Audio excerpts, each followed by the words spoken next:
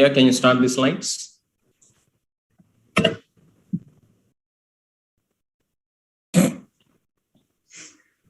Good morning, ladies and gentlemen. Good morning to the second day, and a big welcome to everyone to the second day of the inaugural sessions of the Association of Clinical Endocrinologists. Today morning, we do have Dr. Rucha Mehta from India, and we also have the big man, Dr. Ganapati Bantwal, who is the president of Endocrine Society of India. Without any further ado, I request Dr. Rucha Mehta, the chairperson for the next session, to take on and introduce Dr. Ganapati Bantwal, please. Good morning, everybody, and thank you for having me. Sorry, I got the wrong background. Here we go. So I thought I would stick to my sports outfit because I just got done building some mitochondria. I just got back from my long aerobic run, trying to keep my heart rate in the aerobic zone so I could build my mitochondria and try to prevent diabetes, which everybody in my family has. And I want to see what Dr. Bantwal will finally tell us about this, because I'm sure he will allude to the fact that we have things going back and forth. So Dr. Bantwal needs really not an introduction. We're very pleased and honored to have him. He's professor and head of endocrinology at St. John's Medical College, Bangalore. As already mentioned, he's the president of Endocrine Society of India. He has been the past secretary of Endocrine Society of India as well as vice president of ESI. He has had several awards to his credit, the RSSDI Oration Award, several publications in more than 85 in peer-reviewed journals. And we really look forward, Dr. Bantwal, today to hearing this. Mitochondria, as we all know, are the powerhouses of our cell. I have a huge interest in nutrition and how this boils down. And I would really like to hear today if mitochondria, is it leading to an insulin secretion defect, insulin resistance defect, obesity, and how can we really look at this in various terms. So without further delay, I hand this over to Dr. Bantwal, and we look forward to your sessions, and we'll keep questions at the end. Thank you, Dr. Rucha. Thank you, ACE team, led by Dr. Mithun Bhatia, Dr. Ravi Shankar, Dr. Murli. I think they have done a wonderful job. I saw the topics. They were all very interesting. I think it will make a huge impact for the years to come. I think this is the inaugural CME of them. My best wishes to this young team led by Mithun and Dr. Ravi Shankar and Murli. So let me begin with mitochondrial diabesity and mitochondrial modulation. The connecting dot. I thought there were two sets of actually presentations. I thought I'll do the one which is more simpler, so it's more of clinical oriented. So that's how. So I won't go into the details. What is mitochondria? What are the functions of mitochondria? So these things will not be dealt. So this is the outline: type 2 diabetes and the evolving burden, clinical challenges in Indian diabetics. Maintain flexibility strikes at the heart of type 2 diabetes and vascular complication. Maintain flexibility and early intervention model approach, or meta-inflexibility, that is the mitochondrial inflexibility. Flexibility is required for prevention. So meeting the unmet need with mitochondrial modulator. So as you know, this is an ever-growing burden. So diabetes and pre-diabetes, the prevalence in the age group 20 to 79 is around 11%. The current estimates suggest 77 million people are there in India with type 2 diabetes, and we are number 2 in that, exceeding only, we are next to China. The prediction is around 578 million diabetics by 2030 worldwide, 115 million diabetics in India, and a higher incidence of diabetes in the young, less than 40 years. So that's the thing. So we are having a young population who will be developing diabetes. The increasing burden of diabetes and variation among the states of India, the global burden of disease study. So you can see the left-hand side. It is all bluish, except for maybe Telangana and Punjab, where it was, you can say, yellowish. So 25 years later, you can see it's all become red, or you can say it become orange colored, and majority, hardly you find areas which are dark blue, only lighter blues have been there. So there has been a major change. So the prevalence of overweight in India has increased from between 1990 and 2016. And if you see that increasing burden of diabetes and the variation from this same study, you have a high diabetes disability adjusted life years due to low BMI, but then more adiposity, low metabolic capacity, high metabolic load. You have a high level of body fat, high dietary glycemic load, and sedentary behavior. So in fact, what they looked into this study was they looked what is known as the epidemiological transition level, defined based on the basis of the ratio of the disability adjusted life years from communicable disease to non-communicable diseases and injuries combined, with a low ratio suggesting a high epidemiological transition rate level. And in fact, they found that Tamil Nadu had the highest epidemiological transition level. Delhi was mid-level. Karnataka was also mid-level. And what they also found from this study was the most important comorbidity was actually obesity, which contributed to this daily change in the ETL. For every 100 overweight, more than 20, there were at least 38 persons with type 2 diabetes. So targeting overweight might offer the best results in slowing down the rising trend in diabetes. So we all know the bad fat is a visceral fat, and that leads to adiposity. That's because you have decreased adiponectin, which can lead to inflammation. And you also have fat is a store, it's indirectly represented by leptin. So it leads to inflammation. And low adiponectin, as you know, can lead to, once again, insulin resistance. So inflammation, insulin resistance, all this contribute to diabetes, dyslipidemia. You have an increased TG, decreased HDL, increased LDL, endothelial dysfunction, increased arterial stiffness, leading to atherosclerosis, hypertension, and once again, increased activation of the RAS, leading to impaired natriuresis and hypertension. So once again, you can see a visible adiposity. How does it lead to atherosclerosis? Increased leptin. You have what is known as leptin resistance.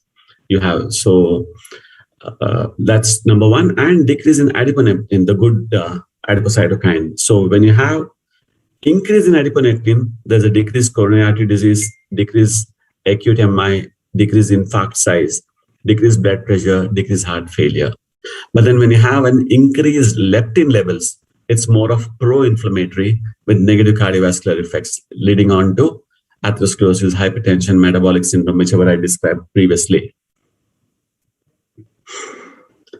So we may be normal weight, but then we have more fat, and that's what we learned from this YY paradox.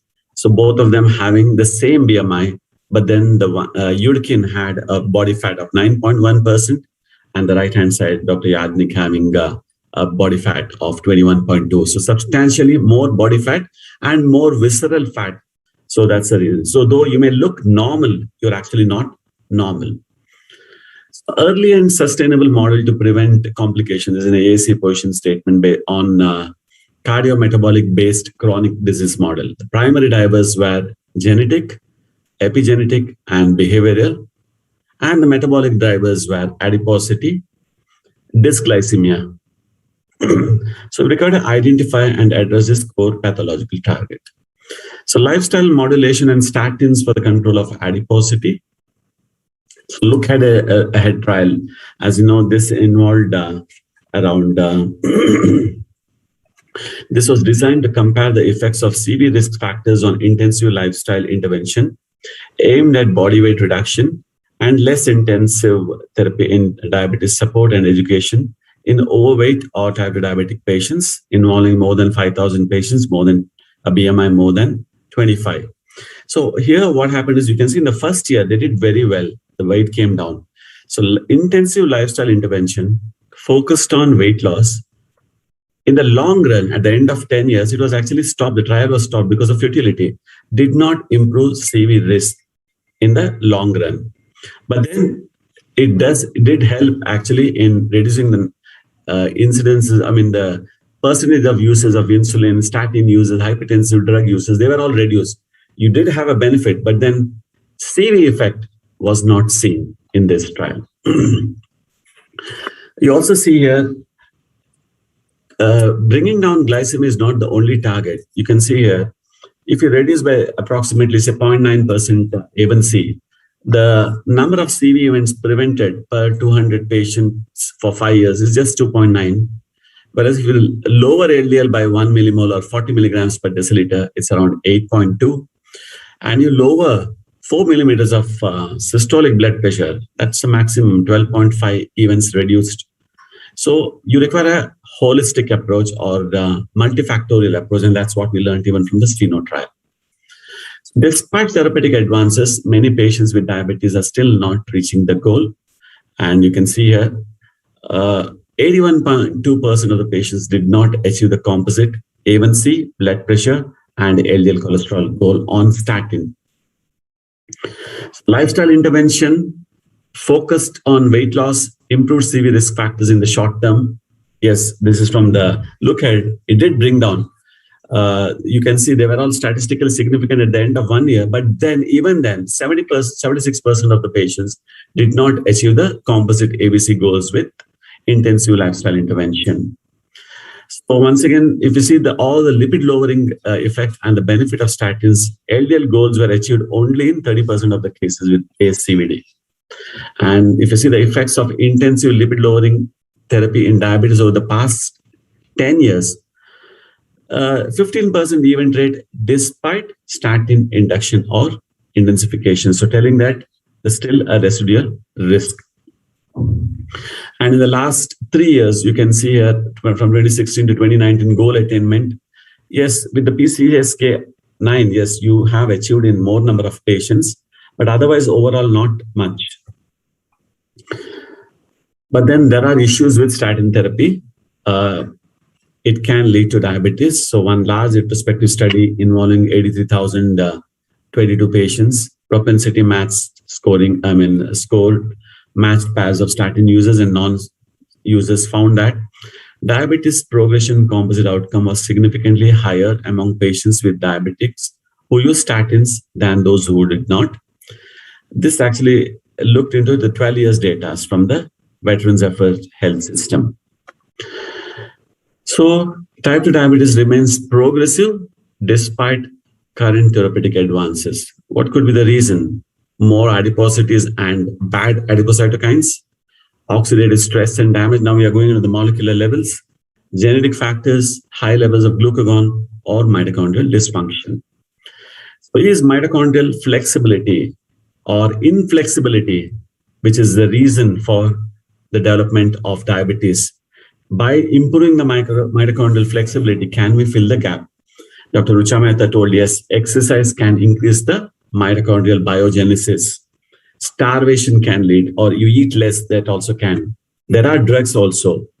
So beyond, so what should we target? So probably we should now start targeting mitochondrial dysfunction. So in fact, this precedes adiposity-mediated cardiovascular complications also. So this is probably a new target. The other being tested maybe hypogonad is another one. Skin, probably vitamin D also playing another role. So obesity, we all know you have an increased free fatty acids, adipocytokines.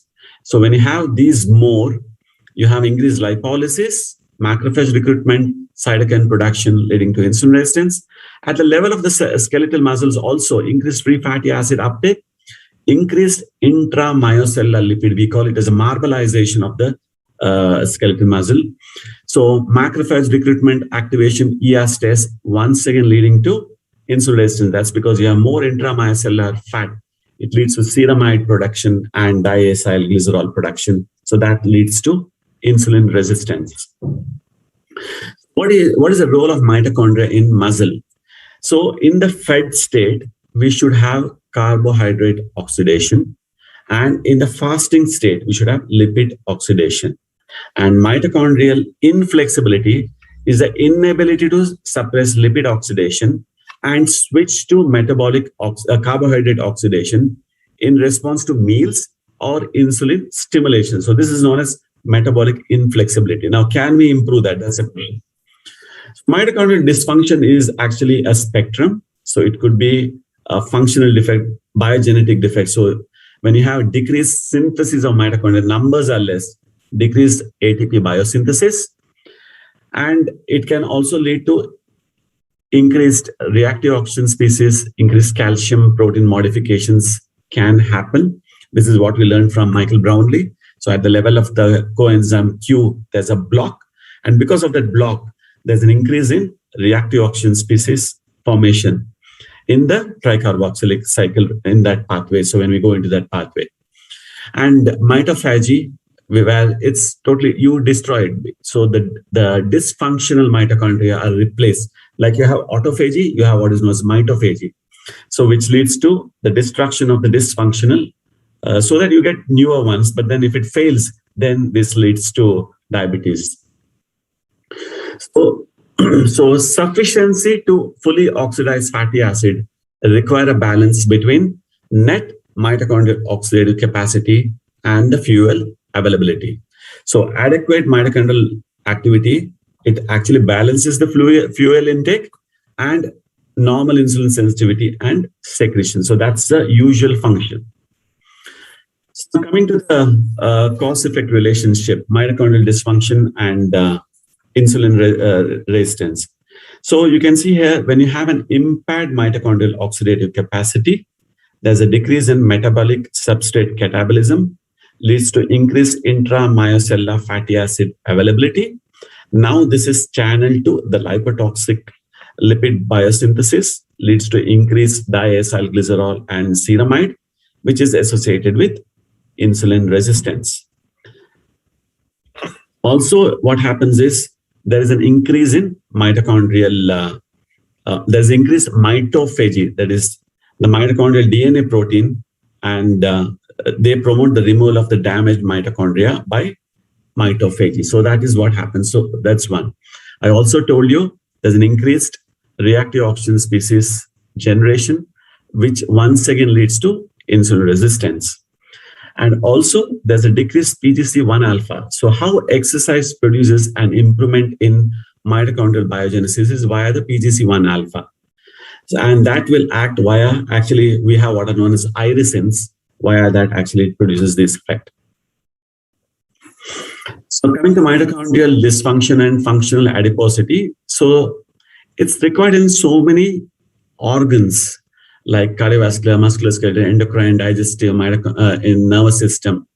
So we'll just talk on what's happening in the pancreas, skeletal muscle, and cardiac activity while overcoming the cardiorenal metabolic axis. So in the skeletal muscle, there's an increased reactive oxygen species, fission, increase and decrease in the superoxide dismutase expression. That's a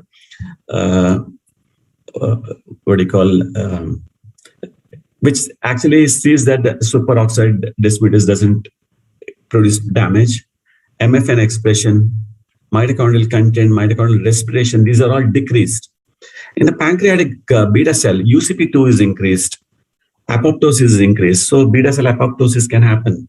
If you have an increase in UCP2, the ATP generation becomes less effective. And that's what happens. In the adipose tissue, there's an increased oxidative stress and decrease in the antioxidant enzyme. So SOD2 is an antioxidant enzyme that actually comes down. So this is what happens in the skeletal muscle, pancreatic beta cells, and adipose tissue. So metabolic inflexibility and mitochondrial dysfunction at the heart of the matter. So genetic factors and environmental factors lead to mitochondrial dysfunction. The environmental factors being obesity, intrauterine malformation, so that's a thrifty phenotype, environmental pollutants. Genetic factors include mitochondrial DNA mutations, nuclear DNA mutations, and the common genetic variants. So both of them lead to dysfunction, leading to insulin resistance, beta cell dysfunction, and finally to type 2 diabetes.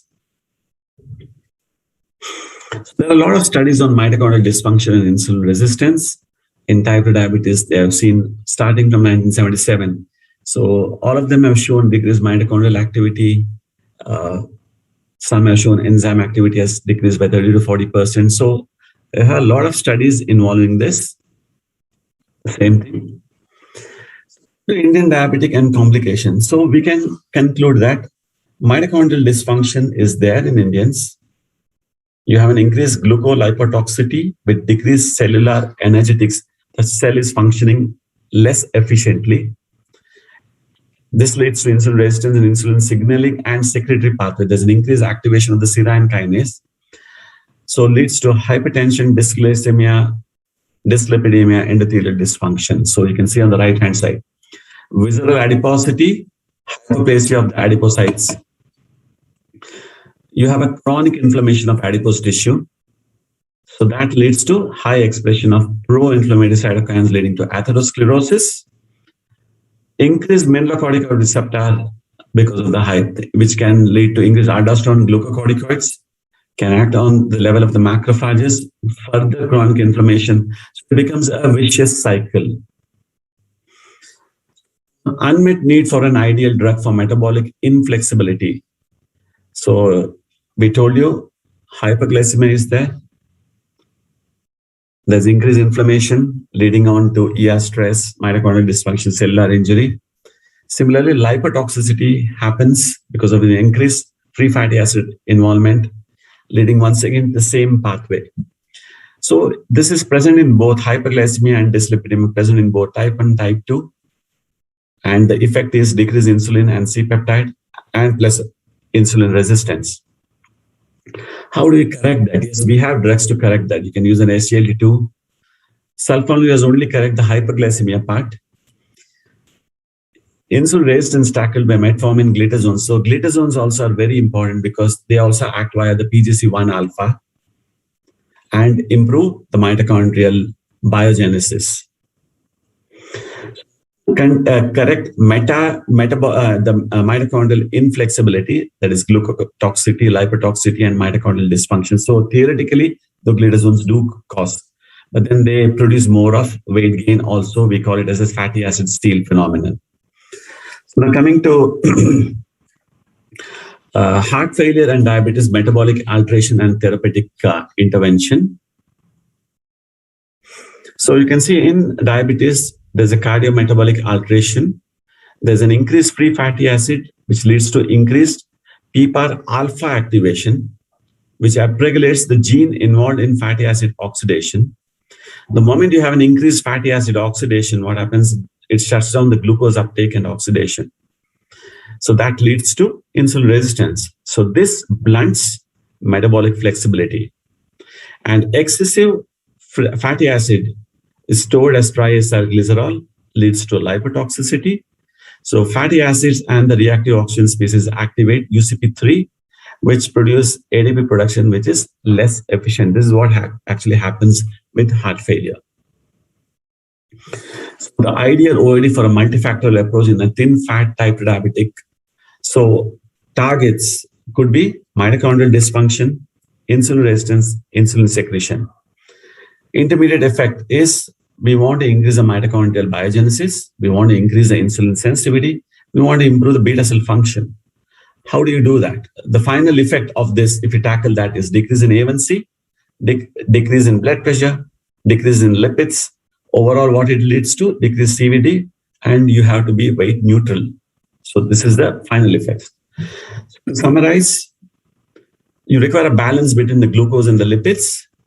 And healthy mitochondria is able to switch the energy pathways of fat and glucose metabolism, and hence the metabolic flexibility is ensured.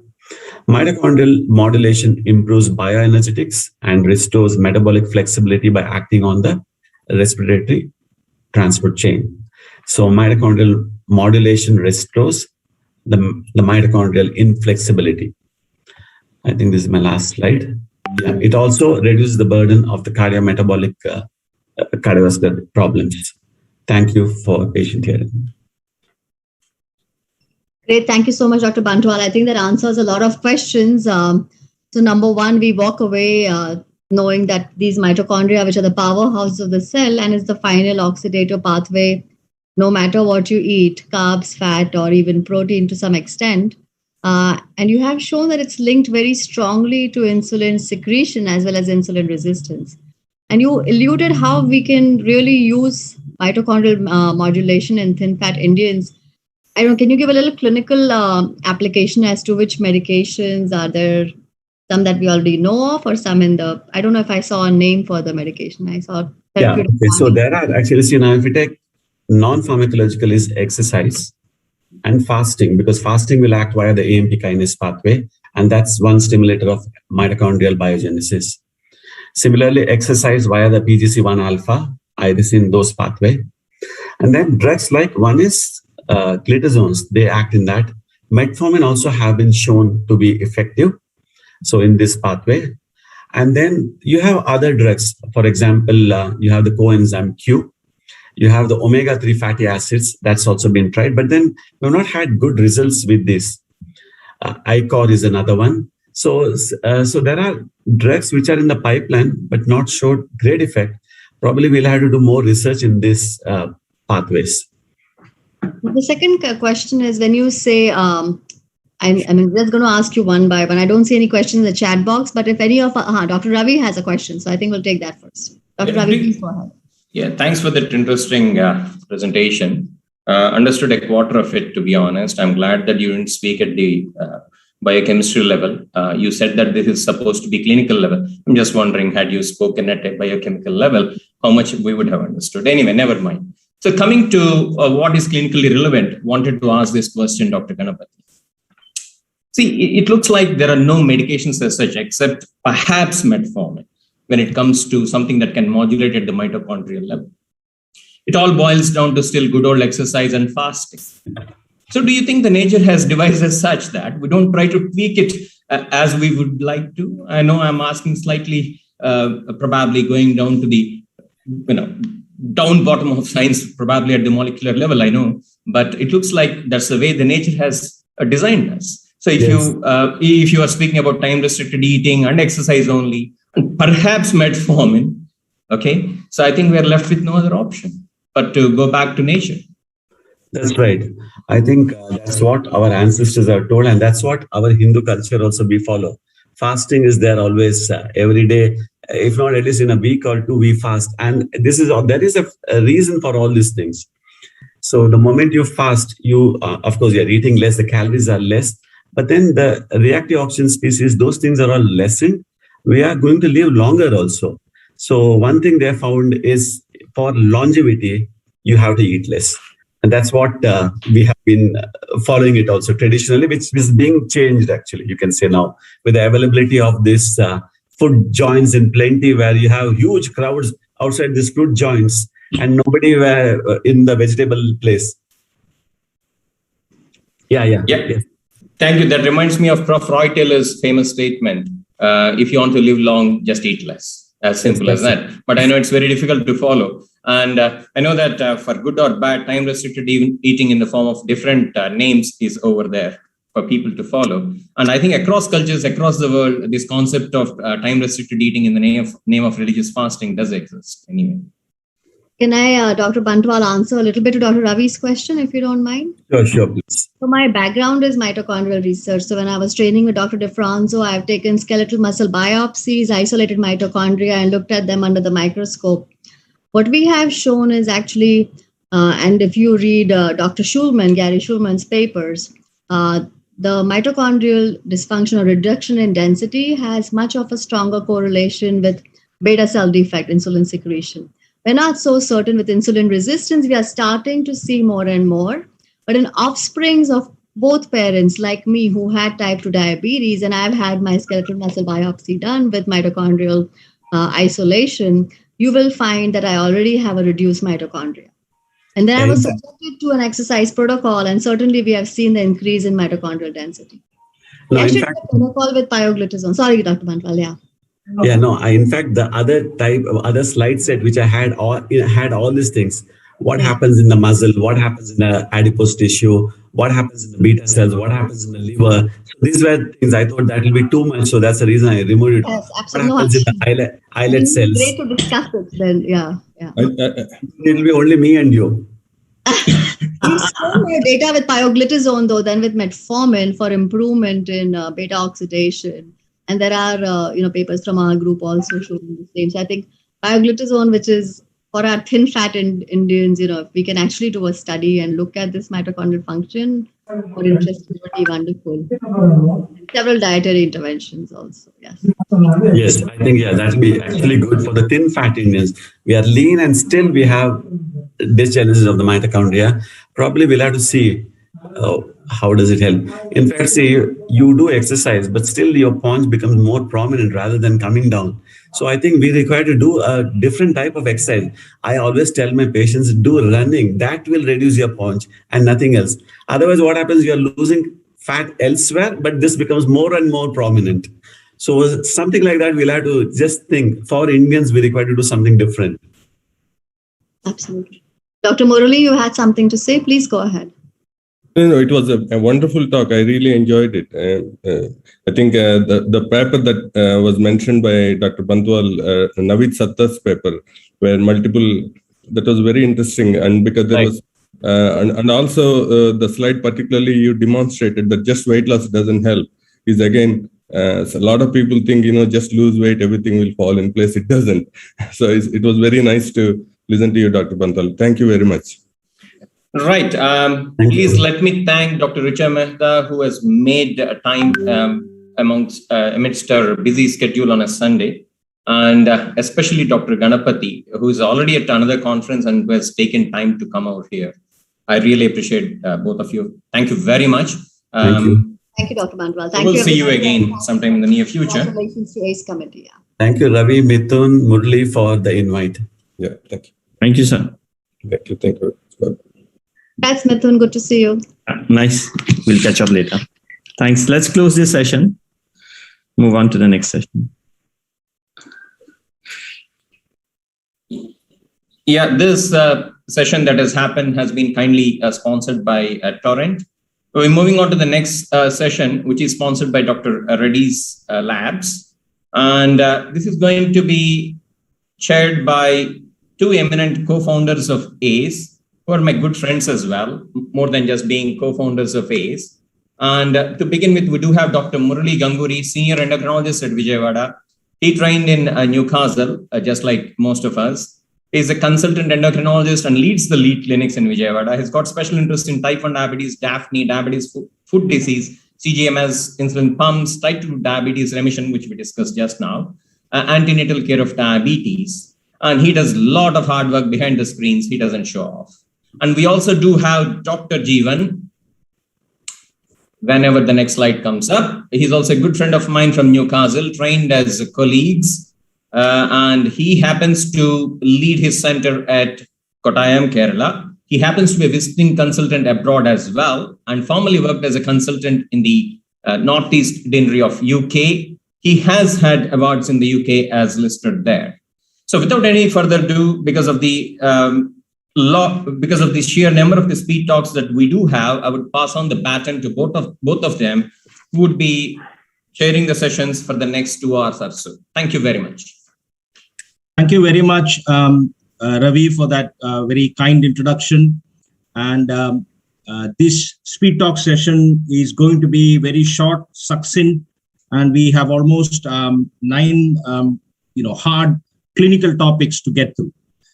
So the way we're going to run this is that we will have 10 minutes for each of these speed talks. And if you have questions, please type it in the chat boxes, and we will try to address them at the end of these speed talk sessions. So without further ado, let me first introduce our first speaker, who's going to be speaking on interpreting cortisol in the absence of a synaptin test, Dr. R.M. Manikandan.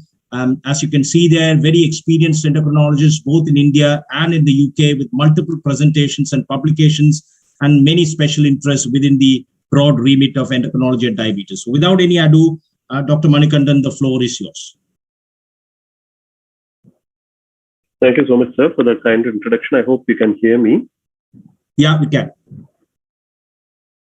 Just 1 second, let me just share my slides. Hope you can see my slides as well. Yeah, we can. Okay.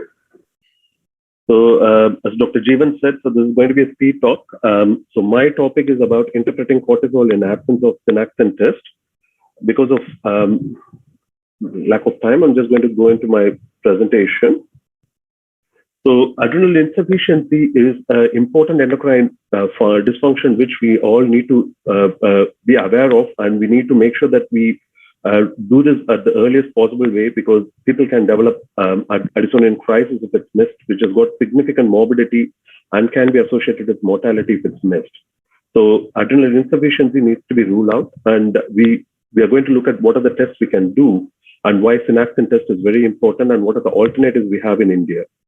Adrenal insufficiency has got a wide range of presentation, and we don't have a single symptom or sign to say that this is when we need to check. We need to suspect adrenal insufficiency when someone has got anorexia, nausea or postural dizziness, weight loss, unexplained hyponatremia, progressive hyperpigmentation, if someone's got a history of pituitary macroadenoma or surgery for pituitary macroadenoma or microadenoma, persistent tiredness and hypotension are the various reasons when we need to suspect adrenal insufficiency. As you're aware, we have pathways to regulate the cortisol secretion. We have positive and negative feedback loops, which keeps this cortisol levels at a very narrow therapeutic range. Usually stress, diseases, and circadian cycles stimulate the release of cortisol. It starts with the hypothalamo-pituitary adrenal axis. It starts with the hypothalamus, where we release corticotropic releasing hormone, which in turn stimulates the anterior pituitary to produce ACTH, which in turn stimulates the adrenal gland to produce cortisol. And when we have adequate cortisol, they do negative feedback on the cortisol receptors found both in the hypothalamus and the pituitary and inhibit further secretion of stimulatory hormones. This is how it's kept in the narrow therapeutic range. But unfortunately, there are a few occasions when people can develop adrenal insufficiency.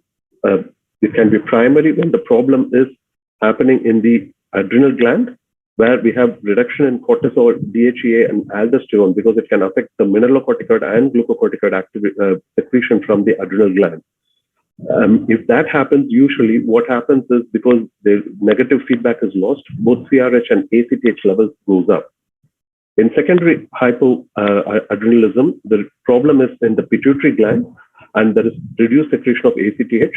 So there is reduction of cortisol and DHA secretion. And because there is no problem in the adrenal gland, usually mineralocorticoid activity is maintained. So normal aldosterone levels are found. And this usually causes increased CRH levels and reduction in ACTH levels. And rarely, this could be because of a tertiary adrenal insufficiency problem, where the problem is in the hypothalamus, where there is reduction in CRH, reduction in ACTH, and once again, there's a reduction in cortisol and DHEA. We all need to be aware of that.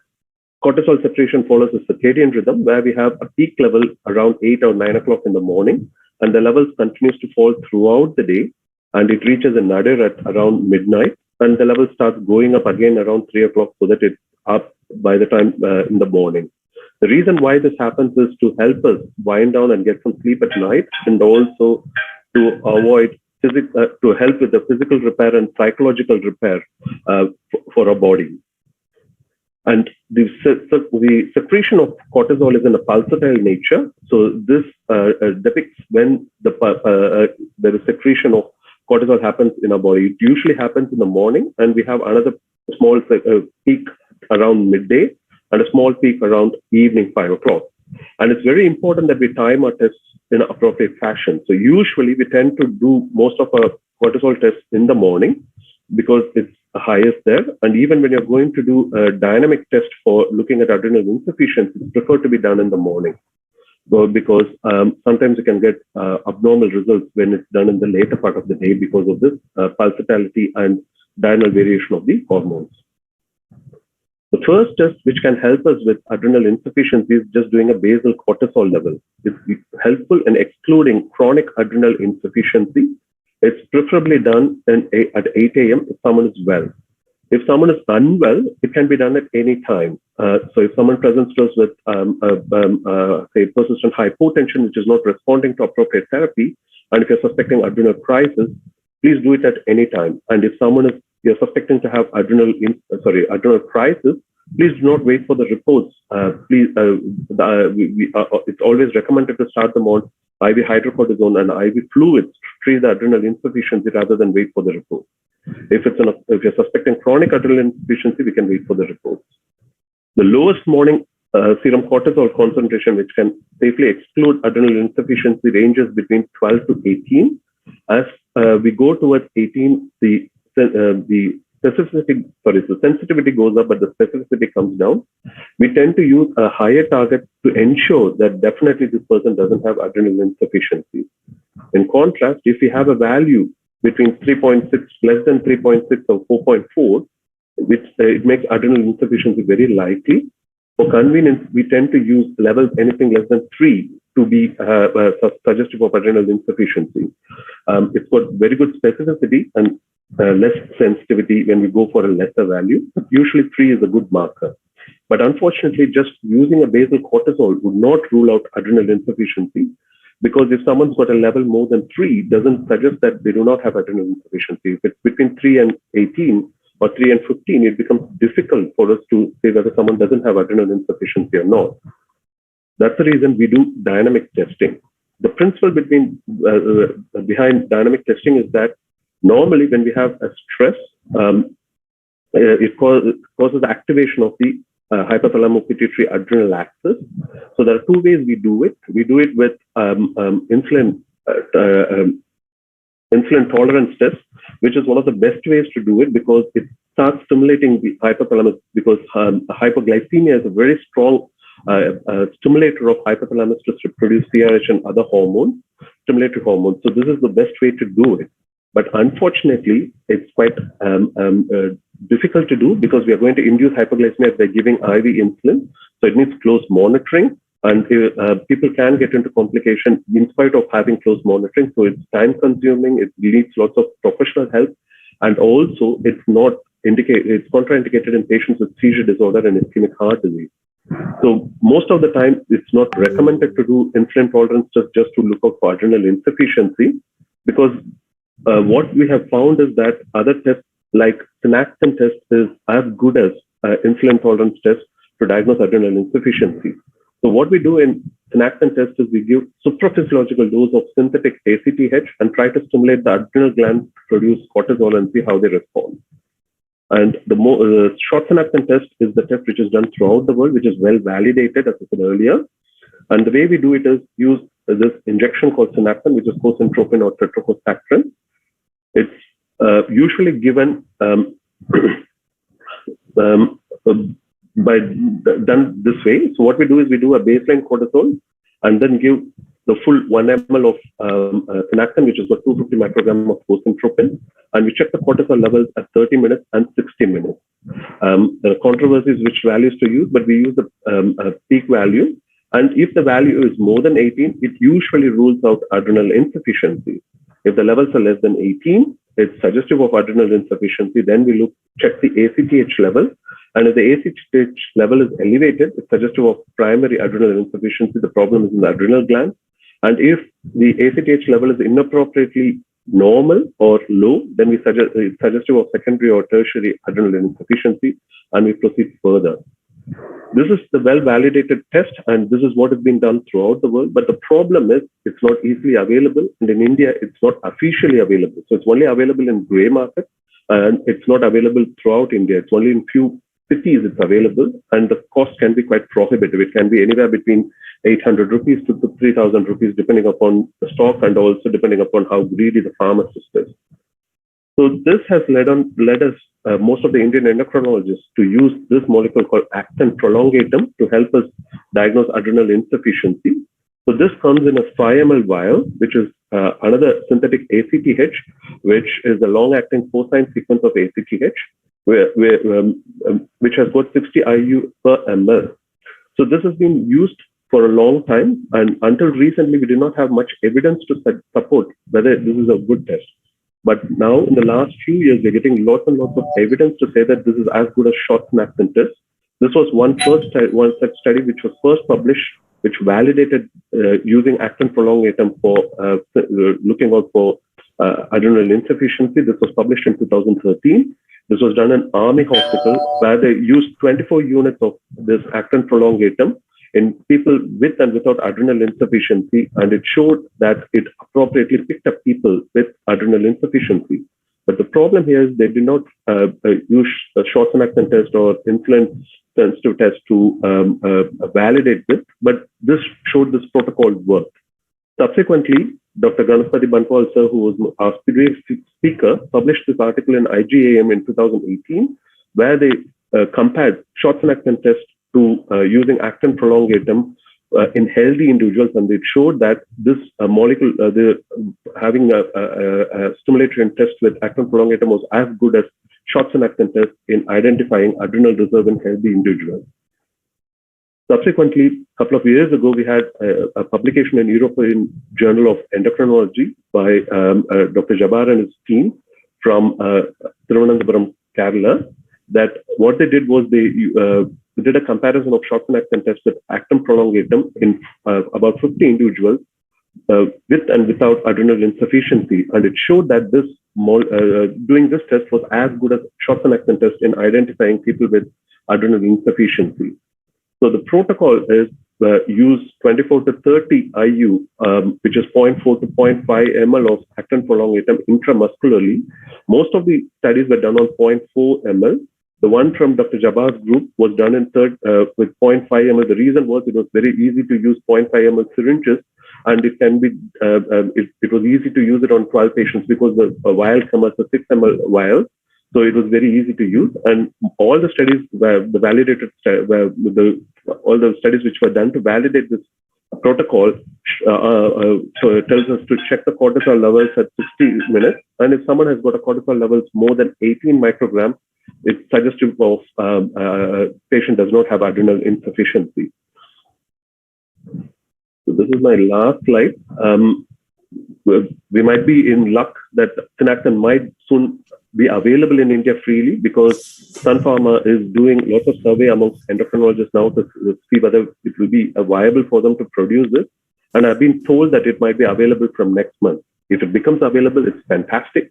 If it's not available, we still have actin prolongatum, which has been shown as a validated test to be used in ruling out for diagnosing adrenal insufficiency. Thank you so much for your patient listening. I hope I've finished on time. Thank you very much, Dr. Manikandan, for that excellent overview. Without any further ado, we will go to the next speed talk. A very interesting topic on 3 Ws of osteoporosis management, which is going to be given by Dr. N.K. Narayanan, very senior endocrinologist from Apollo at Chennai, and adjunct professor at the MGR Medical University as well. There's a very prolific publication and research record. And without any further ado, I'm going to ask him to update you on the 3 Ws of osteoporosis management. Over to you, sir. Thank you, Dr. Jeevan. So are my slides visible? Yeah. Yeah, they are. Please go ahead. Yeah. So good morning, all the delegates. The 3 Ws are which drug, when, and which order we are going to use. So I'm going to go straight away to the treatment part of it, assuming that we all know what is osteopenia, osteoporosis. The first question is, who should we treat? So anyone, I mean, there are elaborate discussions regarding who should be treated, but in nutshell, anyone who has had a fracture, vertebral fracture or a hip fracture, anyone who has got osteoporosis, that is by definition a hip Dexa or a lumbar spine Dexa score of less than minus 2.5. Somebody who has got osteopenia, that is -1 to -2.5 on the Dexa, with a 10-year probability of a hip fracture greater than 3%, or a 10-year probability of any major osteoporosis related fracture where the risk is more than 20%. That is osteopenia plus high fracture risk. Or there could be patient preferences where the indication for treatment may be there. Now, when we treat, we need to look at how we classify these people. This could be classified conveniently as low risk category. And this classification is based on 3 factors. One, if there is a history of spine or hip fracture in the past, what is the current P-score? And more importantly, what is the FRAX risk? We all know about the FRAX risk calculation. When there is a hip risk fracture of less than 3% or any major osteoporotic fracture risk, which is less than 20%, that is considered as low risk. I've given the classification here. We classify primarily this into low risk, moderate risk, high risk, and very high risk. I just request the audience to just capture this for a second so that this will be helpful for our discussion as to how we initiate treatment and what treatment we initiate. So high risk is basically any risk of any history of fracture, osteoporosis score of less than -2.5, or where there is a significant risk of hip or major osteoporotic fracture. That is more than 3% or more than 20%. Now, the treatment starts with a weight-bearing exercise, increasing the bone mass, which improves the balance, and it's recommended that they have an exercise of at least 3 hours per week. Now, it's very, very important, regardless of which treatment we initiate, as we will see in the near all the other slides. The building blocks for the bones are the calcium and vitamin D. So one has to make sure that there is adequate calcium and vitamin D intake, without which any treatment for osteoporosis will fail immensely. So the calcium intake recommended is about 1,000 milligrams per day or 1,200 milligrams depending on the age and sex. Vitamin D intake of at least 600 to 800 international units. So the magic numbers are 1,000 milligrams per day of calcium and 600 IU per day of vitamin D. Now, there are two groups of agents that we use to treat osteoporosis. One is the anti-catabolic agent. That is, these agents prevent the bone loss. The primary treatment among this, the foremost is the bisphosphonates, of which oral and intravenous treatments are available. Hormone replacement therapy, which has had its swings during the past few years as to how we treat with HRT. Raloxifene, which is the selective estrogen receptor antagonist, and salmon calcitonin nasal spray. Denosumab, as we will see, is the monoclonal antibody. The first-line treatment in most of the patients with osteoporosis are bisphosphonates. Now, bisphosphonates are hydrophilic, and therefore their oral bioavailability is very poor. They do have an extremely high affinity for bones. So once it gets absorbed, majority of them goes to the bones. What it does is it suppresses the bone resorption by inhibiting hydroxyapatite breakdown, and it promotes apoptosis of osteoclast. So through both these mechanisms, it prevents further bone loss. And that's essentially what this anti-catabolic agent does. One interesting fact is that the reduction in fracture incidence occurs much before the improvement in Dexa. Therefore, monitoring by Dexa, looking for an improvement in the Dexa score alone is not going to be beneficial. What is happening with the patient as a whole, whether there is further fracture or not, is also going to be very important. All the bisphosphonates are not the same when it comes to the hard endpoint. When I say hard endpoint, the real reason why we want to improve the Dexa bone scan is to prevent further fractures. So when we look at different types of fracture, whether it's vertebral, hip fracture, or non-vertebral fractures, the different bisphosphonates have shown sort of a different effects on preventing further fractures. When we look at alendronate, it will prevent vertebral and hip fractures. When we look at zoledronic acid, it prevents vertebral, hip, and non-vertebral fractures. The risendronate and ibandronate are primarily for prevention of vertebral risk fracture. Therefore, when we treat people with osteoporosis, it's important to look at where the osteoporosis is prevalent and whether we are aiming to prevent vertebral fracture or non-vertebral fracture. Depending on that, you need to be choosing your agents. The contraindications, as we all know, if there is a significant hypocalcemia pre-existent or significant hypovitaminosis D, you want to correct that first before giving bisphosphonates. Otherwise, there will be a further drop in the calcium levels. Renal insufficiency, EGFR of less than 30 is contraindication for any bisphosphonate, as it causes oral GI irritation. Anybody who has got significant esophageal irritation, strictures, or swallowing difficulties may not be a candidate for oral bisphosphonate. There is a very rare side effect called osteonecrosis of the jaw. Therefore, if there is a previous history of this, then this is contraindicated. Now, there is an interesting thing which we can do with bisphosphonate, which is a drug holiday, because bisphosphonates, the effect accumulates over a time period. Once they have had treatment for about 4 to 5 years time period, and they are considered to be low to moderate risk, this is where the classification which we saw earlier come into picture, whether they come into low, moderate, high, or very high risk category. Once they are back into low or moderate risk of fractures, you can give what is called a bisphosphonate holiday. That means temporarily you can discontinue bisphosphonate for up to 5 years. Now, this cannot be done with most of the other agents which we will see. So this is a big advantage with bisphosphonates. Now, once you initiate a bisphosphonate holiday, that you temporarily stop bisphosphonates, the fracture risk is assessed about at every 2 years interval, and there should be a consideration for initiating the osteoporosis treatment back again if there is a significant decline in bone mineral density, if there has been an intervening fracture, or other factors that alter the clinical risk status. So any of these factors come into picture, you need to reconsider starting osteoporosis treatment back again. Now, what happens if they had a recurrent fracture while they are taking bisphosphonate treatment? First is to check the compliance, make sure they are on adequate calcium and vitamin D, without which the bisphosphonates are not going to work. Consider secondary causes of osteoporosis, which we might have missed. And before we call something as a bisphosphonate failure, which is typically defined as a fracture occurring after 2 years of treatment with bisphosphonates. The next group of medication which can be a good alternative for bisphosphonates are denosumab, whenever bisphosphonate intolerance is there or whenever bisphosphonates cannot be given. Now, these agents prevent the maturation of pre-osteoclast to osteoclast by inhibiting Rankel pathway. It can be used as an initial treatment. 60 milligrams subcutaneously every 6 months is the dosage.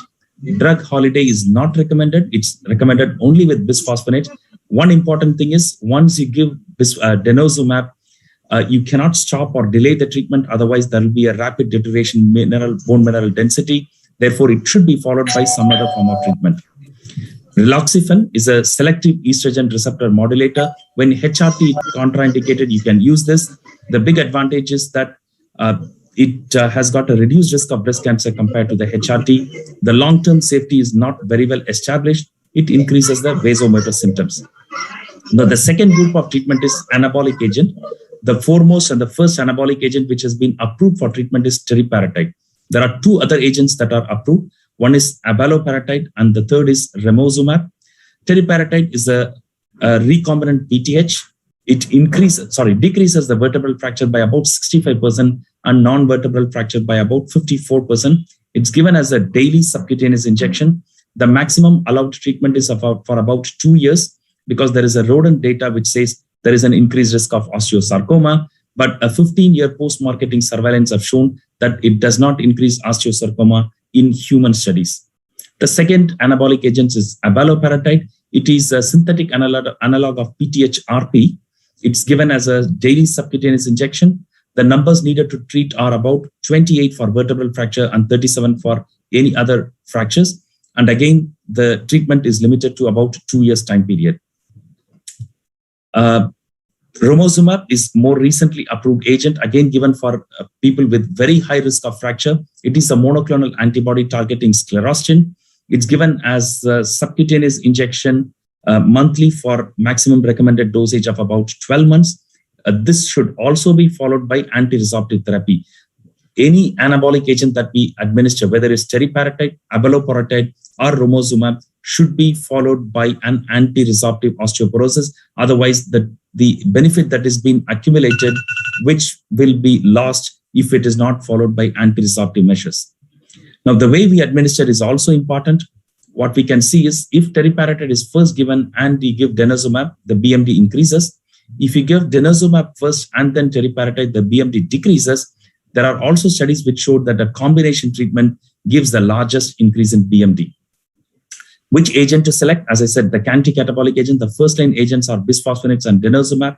If these are not acceptable, raloxifene and calcitonin are alternative, but not as good as the first 2 agents. Anabolic agents are given when there is severe osteoporosis, very high fracture risk, or when the bisphosphonates are ineffective. That's a summary of what I said so far. When there is a high to very high risk, you choose bisphosphonates or denosumab as the first-line agent.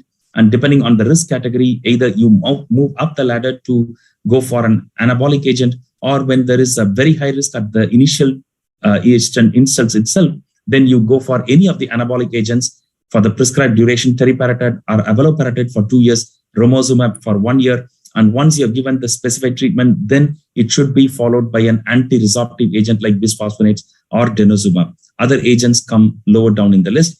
I think it's exactly 10 minutes. I'll finish my talk here and will be happy to take any questions at the end. Thank you very much, Dr. Narayanan, for an excellent overview and sticking to time as well.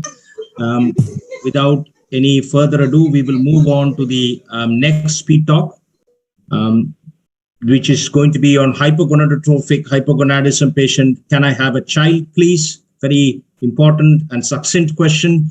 Answering this question for us is Dr. Srinath A., who is a very experienced endocrinologist in Bangalore and also has formerly trained at the King's College Hospital at London. And he's a speaker in various forums, both national and international as well. I invite him to take the floor to answer this very key question for us. Thank you.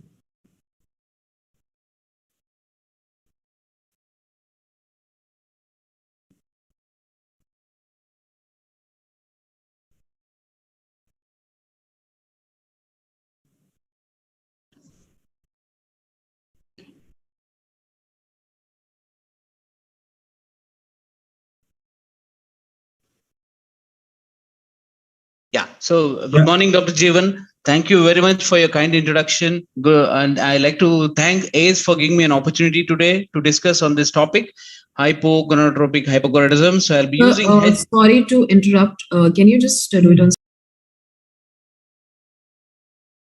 As I said, the topic given to me is hypogonadotropic hypogonadism patient. Can I have a child, please? So this is a very interesting topic and very controversial topic compared to the normal endocrine topics which we discuss, whether it is thyroid or it's parathyroid or the diabetes, because various strategies and various platforms give different kind of treatment management plan. Here, at least I'll give you a roadmap of how, when your difficult practice, when you get this rare condition, how we can confidently approach and what are the treatment strategies and investigation to follow. So my quick overview, I'll give you a clinical case presentation on hypogonadism. What is the learning objective? How do we approach HH and improve your accuracy of diagnosing? And importance is identifying the functional and organic cause and treatment modalities. So this is one case who is now 23, is referred to me, was seen 4 or 5 years ago when he was 18 or 19 with a pediatric endocrinologist because he had lack of secondary sexual characters. At that point of time, he didn't have any symptoms to go with, either health, smell or height-wise, no parental issues. And clinically, he had a lack of secondary sexual characters hair-wise in facial, armpit, and pubic hair, and testis size mentioned was less than 8 ml bilaterally. And so at the lab-wise, he was diagnosed with secondary HH, as you see, and his adrenal axis and the other sort of hypothalamic pituitary axis was normal, and his electrolytes and ECG and his X-ray was normal. Ultrasound confirmed he had bilateral small testes then. He had an MRI pituitary to rule out any other causes was negative, and karyotype was normal. So with this, the diagnosis of IHH was made and patient was started on testosterone. We'll go through that why testosterone was started, then moved on to HCG, 1000 international units 3 times weekly. And over the follow-up, he was noted to have facial hair improvement, some improvement in his testes. Sadly, he lost follow-up until last 3 or 4 months ago when he was referred to me by a senior gynecologist that he had lack of testicular growth only. Now, a quick review. What he says is, does a office-based job, lives with his parents, denies any symptoms whatsoever, whether it's a general or any pituitary axis or adrenal axis or gonadal axis. So no childhood infections, no surgery, radiations. To note, importantly, no substance misuse, steroids or opioids. I stress, steroids or opioids not used. So he mentioned that he took HCG for few years, or at least less than 2 years, intermittently. Questioning on his gonadal axis, he says he had normal testicular erection and ejaculation, shaves intermittently. That's his priority. That's his option. He has no plans to marry. So clinically, I agree with the pediatric. He did not have any other stigma. He had normal height, no smell issues, and he had secondary sexual characters appeared, but testis was small bilaterally. His repeat gonadotrophin axis and pituitary axis showed that he had secondary, and his other hormones were intact. Important to do is this hemoglobin, ferritin is very important, and transfer saturation is normal. Electrolytes were normal, sugars were normal. Bilateral ultrasound shows he has small testes without any anatomical or structural problems. So that's the labs for you to confirm: low FSH, low LH, low testo, and small testes on his ultrasound. So how do you approach this situation when already somebody has handled this earlier and you want to do what you want to do in your busy practice? So what is the best approach? So we know that he's already developed secondary sexual characters. No point in giving testosterone here. So for practicality, in discussion with him, HG 2000 international units 3 times weekly started for brief period. What do you do next? It's important to assess his spermatogenesis. So went on to do a sperm analysis. We thought he would have oligospermia, but sadly, its amine analysis shows he's got azoospermia. That means he has no spermatogenesis, no FSH stimulation on his Sertoli cells. So this opens up what's happening. So we know what is primary, what is secondary. The common is secondary HH, and we need to have a thorough clinical history and examination. Examination includes orchidometry, assessment of his testicles, and also stretched penile length. Secondary causes, we need to rule out organic and functional because the treatment is different. Important functional causes is to rule out any nutritional or chronic illnesses, medications, especially steroids and opioids. As that is what it is. The permanent is congenital. It could be destructive, infiltrative, and the hypothalamus of pituitary. Functional can be any of those. Most important is the prolactin and the iron deposition. Barring this is what I mentioned to you. SHBG comes extremely important because if it is low or high, then you have to do a free testosterone.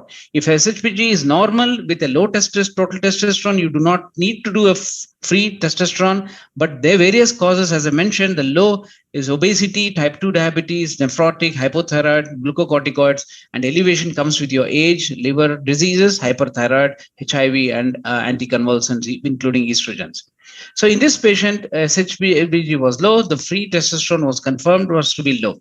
So quick approach is what we did: 9 a.m. testosterone, repeat in 2 to 4 weeks, SHBG, then do LH and FSH, you confirm secondary. Then you need to look at the MRI if it is extremely low FSH, LH, and gonadotropins. And so you need to look at the MRI to rule out any obstructive causes or structural causes. Imaging testis to confirm that you do not have any vascular abnormalities. Anatomical, that means cryptorchidism.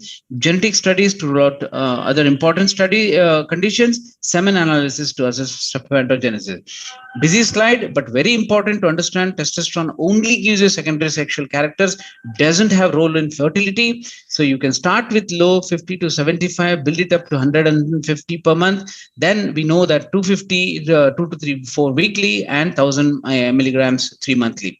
So we are familiar with use of testosterone here. But what happens is when we go deeper, HCG, when do you start HCG? Why do you want to start HCG? HCG has got similar homology to LH. So it stimulates the Leydig cells, increases intratesticular and systemic testosterone, initiates spermatogenesis. That is the rule of thumb. If you start with the low dose, 500 international 3 times, and you can increase it up to. But the problem is, if you have someone with congenital testicle volumes is less than 4 ml, role of HCG becomes negligible. You have to use FSH. The recombinant FSH is important because it stimulates your serotonin cells, it increases your spermatogenesis and your testicular size. It has to be used early and it has to be used regularly. I'll discuss further about that. But if you're using HCG comfortable and fertility is desired in someone it's stable, you have to use the recombinant FSH. So HCG can be titrated on your testosterone levels, aim for mid-normal range. And the important surrogate markers we look for is testicular volume, cryptorchidism, inhibin levels. If they are pretty good levels to start with, the testicular volume or inhibin levels, then you will have a good prognosis. The quick common causes for HHVC, we're talking about secondary here, is the Kalman's, idiopathic or acquired. And what is the goal? If you're sitting in your clinic and somebody asks, what is your goal? Means you need to give these guys a normal adult height, a normal spermatogenesis, including his development of secondary sexual characters, as in par with the healthy individuals. Psychological aspects needs to be explored deeper.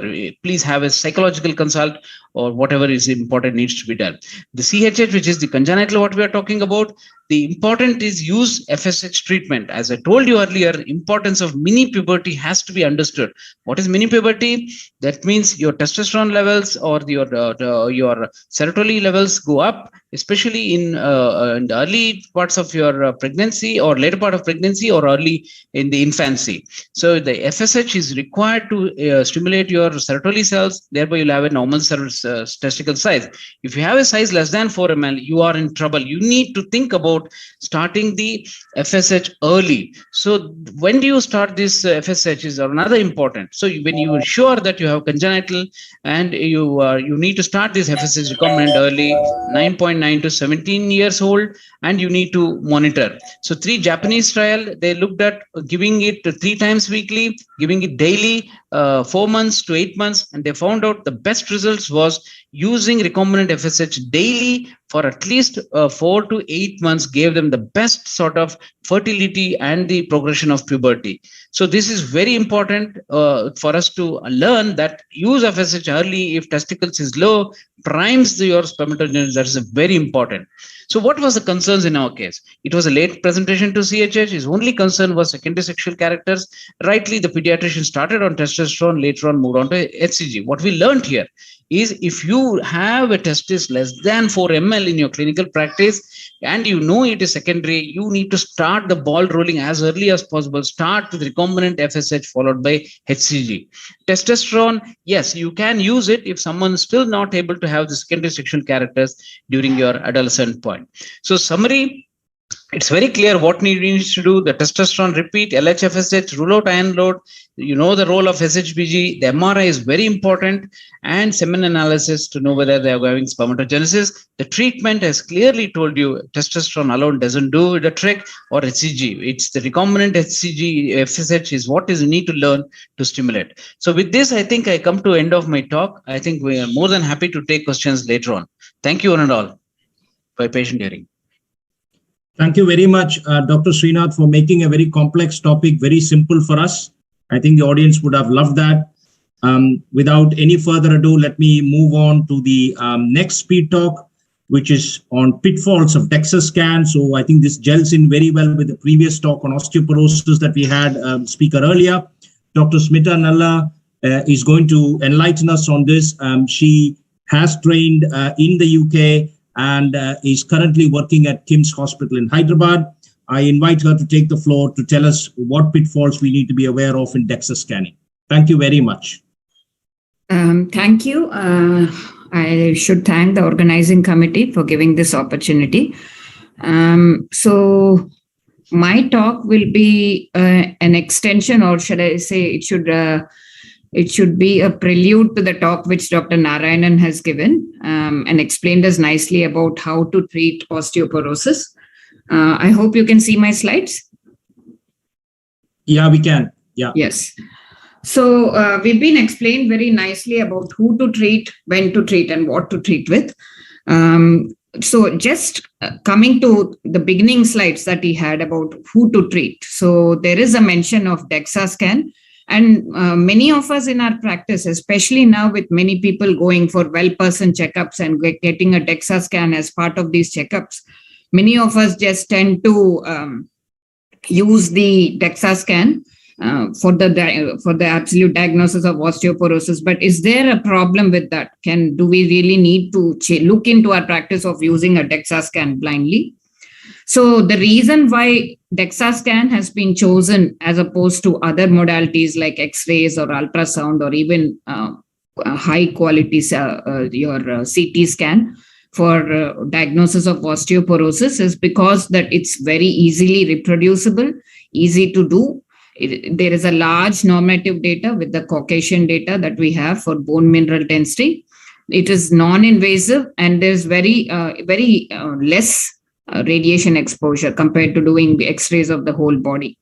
So, but there are problems. So can the DEXA scan be used blindly without any issues? No, it comes with its own problems. So most of the problems are usually technical. So it's very imperative that we have a good technician who's doing the DEXA scan and who knows what they are doing. And there are some standard procedure as to how to do the DEXA scan. So positioning matters. There are problems with anatomical variants. There are problems.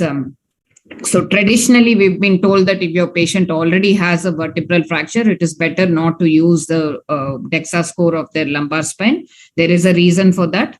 And there are problems with artifacts. So all in all, the need for good technique for doing the Dexa scan so that it can be used for the diagnosis of osteoporosis. So what are the common pitfalls? So coming first, it's usually the positioning of the patient. So it's very important that the part that we are going to look at, the bone density, should be straight on the table. So the spine should not be curved. It should be in the center of the X-ray beam. And also you need a good position of the hip if it's the Dexa scan of the hip. And if we are using the distal radius, it should be the distal 1/3 of the radius of the non-dominant arm. So very much important that our technician knows what they're doing, and we may need to position our patient in a particular way. So even small changes in positioning can make quite a difference in the Dexa score of our patients. So main thing is that we as clinicians should know what to look for in the Dexa scan. See, we see a large, at least 3 to 4 papers, and we just tend to look only at the T-score value and ignore the rest of the data. The rest of the data is there for a reason. So when hopefully through the end of the talk, I can tell you why we need to look at all the other data, but positioning of the patient also matters. So know a little bit about which machine is being used by your setup and how the patients are being positioned. So choosing the region of interest. So this tends to be the next important thing. Okay, you've positioned your patient well right in the center of the X-ray beam. Everything is fine. But what exactly are we looking at? Which part? So we all know that the usual parts that we look for in the Dexa scan are the lumbar spine, the femur, the femoral neck, and some cases the distal part of the radius. So which vertebrae are we looking at? We are looking at vertebrae numbered L1 to L4. So that's very important to know, because mistakes can happen, as I'll be showing you with the numbering of vertebrae, and that can actually skew the reports that we get with the Dexa scan with the T-scores. And with the hip, there can be quite a few mistakes which can happen. This is the box, the femoral neck box, which needs to be focused. Now, the region where the box is focused also varies according to the type of Dexa scanner which is used. So ideally, we as clinicians should be knowing which scanner we are using and whether the box is centered properly over the femoral neck, and there are certain areas of the femoral neck which need to be avoided when interpreting the Dexa scan. So a little bit of knowledge about all these also helps us to interpret it. Now, what are the common errors which can occur? So you can see in these images when we are choosing the region of interest. If your femoral neck box is not centered properly over the femoral neck, now that changes the Dexa score and the T-score quite significantly. So the actual T-score in this person is -2.1, but because the box was not centered properly, it has gone up to -2.6. So this makes the difference between osteopenia to osteoporosis and the treatment that you're going to offer the patient. What other problems can happen? I also mentioned something about anatomical variants. So as I said, L1 to L4 are the vertebrae which need to be counted for the measurement of the T-score. Now, presence of 6 lumbar vertebrae can sometimes make a problem, because L5 may be mistaken as L4, or if there is a floating 12th rib, that can be mistaken as an L1 vertebra. So when we count the vertebra, the T12 can be mistaken as L1. So all these, at the end of the day, if we rely purely on software and technicians, then mistakes can happen. So be aware of the errors which can occur. The other common problem is scoliosis. If your patient has severe scoliosis, then it's very important that we try to not use the lumbar spine for the diagnosis of osteoporosis in that particular patient. Or if there are any vertebral abnormalities like exostosis or spur, that can once again skew your T-score. If there are any artifacts, they need to be care needs to be taken to remove those, anything like surgical clips or navel rings or any contrast which has been administered to the patient, any barium contrast, especially in the last 1 to 2 weeks. Maybe you want to delay doing the procedure, and any such things like coins, clips. So important to remove all these things before you go for the DEXA scan. And other things to mind, especially when you're doing the lumbar spine T-score, is the presence of fracture end plate sclerosis or calcified aorta, radiopaque material. All these factors have to be accounted for when you're measuring your T-score. And whenever you find that a particular vertebra, there's a problem with a particular vertebra, the only way of knowing this is by actually looking at your report, not just blindly looking at the T-score of L1 to L4, but try to see individual vertebrae reports. If there is a large difference between the bone mineral density, so one of the columns that we get is bone mineral density, which is in grams per centimeter square, and ideally we should be looking at this. So if you see a large difference between one vertebra to the other, then you need to start thinking, is there something wrong with the one of the vertebrae that we are considering? And maybe we need to exclude that vertebra.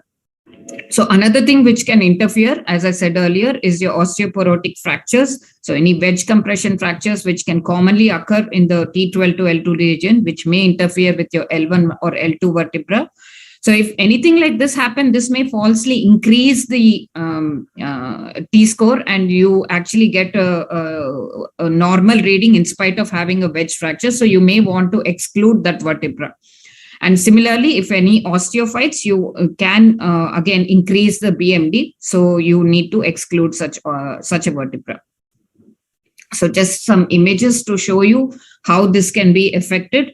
So this is a surgical clip, I think, which interfered with the L4 vertebra. So in this particular case, you wouldn't be using the L4 vertebra for calculation of the T-score. This is a spur again. So you would exclude L1 in this case. This is a barium contrast, which was given to the patient 1 week back. So you want to exclude L3 in this case. And even not only things actually which are overlapping with the vertebrae, but things in the vicinity of the vertebrae as well, like renal calculi, or in some instances, even gallbladder calculi, gallbladder stones can interfere with the final reading that you get. So important to take the whole clinical picture into context when we are interpreting the reports. So how do we overcome this problem? Are there any guidelines to help us? Yes, fortunately. So these are guidelines from the ACE and American College of Endocrinology, which were released in 2017.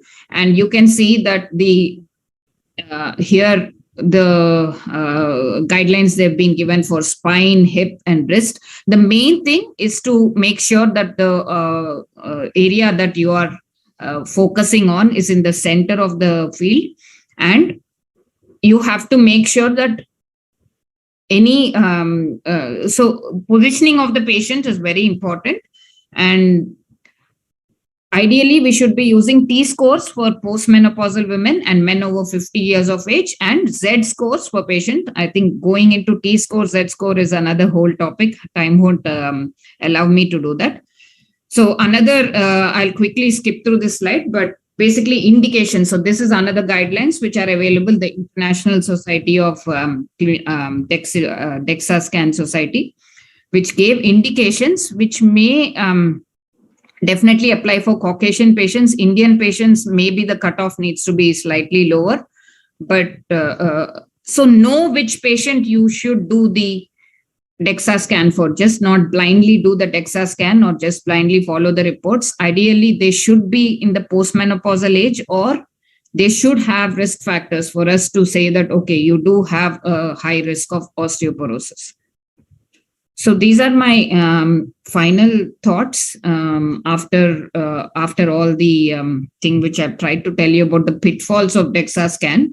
But mainly the problem with DEXA scan is that we cannot, I think, take the readings of DEXA scan in isolation. We need to take the clinical context completely into picture. So try to correlate whichever patient comes to you with a DEXA scan report. Always ask for the clinical data. Is there actually risk of osteoporosis in this patient? What risk factors do they have? Now, we are always using the Dexa scan, which uses data which compares it with the normative data from the Caucasians.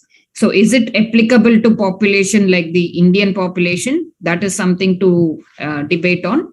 So ethnicity also matters because Indians or Asians traditionally have a lower bone mass compared to Caucasians. So should we just be looking at the T-score alone, or should we be looking at the bone mineral density marker also in the Dexa scan report? Ideally, we should be.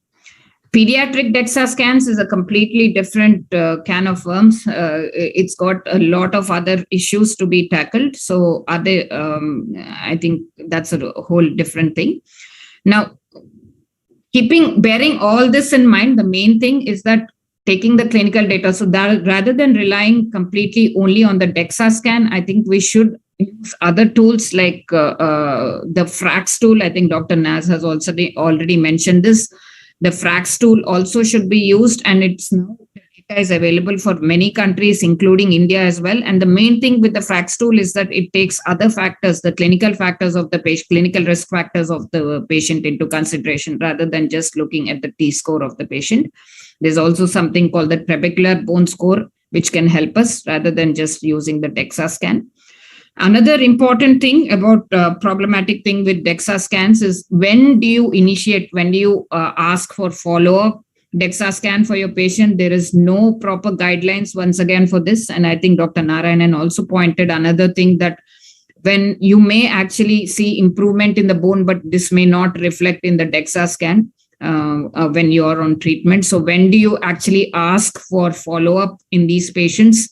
And when you do ask for follow-up in these patients, once again, it comes with a lot of technical problems, because ideally the Dexa should be done in the correct, in the same setup where it was done the previous time, and also by the same technician in positioning the patient in the same exact way. So there's a lot of variables in this. So how does follow-up Dexa scan help, and how often can it be, should it be ideally done? Are there any guidelines for this?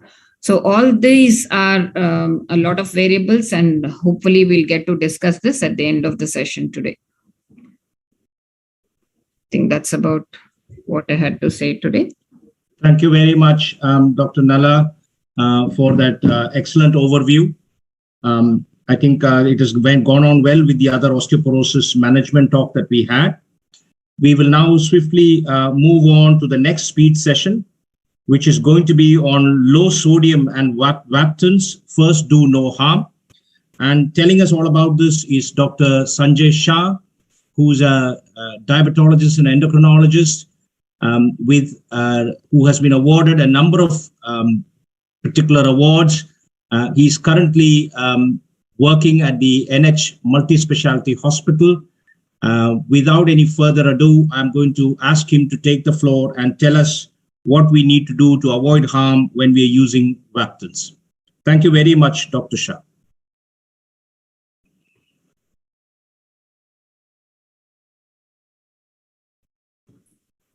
Can you see my slides as well as hear me? They are visible, yeah. Okay.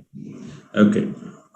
Thank you very much for introducing me, Dr. Jeevan, and thank you to the co-chair, Dr. Murli, as well. Thank you to the organizing committee for giving me the opportunity to share this platform, which has been excellent since last evening. I've been glued to this platform since last evening per se. What I have been entrusted to speak on is hyponatremia and Vaptans, but in particular, first do no harm.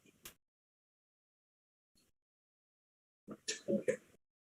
So the next 10 minutes is what I have been given. So I'm not going to be very exhaustive, but perhaps highlight some of the important points that we have learned along the journey in terms of treating patients with hyponatremia.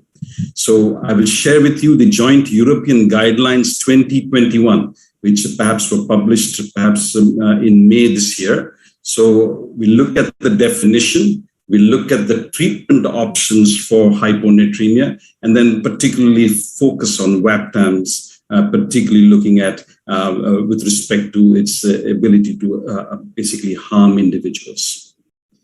So with respect to the joint European guidelines, hyponatremia less than 135 is mild, moderate, or profound when the sodium is less than 125. The word severe has been left to the clinical condition of the patient. So it is essentially profound when somebody's sodium is less than 125.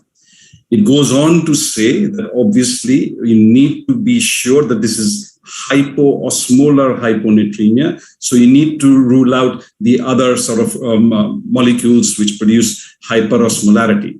And the common one being glucose. So you must exclude hyperglycemic hyponatremia. And I have given you the corrected formula for corrected sodium in my slide.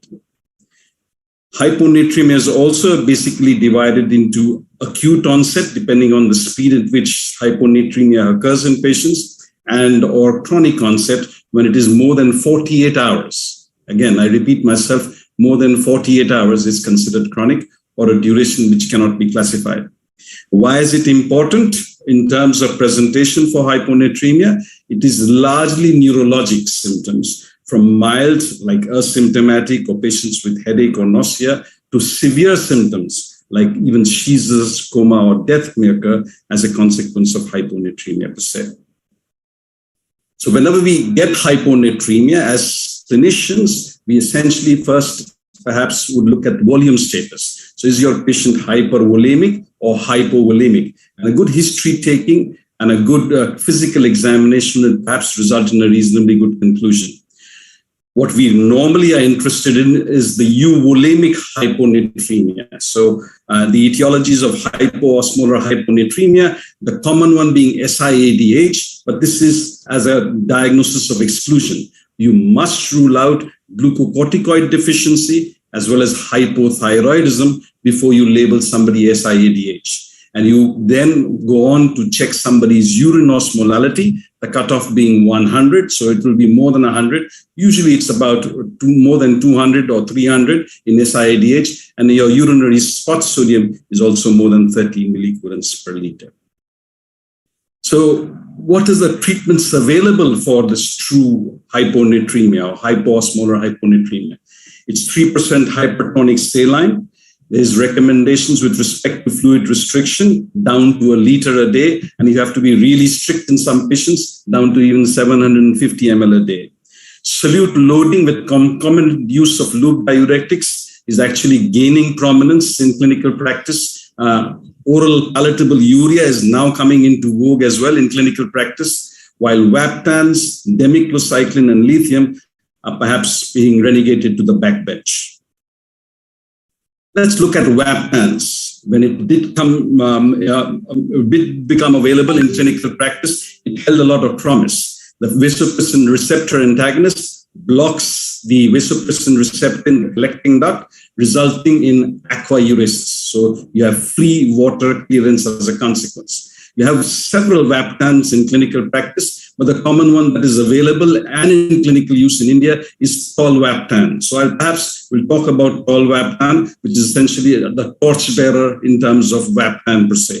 If you're going to use it in clinical practice, please avoid fluid restriction in the first 24 hours of therapy when you're perhaps initiating Tolvaptan in patients. What else have we been doing in the past? It has been used in the treatment of hyponatremia associated with SIADH, congestive heart failure, and liver cirrhosis. But the last two basic indications largely is what the Americans perhaps wanted to basically use it for. The Europeans always thought that it was not good enough for hypervolemic hyponatremia. In particular, we must consider use in patients with symptomatic hyponatremia, which have resisted correction with fluid restriction. So that was perhaps what the indication was at least a good few years ago. However, as we have used this group of drugs, we have learned along the way, and the 2021 guidelines say initiate or reinitiate Vaptans in hospital environment only. Why is that? Because the fact is the problems with adverse effects. The duration of use has now also been limited to only 30 days because of side effects. And the prominent side effect, which can be fairly serious, I'm sure this august audience is aware of, is the osmotic demyelinating syndrome as a consequence of overcorrection, as well as liver dysfunction. The minor symptoms of thirst, dry mouth, and frequent urination as something which your patient actually has to tolerate when they are taking Vaptans per se. Contraindications to the use of Vaptan: hypovolemia, anuric patients, and when you really want to urgently increase somebody's serum sodium, it takes a good few hours for Vaptans to work. So you perhaps need to use 3% saline. So let's look at how perhaps we should treat severe hyponatremia according to the European Guidelines 2021.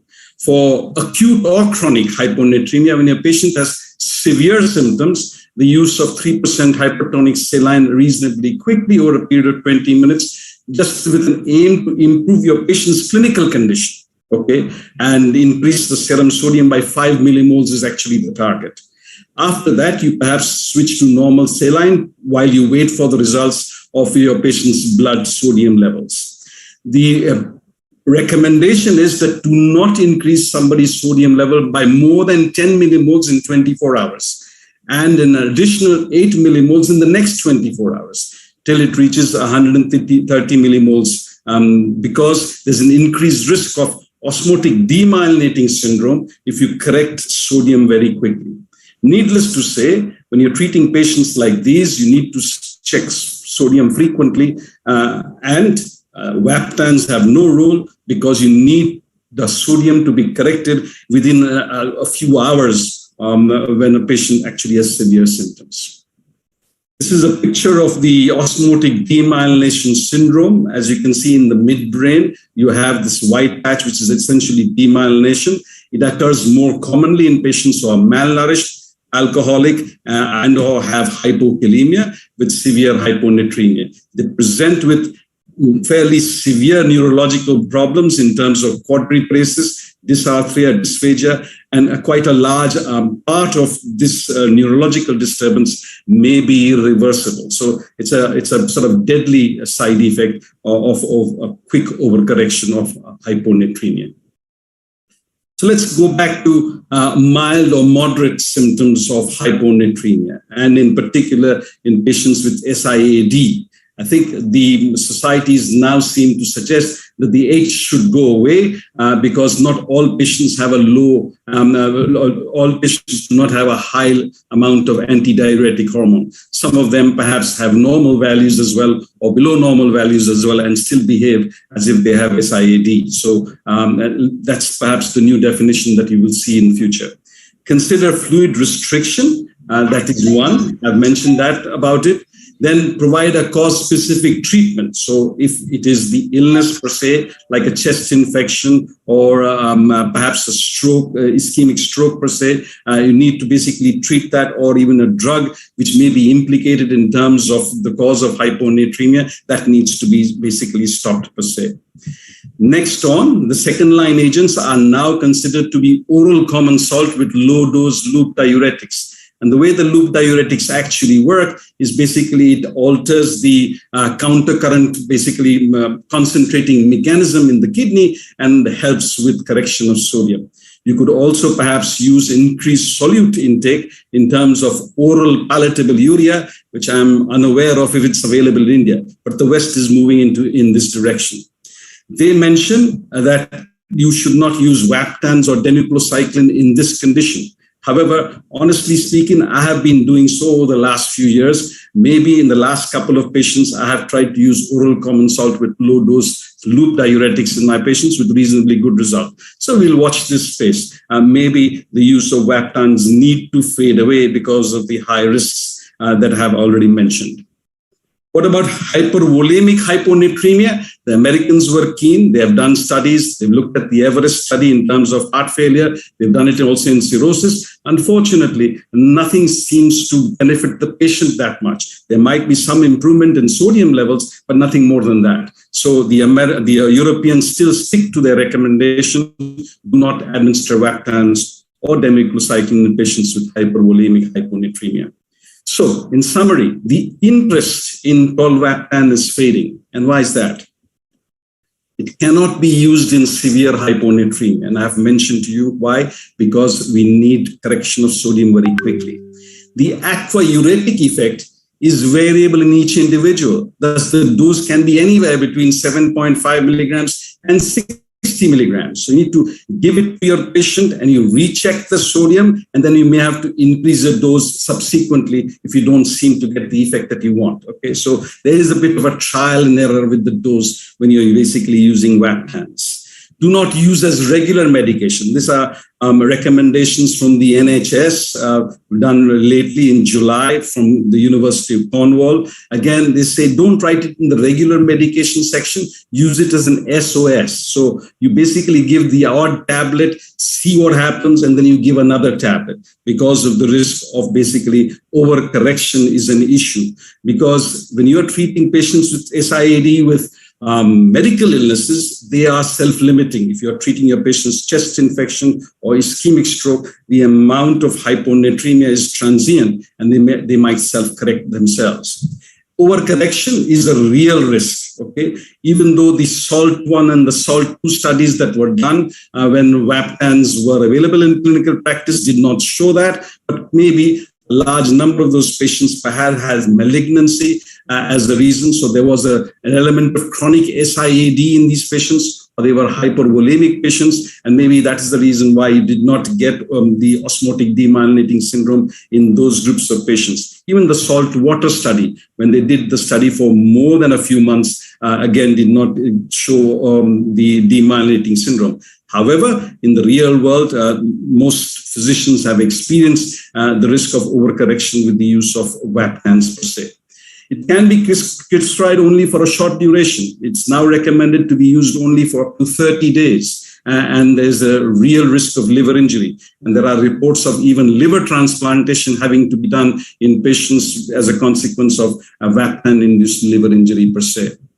It has many a drug-drug interaction. Basically, it is metabolized to the CYP3A4 pathway, and so many common drugs that we use like diltiazem, rifampicin, macrolide antibiotics like erythromycin, azithromycin. They all are also metabolized through these drugs. So perhaps it's something which is not easy to use. So you need to basically watch the dose that you give your patient when you're prescribing Vaptans per se.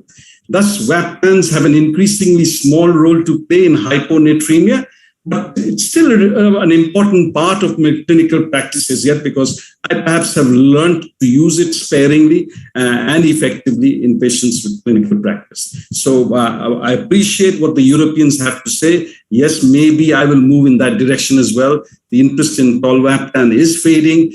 We should perhaps aim at doing more harm, but I think it still has some reasonably good use per se. With those few words, I'll stop here for your patient here. Thank you very much. Thank you, Dr. Shah, for quickly elucidating what we should be worrying about when we start Vaptans, and I'm sure that there will be some questions at the end. I'm going to now hand over to Dr. Murali Ganguri, who's a very good colleague and friend of mine, who's going to be moderating the rest of the speed talk sessions.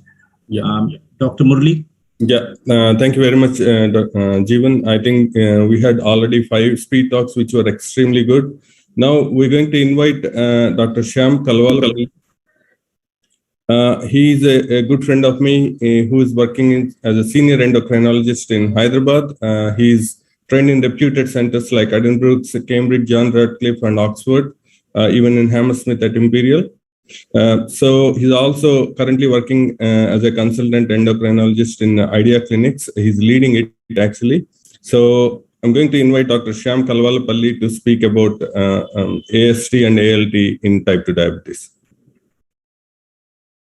Shyam, you need to unmute, please. Thank you, Dr. Murali and the organizers. How can I share my slides?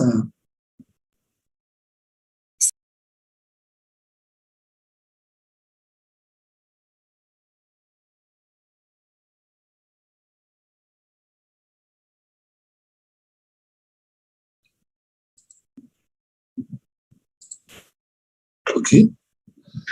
I hope you all can see my slide. Good morning, everyone. It's well organized. my congratulations to the team. I think the topic I was asked to talk is about looking at liver from diabetes perspective. So what should we as physicians ought to be doing when we encounter a diabetic patient in terms of liver?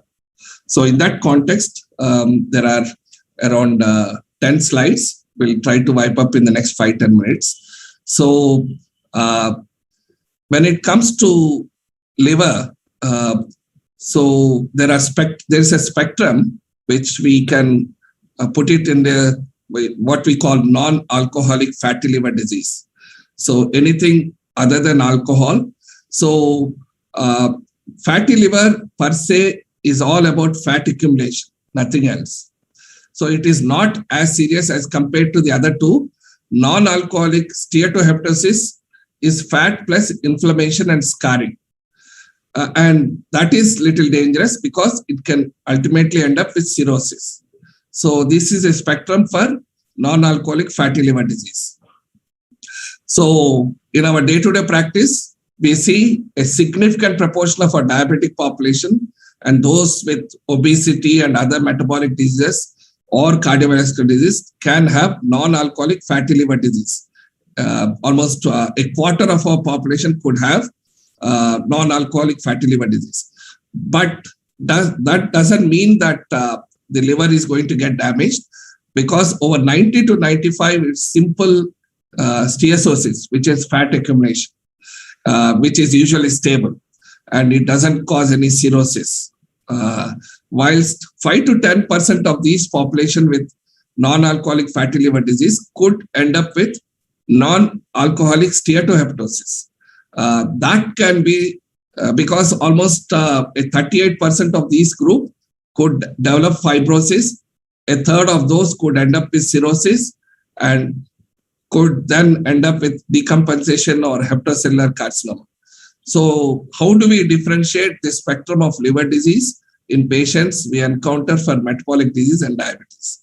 So in that context, if you see the natural history of liver disease, whether it's infective pathology, hepatitis B, hepatitis C, whether it's alcohol, whether it's obesity or diabetes related, obviously there will be some sort of inflammation as a beginning entity.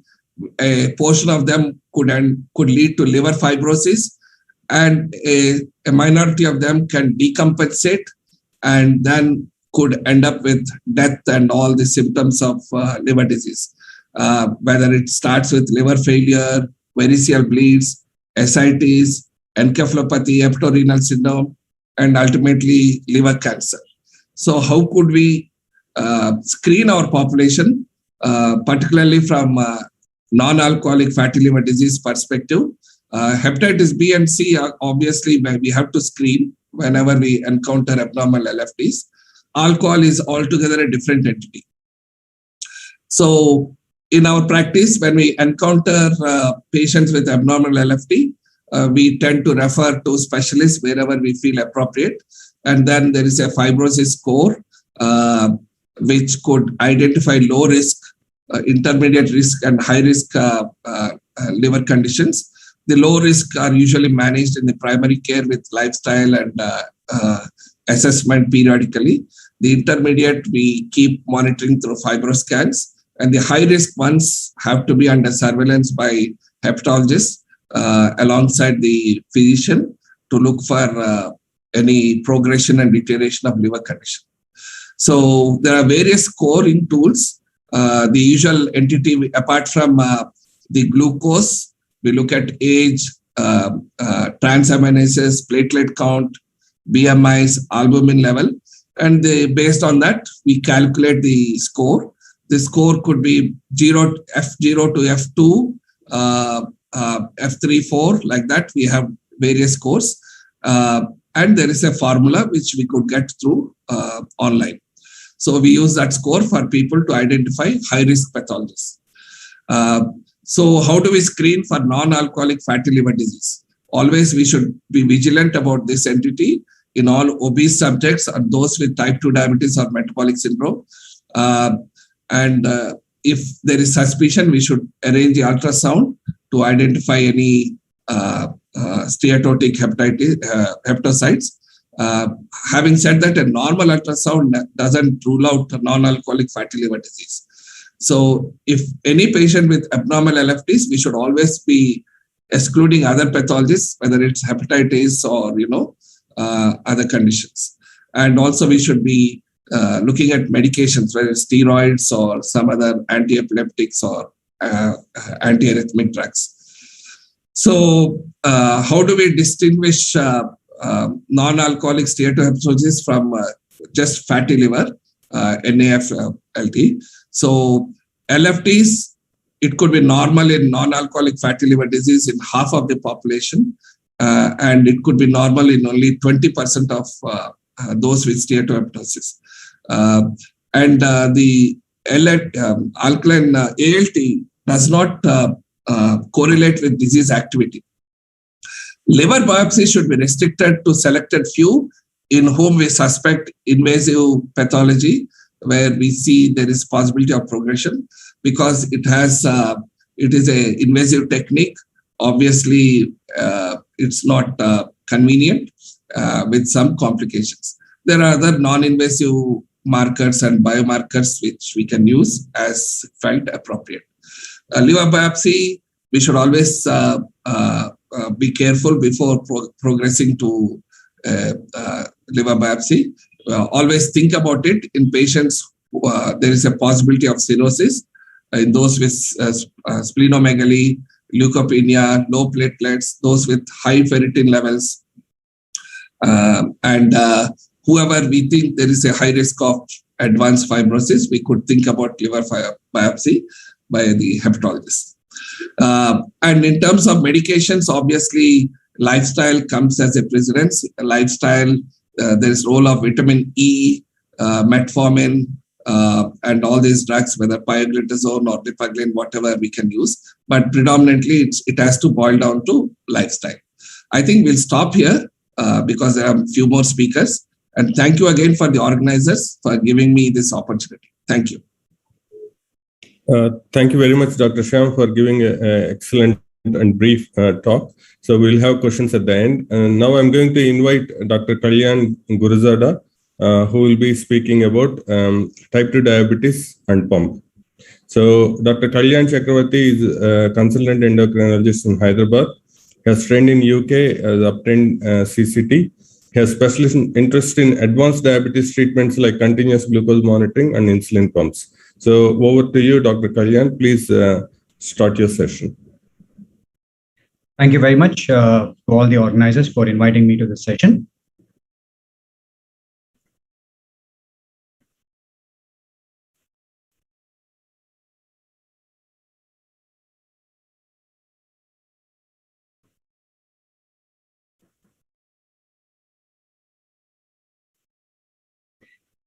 Right, so my topic today is specifically about the use of insulin pump in type 2 diabetes.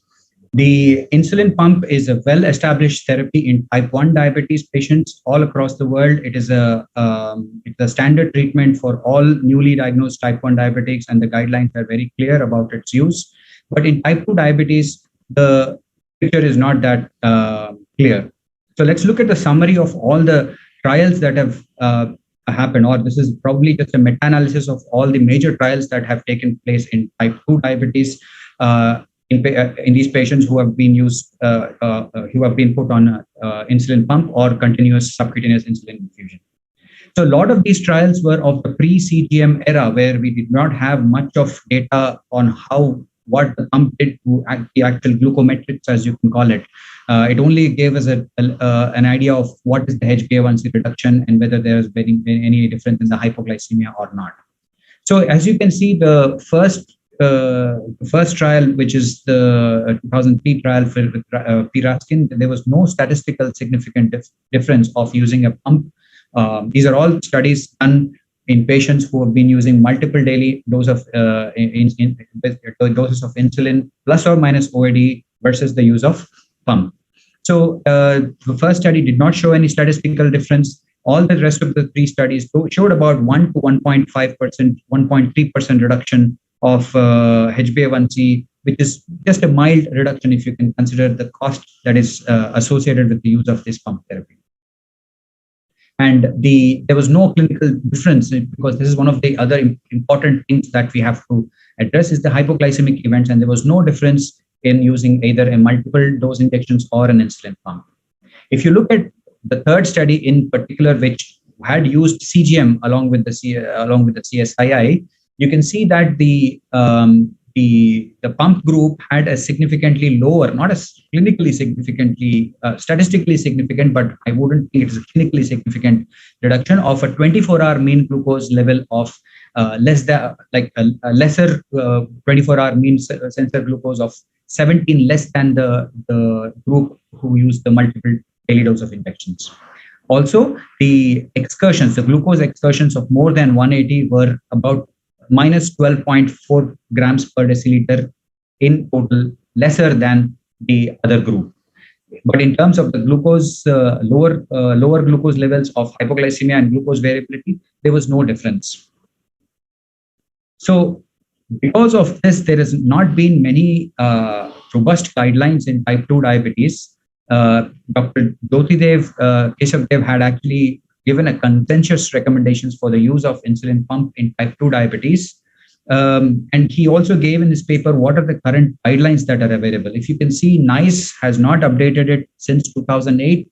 In 2008, they have recommended that type 2 diabetes is not for, insulin pump is not for type 2 diabetic patients. Clearly, there is a lot of the cost effectiveness that does not match the clinical benefits in this group, and therefore it is not recommended. Whereas in the ACE group, which is the Association of Clinical Endocrinologists in America, what it said is in type 1 and type 2 diabetes patients who have a dawn phenomena or who have severe insulin resistance in type 2 diabetes, or who have C-peptide positive but suboptimal control on MDI, or have an erratic lifestyle, all these patients are eligible for the pump. But the key thing is that all patients requiring exogenous insulin therapy in whom glycemic targets are not achieved with MDI therapy, experiencing frequent episodes of severe hypoglycemia. This remains the core element of who you should actually give the pump. But if you look at the Indian guidelines, they are very straightforward. I love this. It says that patients on insulin therapy who can afford it, give. So anybody who can afford, who's motivated to improve their quality of life, give it. And I completely agree with it. If you take away the cost of the pump is an excellent therapy for anyone who is using diabetes, regardless of whether they are pancreatic diabetes, type 1 or type 2 diabetes. So let's see what is available with us now. We only have one company which is giving us the pumps, which is the Medtronic. The Medtronic has two pumps which are available now. One is the MiniMed 722, which is the Paradigm 722 on the left, which you might have seen this. This is the simple pump which only delivers insulin. It does not, it does receive the sensor readings, but it does not do anything with the sensor readings.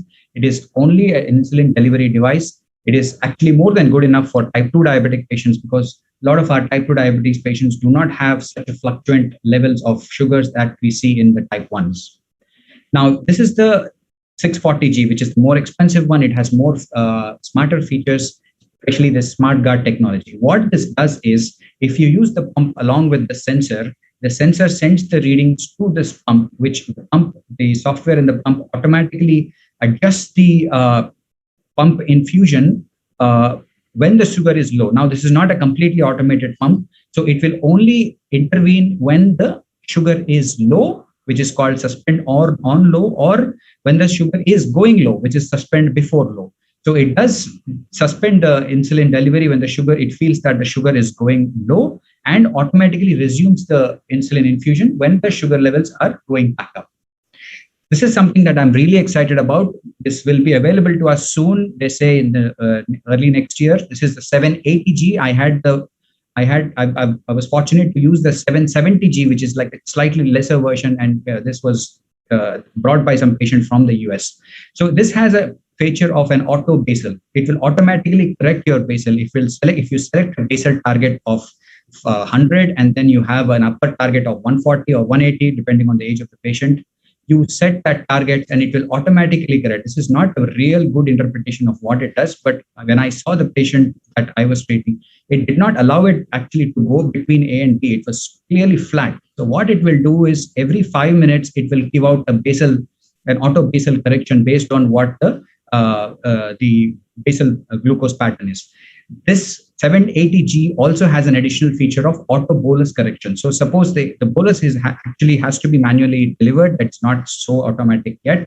So we have to set in the boluses. But what this does, it will correct the auto basal. So it will give additional auto bolus doses so that this A to B level is maintained. Obviously, the suspend on low and suspend before low and the auto resume features will be intact for this patient. So this will really be a game changer for type 1 diabetes.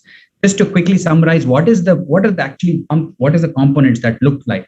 So this is the pump. This is there's a reservoir of insulin reservoir in the pump, and it is attached to the skin via this tubing. There is a reservoir connector, and this is the cannula. The cannula is inserted through a quick gun or sort of an applicator, which is virtually painless. So this is the insulin infusion, insulin pump side of things. The sensor is a separate unit. It has to be inserted again via an applicator. There is a transmitter associated with the pump, with the sensor. The sensor then sends the signal to, or the transmitter takes the signals from the sensor and sends it via transmission to the insulin pump.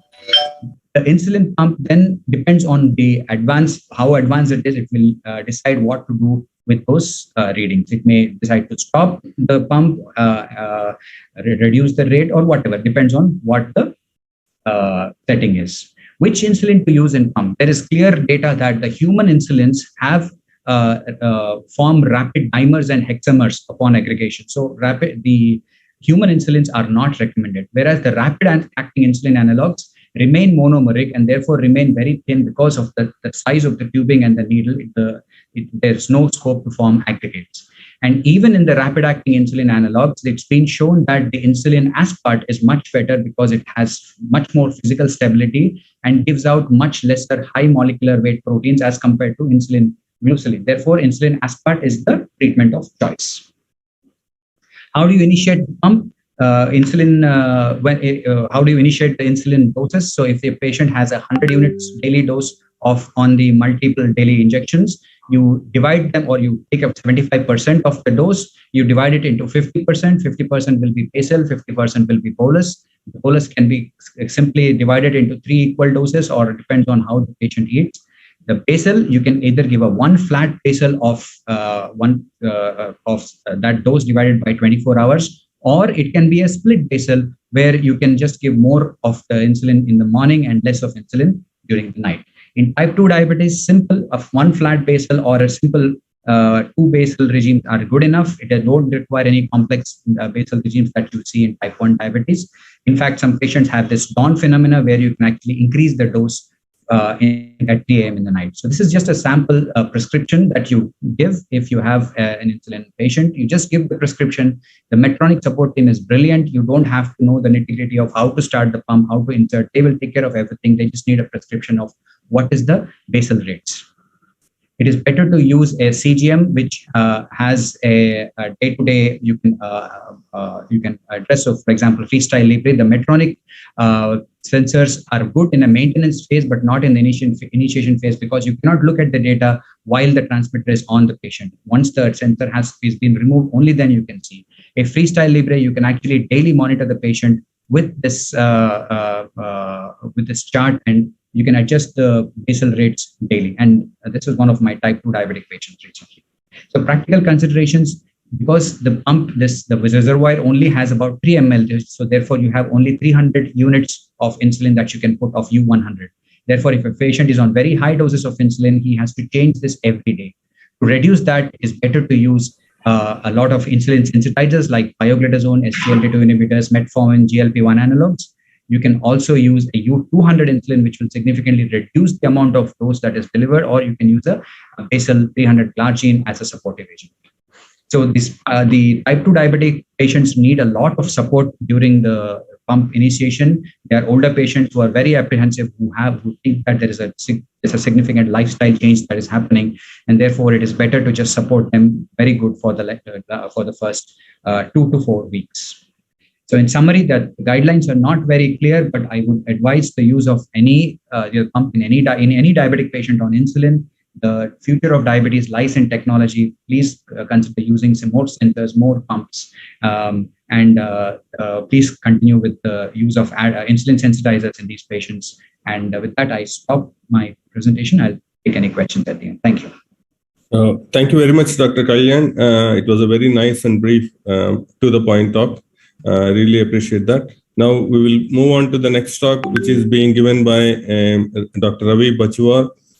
He's a very good friend of me. We trained together as core medical trainees in Yorkshire, and he's currently working in Telangana, Nizamabad. He's done his CCT and FRCP, MRCP in England, and after that, he's moved to India. He's currently working in Nizamabad, and his special interest is in adults and diabetes, thyroid disorders, and diabetes in pregnancy. He's now going to discuss about diabetes and pregnancy, 1 hour target or 2 hour target. Over to you, Dr. Ravi. Thanks, Murli, for the introduction. Thank you, Team Ace, Mithun, Ravi Shankar, and I think it's a great job to get us all onto this platform. And I'm not going to take a lot of time to praise people because I've just got 10 minutes to talk to my topic. And I've been given a topic of diabetes in pregnancy. Are we talking about 1 hour versus 2 hours? We've seen how technology has really changed and shaped us how we treat. But do we know how do we diagnose? Have we got a consensus of how we diagnose a patient with diabetes? To the talk of Dr. Srinath, hypogonadotrophic, can I be pregnant? Here is a patient who's got pregnant, and we've got a lot of data for diabetes, and what do we do? So my agenda for today's talk is, what is the basics of GDM? What are the recommendations and the glycemic targets for diabetes in pregnancy? What are the evidences that's available? Are we doing a 1 hour versus 2 hours? And what's the summary? So basics of gestational diabetes. Now, glucose levels are relatively lower during pregnancy. Now, with these placental steroids and peptide hormones like estrogen, progesterone, and chorionic somatomamotrophin, that gradually increases during the 2nd and 3rd trimester. And by the 3rd trimester, you could see that the 24-hour mean insulin levels are 50% higher than in the non-pregnant state.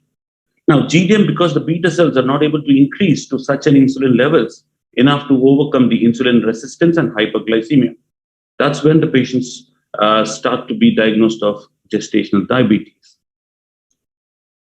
So for many years, GDM has been told of any degree of glucose intolerance that was first recognized during pregnancy.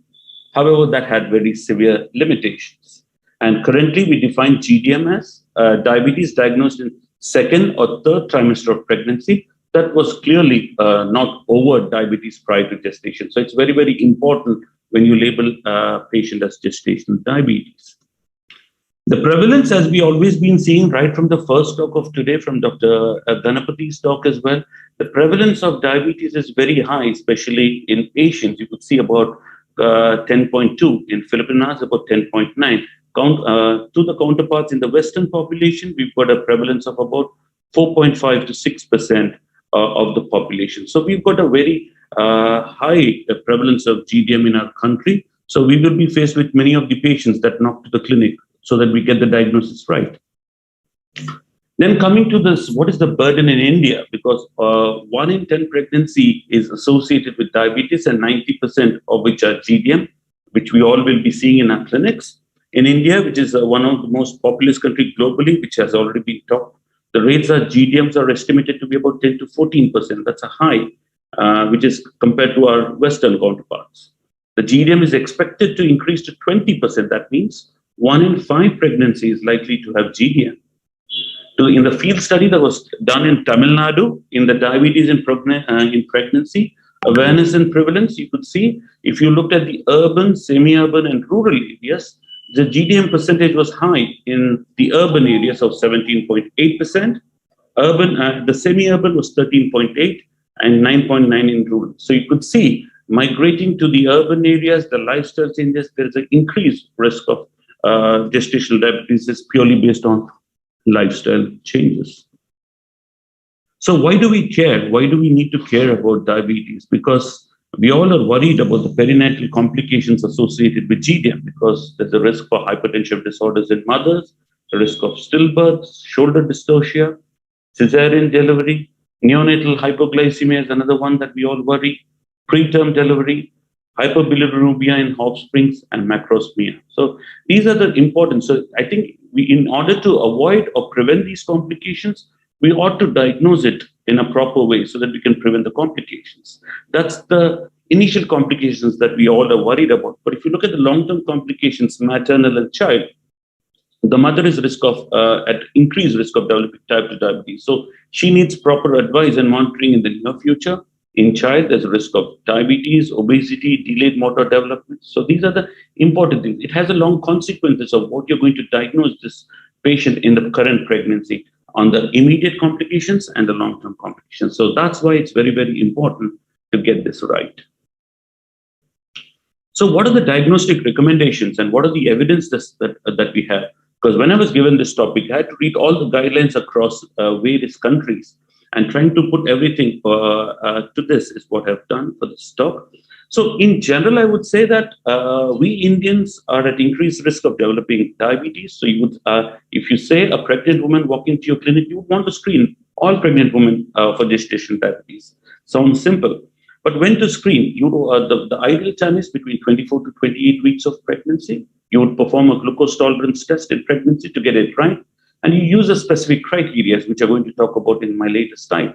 So it's important to rule out a pre-gestational diabetes. If a patient is planning to conceive with an increased risk factors, you want to screen this patient early, even before they get pregnant. So that's what it's all about, screening. And the OGTT is a brilliant way to try and screen for patients who are having a pre-gestational diabetes or a GDM. So if you look at the guidelines across various countries of who's telling what, ADA in 2020 recommendation says that you could do a one-step 75 grams oral glucose tolerance test, and this was derived from the IADS DPSG criteria.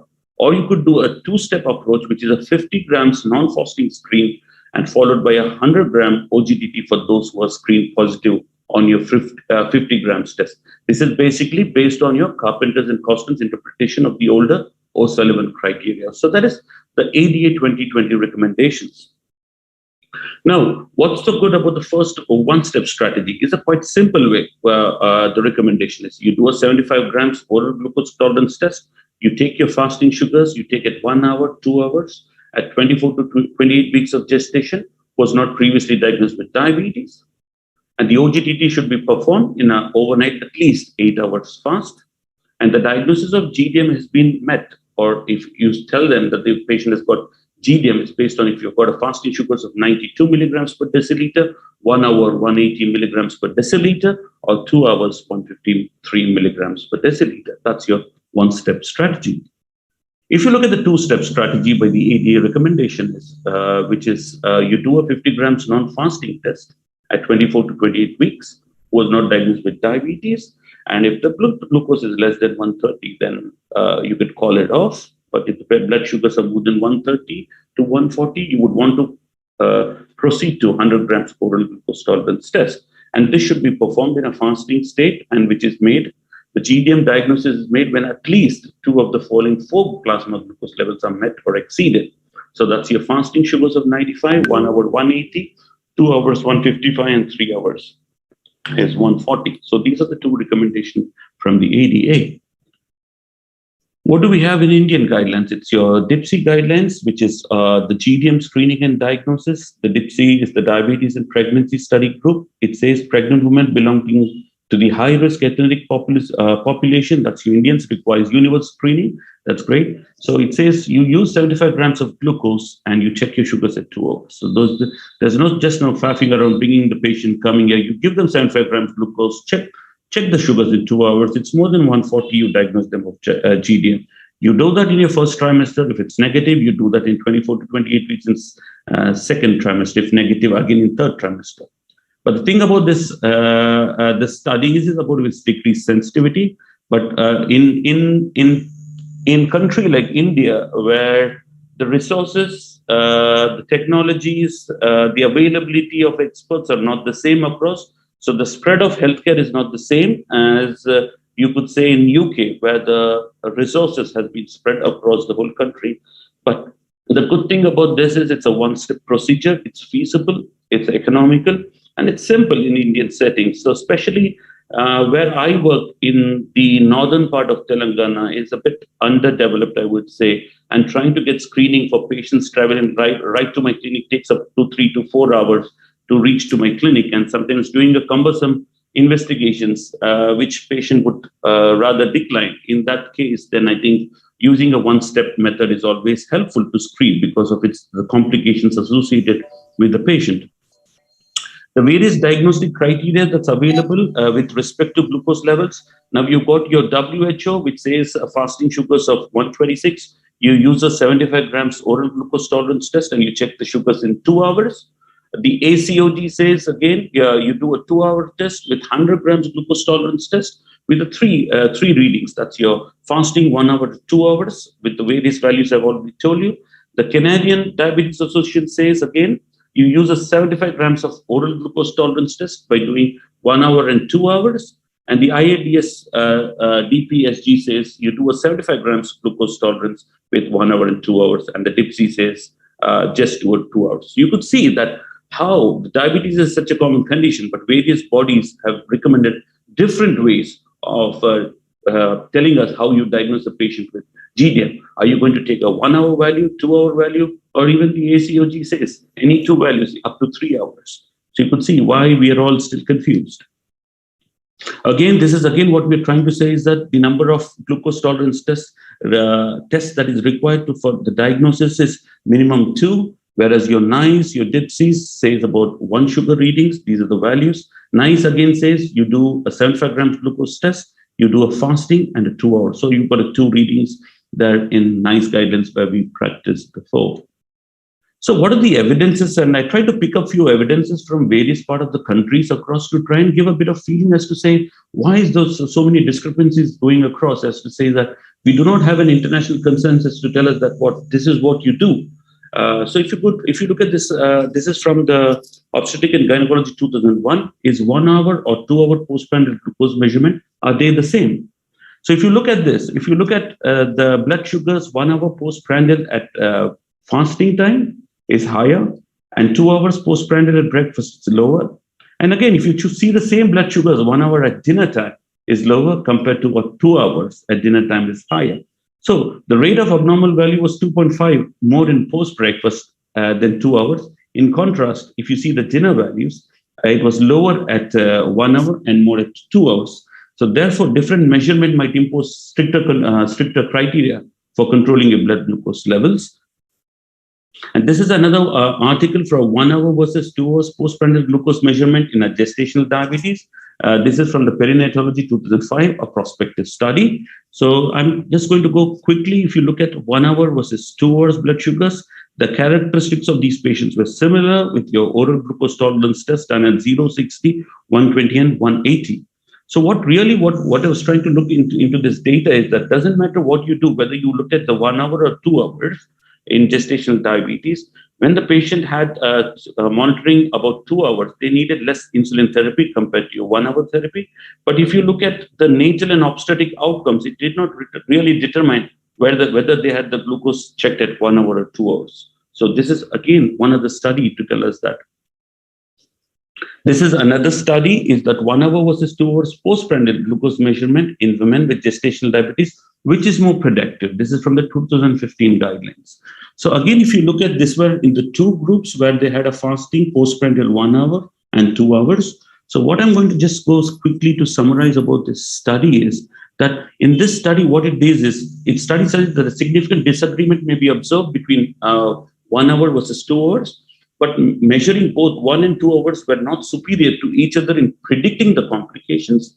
And based on the findings, it's concluded that you could use simultaneous use of 1 hour and 2 hours would be useful if you want to follow up these patients. So again, a simultaneous measurement may prevent misleading treatments, because if you're asking to measure the 1 hour and 2 hours, what are you targeting? The patient is confused, you can get a various readings. So there is a bit of confusing evidence that's come up there. Now, this is from the Asian. This is again a comparison of 1 hour versus 2 hours postprandial glycemia. This is from the Sri Lanka. This was published in 2021 from the teaching hospitals. You could see that if you're looking at 1 hour versus 2 hour postprandial glucose, this was 2 groups with 70 odd numbers, with a HbA1c of 5.7 in a 1 hour postprandial group, and 2 hours was about 6.03, slightly higher. You could look at whether the patient has been measuring blood sugars at 1 hour or 2 hours. You could see that the age at which, gestational age at which they were delivered were similar to whether they were measuring 1 hour or 2 hours. But what really they've concluded from this is the mean HbA1c value managed with 1 hour was 5.73 versus 6.04 from group 2. But interestingly, the fetal macrosmia was significantly low in 1 hour blood sugar group from the study. And it says that the long-term control of blood sugars was significantly superior among subjects managed with 1 hour postprandial sugars with statistically significant fetal macrosmia. So there is a theme going around as to say that what is required. So really what, with various evidences and various guidelines that's come across from various countries, I think the main summary or thing I would like to say is that look at the resources that you have, how feasible for it is, but it's important that all these patients who knock to your clinic, that they need to be screened. We need to sensitize our obstetricians and physician colleagues that screening is a must for these patients in order to prevent the disease burden in our country. And again, I tell that gestational diabetes is an impaired glucose tolerance test, first recognized during pregnancy and later half of pregnancy. Again, the rates are very high, so it's important that we pick these up, treat it and sort it and just not let it. Whichever methods you use, whether you use 1 hour, 2 hours, you can make your judgment. But obviously, if you're able to do, if you see most of the guidance, they say do 1 hour and 2 hours in terms of making sure you do not miss your diagnosis. But if you've got clinical settings or you've got resources where the patients have to travel quite a long way to see yourself, obstetricians get their baby scan done, then it may be cumbersome and people tend to avoid. So in that way, you could use the DIPSY criteria, which is safe.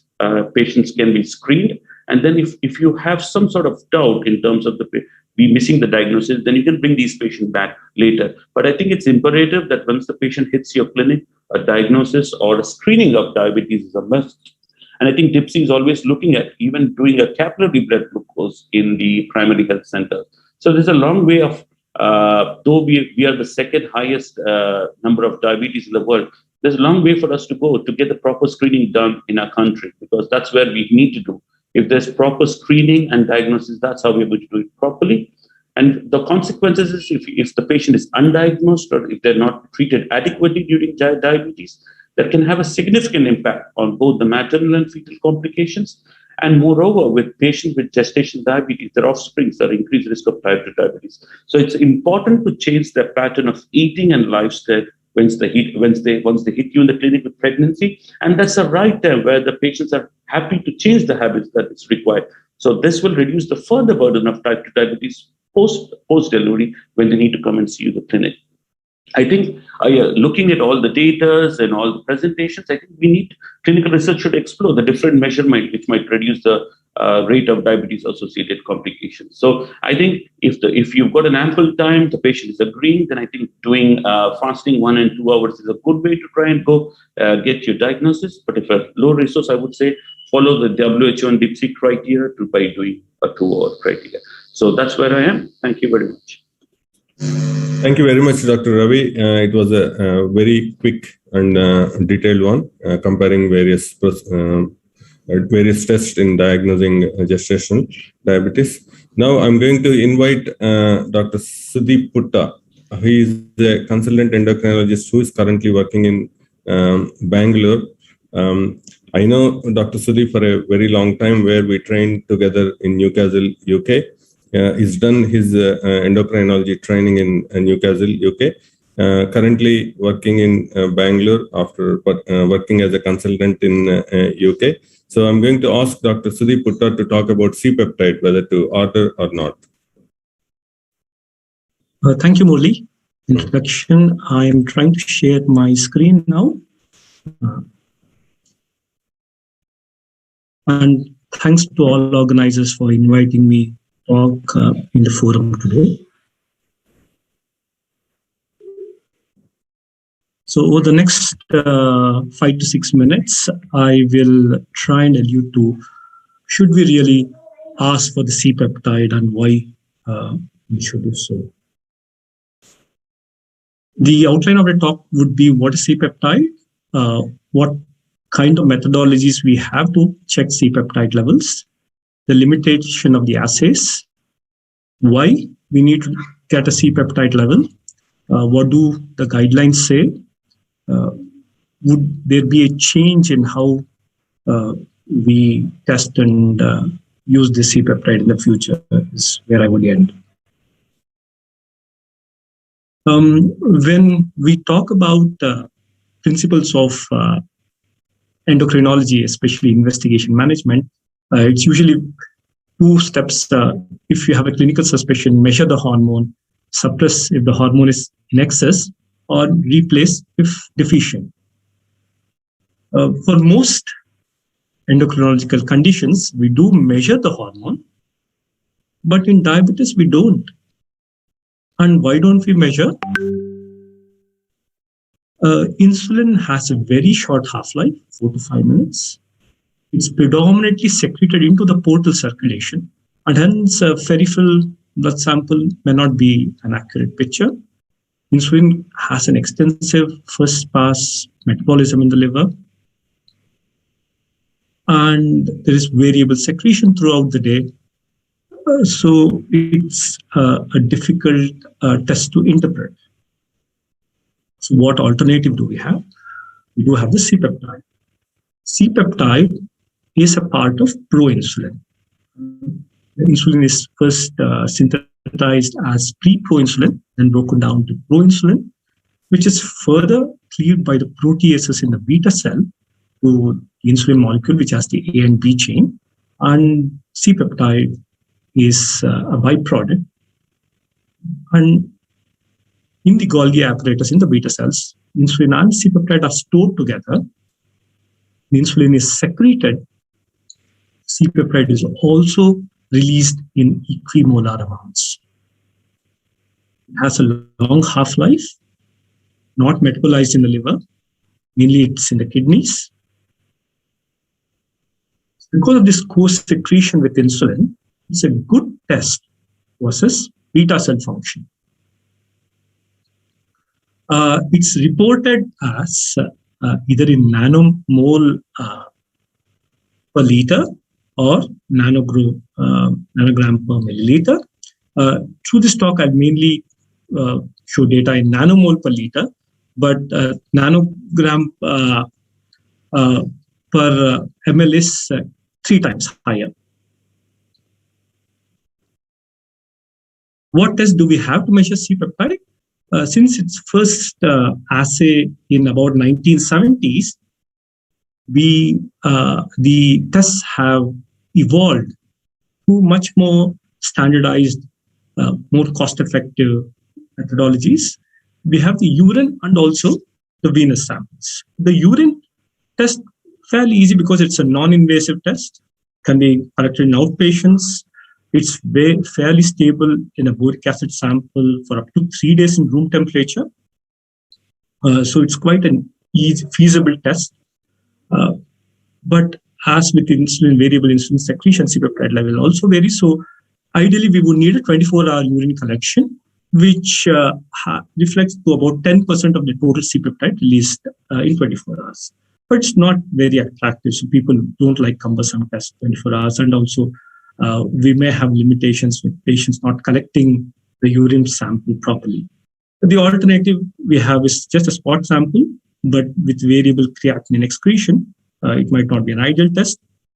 So, like the microalbumin to creatinine ratio, we could do a C-peptide to creatinine ratio. So that's one way of assessing urine C-peptide. And the C-peptide to creatinine ratio has been shown to be reflective of a 24-hour urine collection.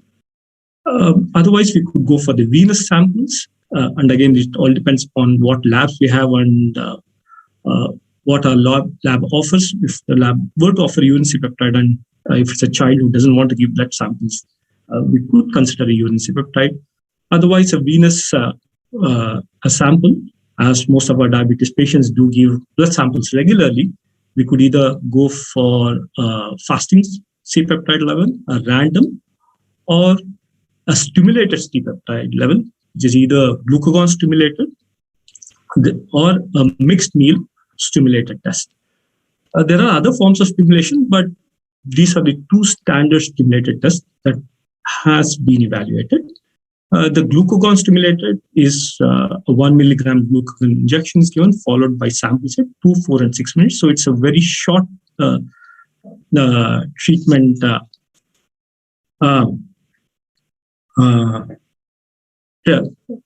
way of assessing. The mixed meal test, it's using standardized liquid meal, which is usually Sustacol or Boost.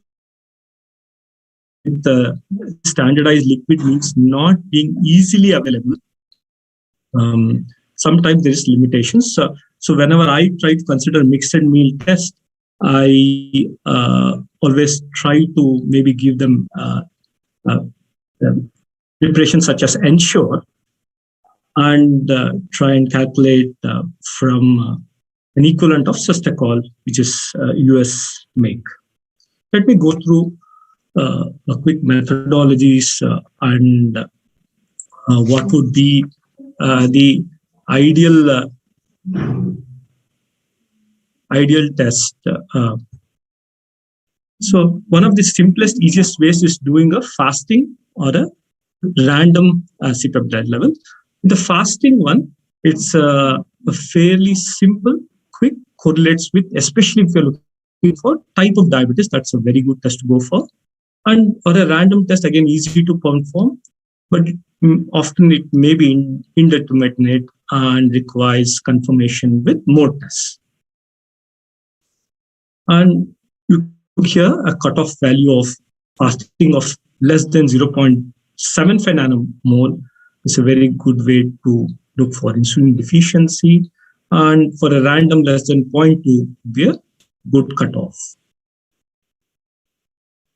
The other alternative is doing a urinary C-peptide to creatinine ratio, again less than 0.2 nanomole per millimole would be a good indicator of insulin deficiency. Again, non-invasive test, stable test, but in people who have kidney disease, we have limitations. Again, with women who have a smaller muscle mass, we may have to have a different cutoff. The alternative is to go for stimulated tests, which is the glucagon stimulation test. Again, very sensitive, specific test, reproducible, and correlates with the diagnosis. But nausea could be an issue, and glucagon limited availability and expensive. With a mixed meal test, probably easier to do, but needs a longer, so it's time consuming. You will have to standardizedly get your own liquid mixed meals. Again, cutoff of less than 0.2 in both for stimulated tests as well. So potential problems is in kidney disease, because C-peptide levels, C-peptide is metabolized in the kidneys. In people with renal dysfunction, levels could be higher and not accurate. The other limitation could be anti-insulin antibodies that bind to C-peptide, giving a falsely high C-peptide reading. And the other significant problem is assay variability and lack of standardization. So if you have a C-peptide from one lab, you may not be able to compare it to a lab using a different assay machine. So why do we need a C-peptide? You all have been using C-peptide for the diagnostic evaluation of spontaneous hypoglycemia, the non-diabetic related hypoglycemia.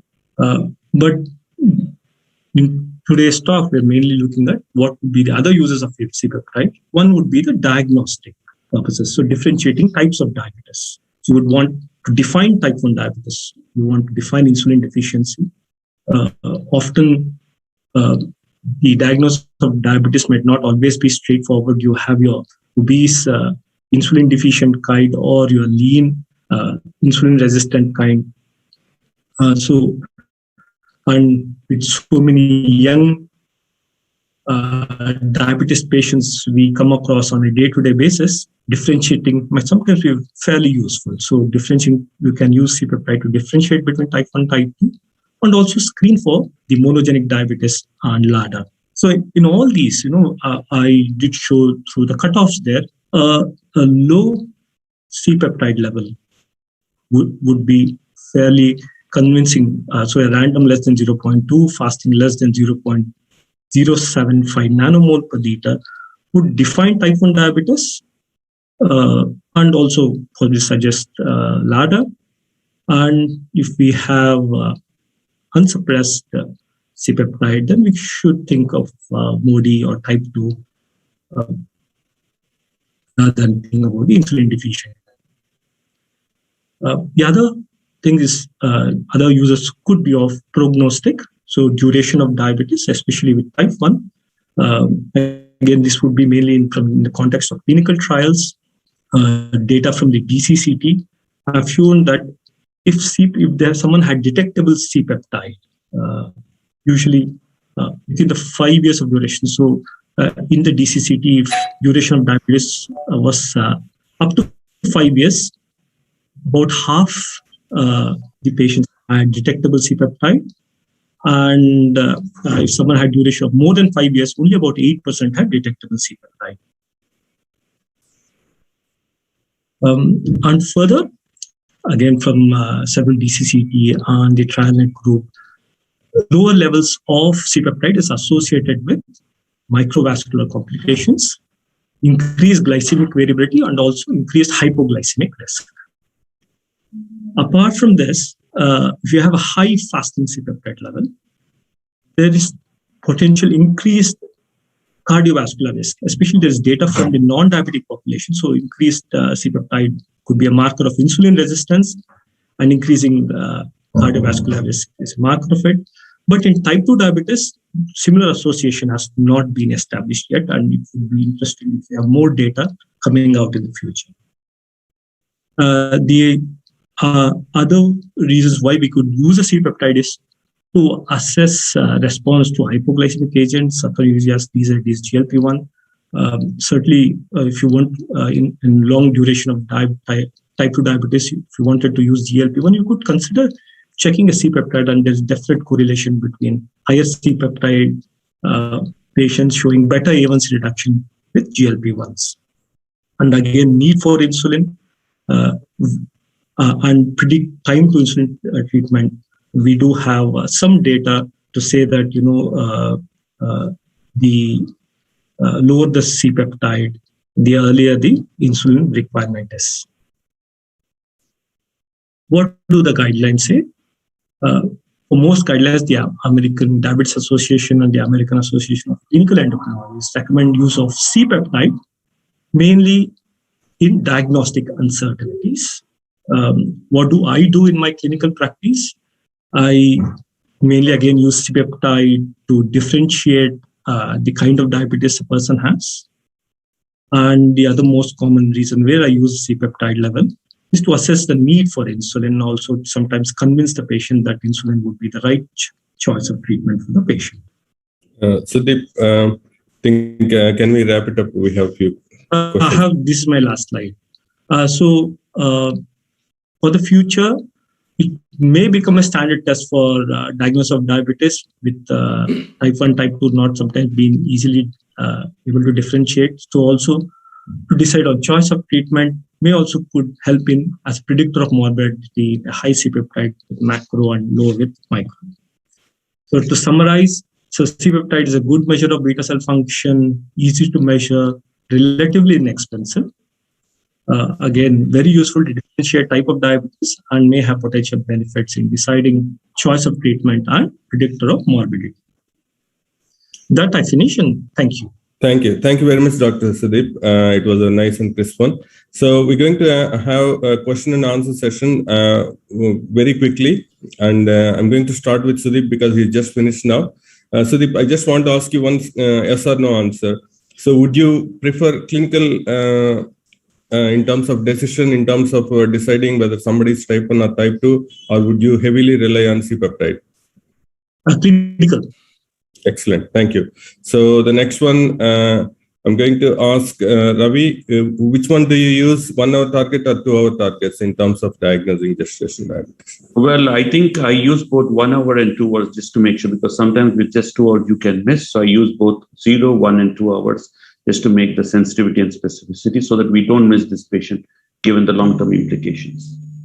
Thank you very much. And next I'm going to ask Dr. Kalyan, how in any particular patients who's requiring heavy amount of insulin, such as lipodystrophies, how much amount of insulin that you may make a decision you want to consider insulin pump, any particular number that you are looking at, or the patient preference?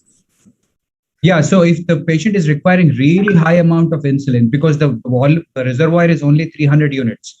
So let's say if the patient is using 400 or 500 units of insulin, he has to change the reservoir twice in a day. So it won't be actually practical to use insulin in these patients.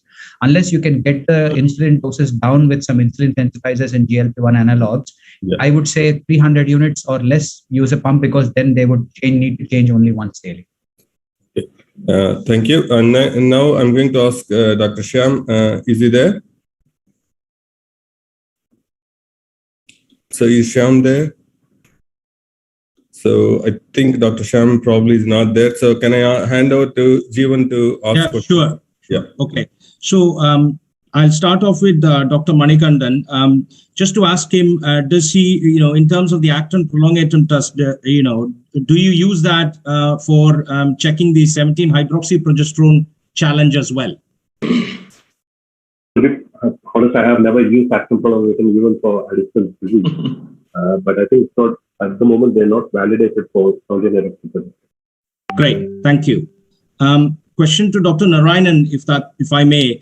In terms of patients starting steroid therapy, when do you actually start giving them bone protection?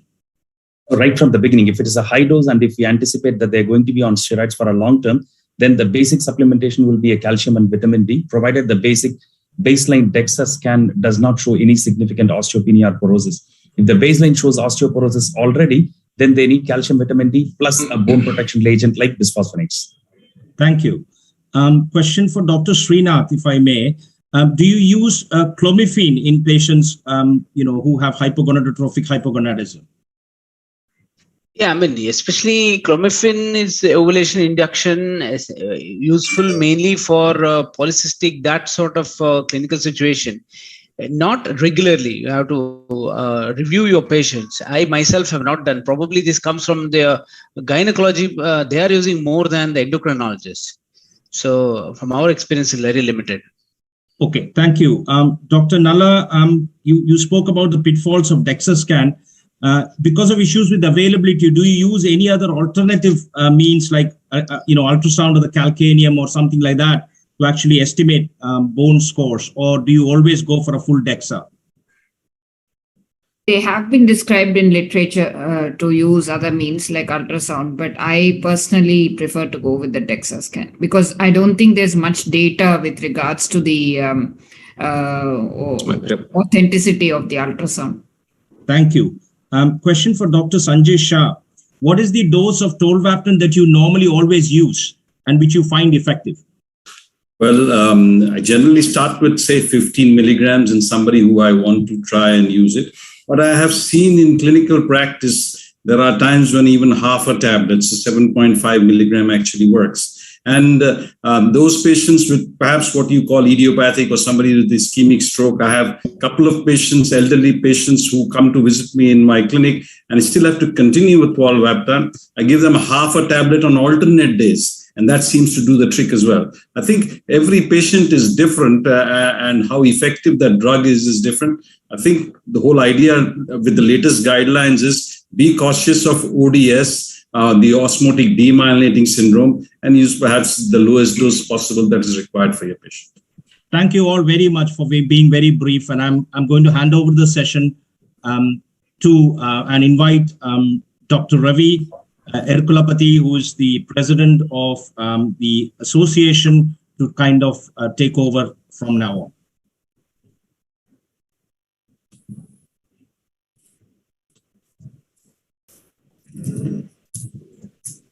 Over to you, Ravi. Yeah.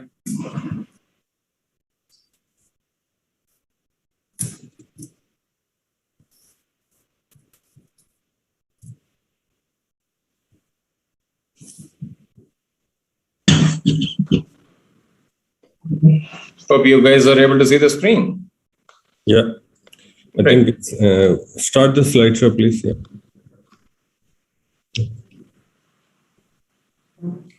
Good morning, ladies and gentlemen. It is a privilege and honor to stand in front of this august audience virtually on this platform to share the vision of ACE on behalf of Team ACE on the eve of the inaugural ceremony of the Association of Clinical Endocrinologists. Let us look at the diabetes and endocrinology landscape to begin with. We live in a country with 139 crore population. So is the disease burden of diabetes, obesity, thyroid disorders, osteoporosis, polycystic ovarian syndrome. I haven't even listed conditions like vitamin D deficiency or insufficiency here. If you look at conditions like diabetes, obesity, thyroid disorders, each of them have a prevalence of 5 to 15%, depending on which part of the country you're looking at. So in total, if you were to make a guesstimate, the total prevalence of endocrine conditions, including diabetes, obesity, and other serious conditions would be somewhere around 25 to 30 crores. Yes, you heard it right. We're speaking about 25 to 30 crores. And as if this is not enough, we do have enough challenges and barriers, be it financial challenges, challenges with lack of adequate infrastructure, lack of adequate manpower, the patient load that I have already described, and illiteracy, cultural barriers, so on and so forth. Just imagine if 1,500 endocrinologists in this country were to be handling these 25 to 30 crore endocrine patients. Each one of us would have to deal with roughly about 2 lakh endocrine patients per year, which is simply an impossible task. In this context, the organization called the Association of Clinical Endocrinologists, which is what you are seeing now, has been started as a non-profit, non-commercial, registered body to serve as a platform for like-minded endocrinologists trained and qualified in UK, USA, Canada, Australia, and New Zealand, those who have been residing and working in India for good, and who aspire to work for the cause of the science of diabetes and endocrinology, its utility, and betterment of the health of the people and that of the nation. You might ask me as to why you need another organization. Remember, we have an uphill task, which is mammoth, which is huge. And I don't think any single individual, a group of individuals, even with the best of intentions, can actually succeed in doing so unless we together want to do it as different organizations who wish to associate with each other, who wish to build bridges with each other and develop partnerships. Coming to the specific objectives of the Association of Clinical Endocrinologists, we wish to hold courses and conferences, certification programs, such as the one that we are in now. We wish to do teaching and training programs, and I wish to use this platform to announce that one has been scheduled for December this year, wherein we're going to train GPs and physicians in insulin usage right from the word scratch. We wish to encourage and facilitate the conduct of good quality research, which is the need of the hour to put ourselves in the global platform. Not to forget the importance of practical guidelines which can facilitate the usage of simple diabetes and endocrine algorithms in the rural background, in the semi-urban background, and of course, even in cities by physicians and general practitioners, and also to make our own lives easy when it comes to referral patterns so that patients do benefit the best. Look at countries like UK and USA. We do have a lot of advocacy and patient support groups, be it in the form of type 1 diabetes or for thyroid cancer or for polycystic ovarian syndrome. We hardly have any. Even if we do have, they're very small.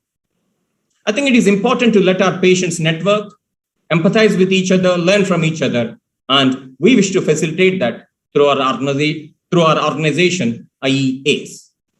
Not to forget the importance of what happens if the real science learners and logical thinkers stay away from media and let people who have no clue about science propagate myths. For instance, what has happened recently about type 1 diabetes, one so-called guru has taken his or her stance in order to tell the world that he or she can in fact get rid of type 1 diabetes without insulin.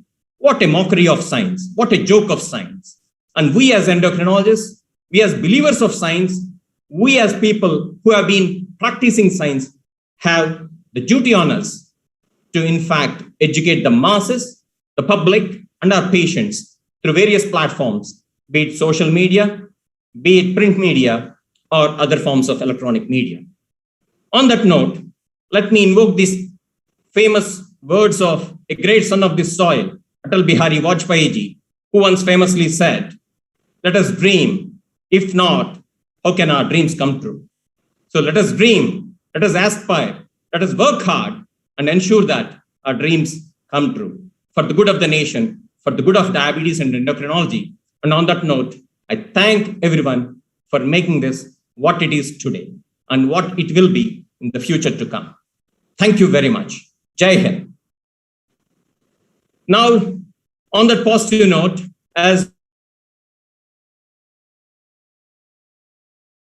inviting positive vibes, it is time for a virtual lamp lightning, please.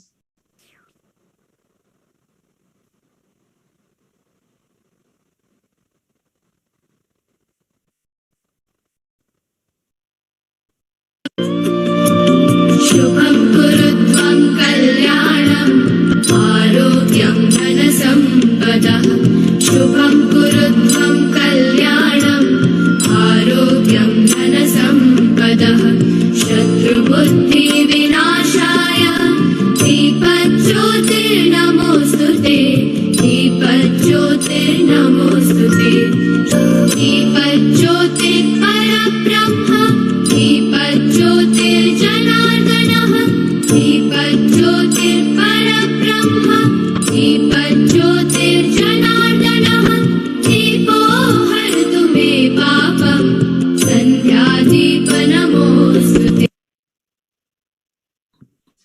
As they famously say, Asatoma Satgamaya, Tamasoma Jyotirgamaya. That is what this lamp lighting is about. Sarve Jana Sukhino Bhavantu, Samasta Sanmangalani Bhavantu. On that positive note, let me take the privilege of inviting Dr. Santosh Oleti. Can you please present his slide here? Stuti.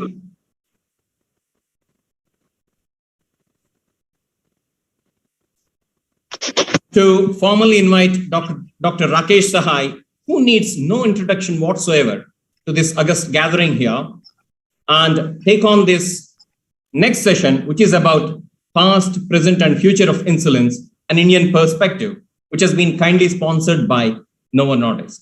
Thank you very much. Hi, good afternoon, everybody. And at the outset, I'd like to thank the entire organizing team of today's session, from Dr. Ravi, Dr. Joseph, Dr. Shivan, and Dr. Murli, and everybody for giving me the opportunity for today's talk. It's my privilege to invite the next speaker, which is Dr. Rakesh Shahi, who is one of the eminent speakers and the clinicians in our country. Dr. Shahi is currently professor and head of the Department of Endocrinology from Osmania Medical College and Hospital.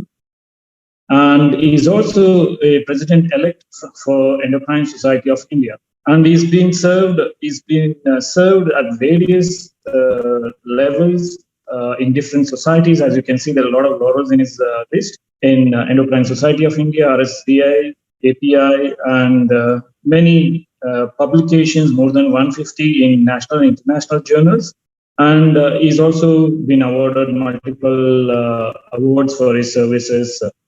So the topic Dr. Sahai is going to touch upon is the past, present, and future of insulin therapy from an Indian perspective. We all know diabetes, especially the type 1 diabetes, which was a fatal condition 100 years ago, is transformed drastically into a condition which is medically treatable, but still stays as a chronic condition till we find a cure for the diabetes, for type 1 diabetes. So Dr. Sai will take us over the different milestones for last 100 years of insulin innovation to the current analogs and the highly superior pharmacokinetic and pharmacodynamics of the insulin. So we look forward, Dr. Sai, for your wonderful talk, and I hand over the platform to you. Thank you. Thank you, Dr. Santosh. At the outset, I would like to congratulate Dr. Ravi Shankar, Dr. Mithun, and all the others for initiating this new organization, and I wish you all the best as you go along. And I thank you for inviting me to be here at this inaugural meeting of this organization. And I would be speaking on the past, present, and future of insulins with the Indian perspective.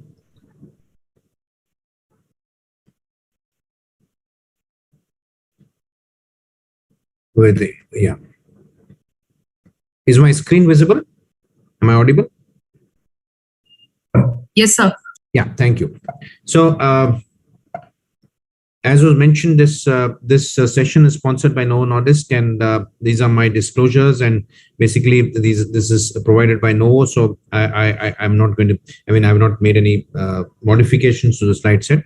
So basically, what I would try to do in the next 20 minutes or so is go through the past and the discovery of insulin, which has actually been a major breakthrough and a game changer for, we could say, for people with type 1 diabetes and even for people with type 2 diabetes.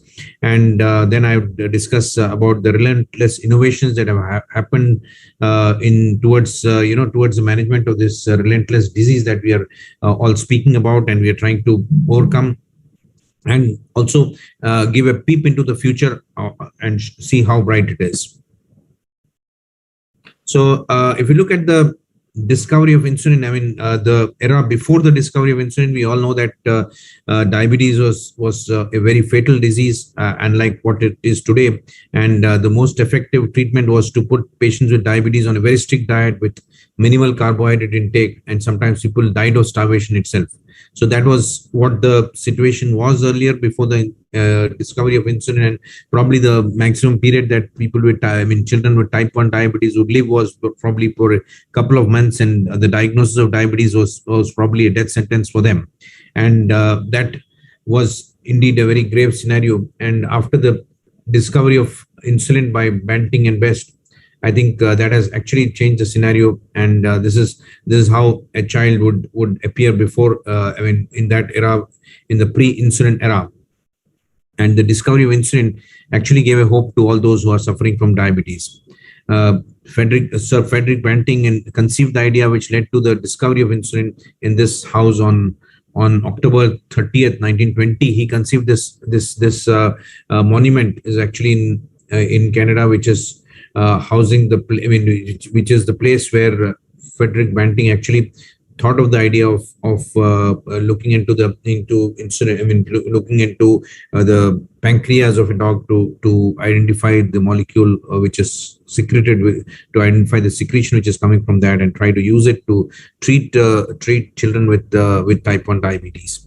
And so that led to the historic discovery, as we all know, and that was what made a huge difference in 1921. And today we are celebrating 100 years of that, and it's been a very successful journey of 100 years, which has basically changed the life of all living with with diabetes, whether it is type 1 diabetes or even type 2 diabetes. We know that most of our patients with type 2 diabetes also require insulin, and I think insulin has really made a huge difference in terms of the survival of people with diabetes.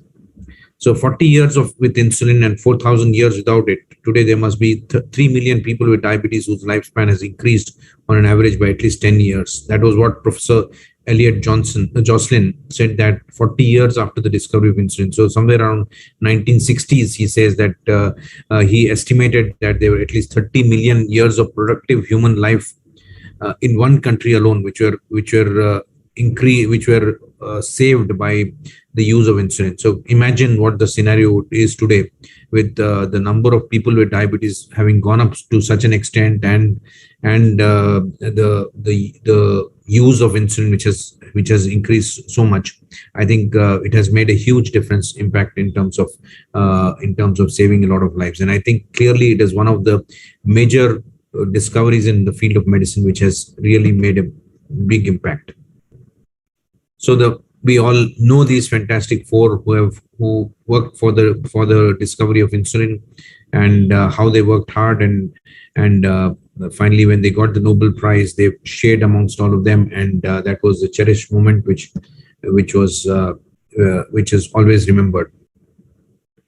Now, over past 100 years, what has happened is that as we've seen the developments in the field of insulin, we have also seen a lot of new molecules which have come up for the management of diabetes. As you can see, the list here is a huge list.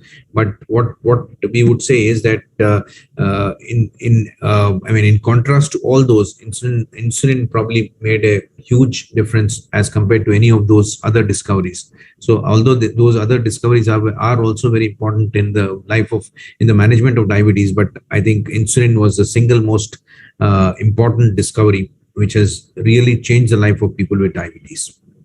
And if you can see the graph here, which clearly shows that what was the scenario before the discovery of insulin, how much the life expectancy was with the diagnosis of diabetes, and now today you see that people with the diabetes are living a almost normal life. Although we still say that there is at least 10 to 12 years reduction in the life expectancy of a person when he develops diabetes, but this is compared to what was the scenario way back in 1913. That is clearly a huge difference. And but we still have miles to go to make their life as normal as a person without diabetes. So the innovations that happened quickly in a capsule to summarize the innovations that have happened in the insulin molecule itself.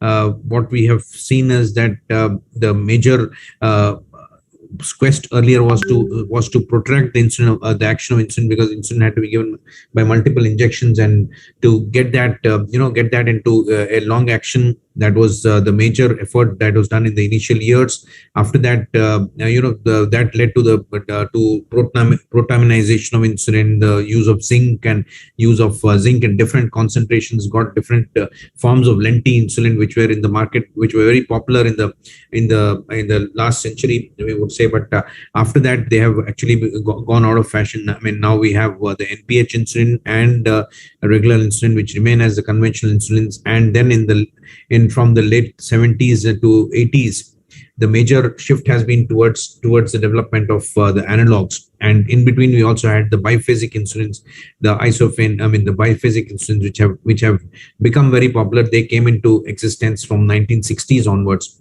The biphasic or premixed insulins have come into existence since 1960s, and in this part of the world, at least, they are very popular. So let's look at what the present scenario is today.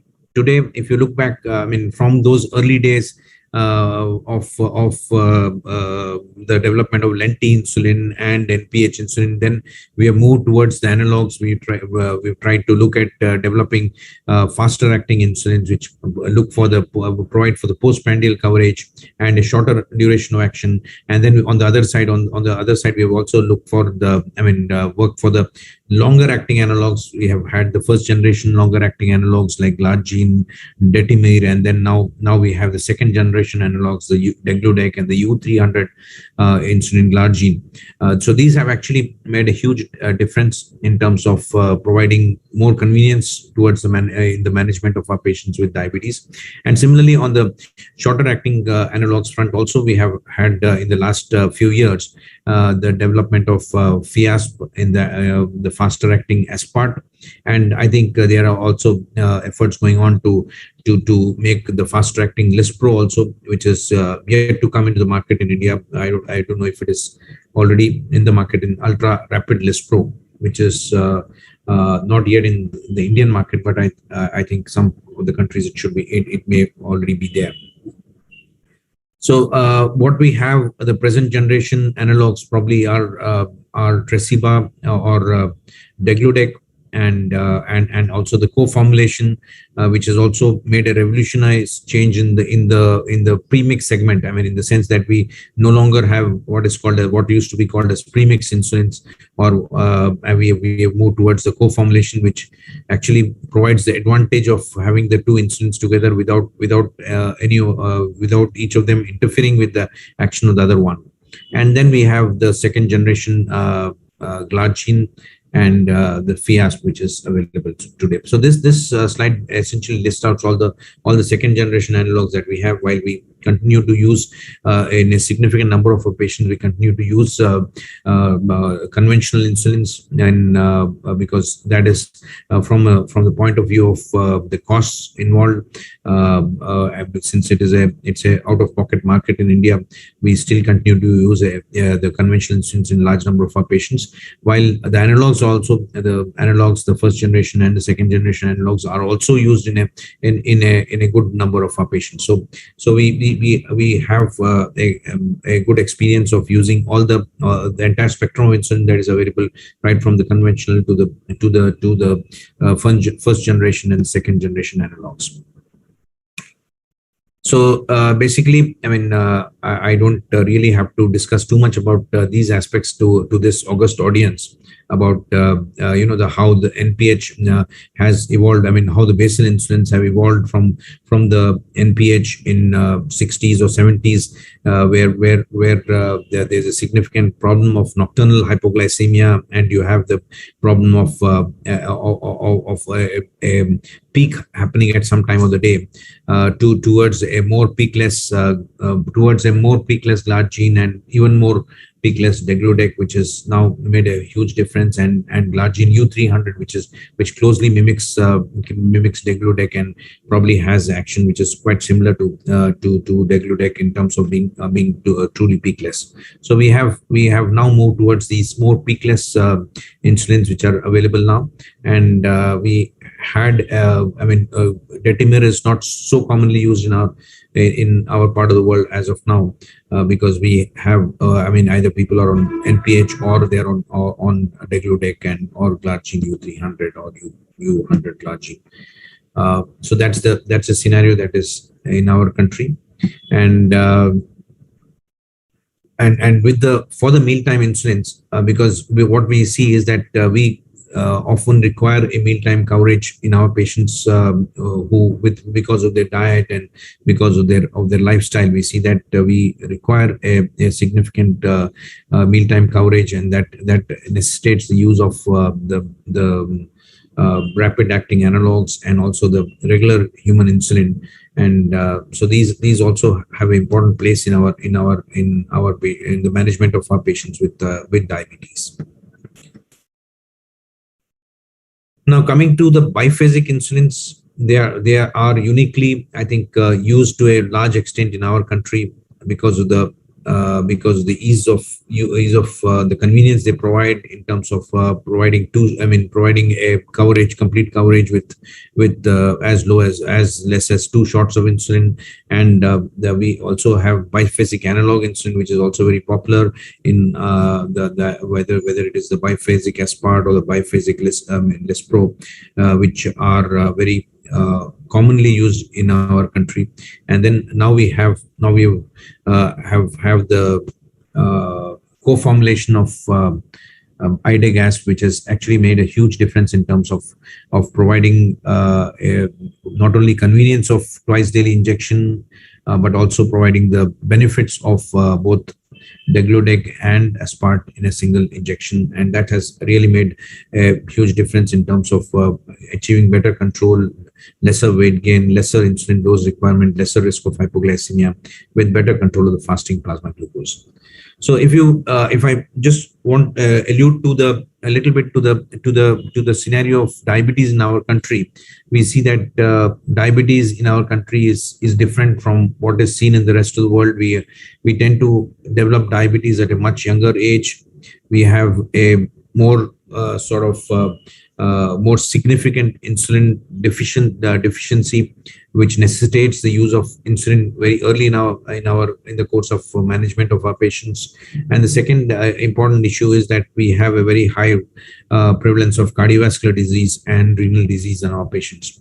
And the other important aspects, the practical aspects in our patients, are that we tend to have a very high carbohydrate diet, and that actually leads to to very significant excursion, postprandial glucose excursions in our patients. And these, as we are all aware, have been shown to be clearly linked to the cardiovascular outcomes and also to the microvascular endpoints.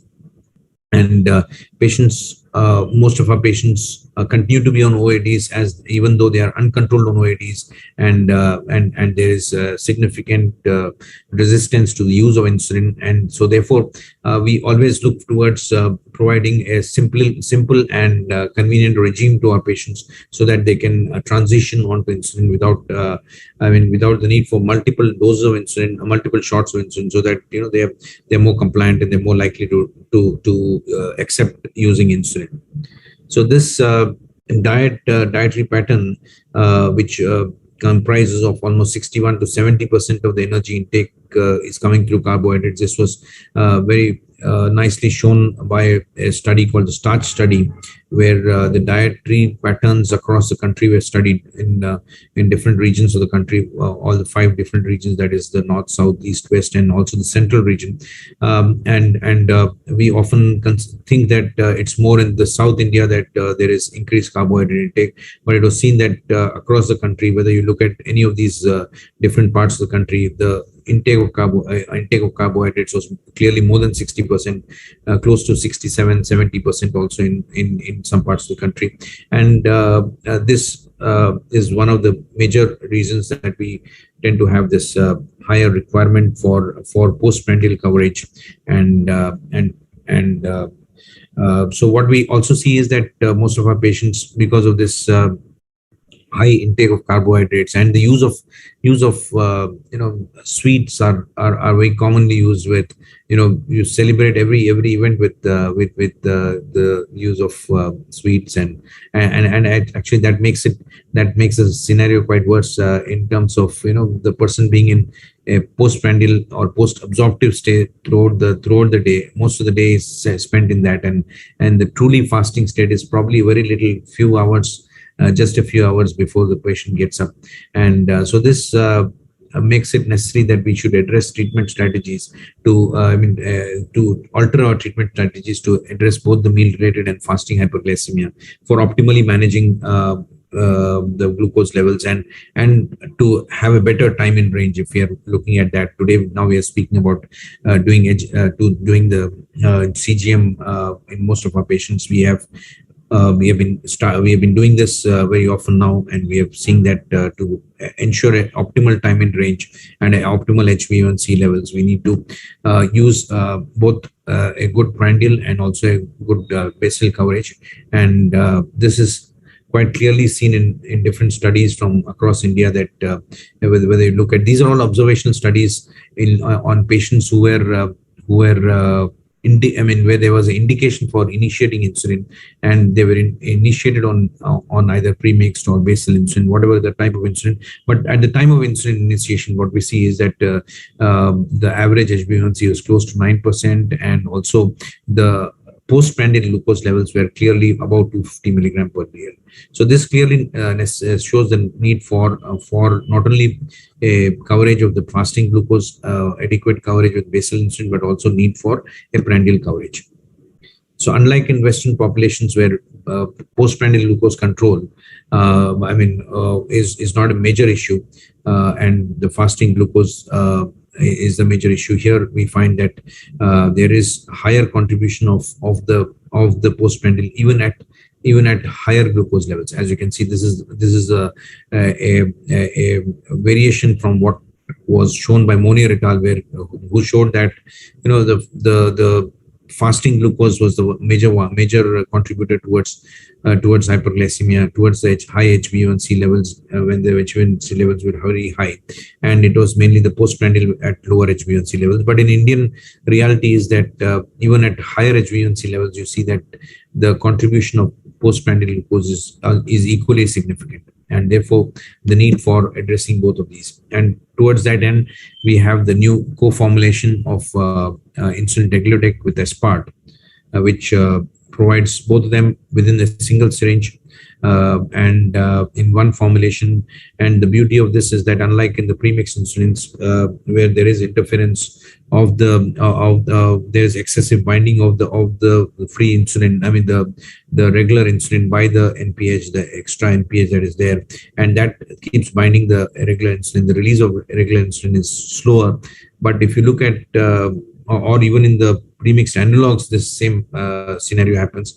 But in the co-formulation, this does not happen. They don't interfere with each other. So the the aspart is separate. The hexamers of aspart are separate. After injection, they are very rapidly absorbed, while the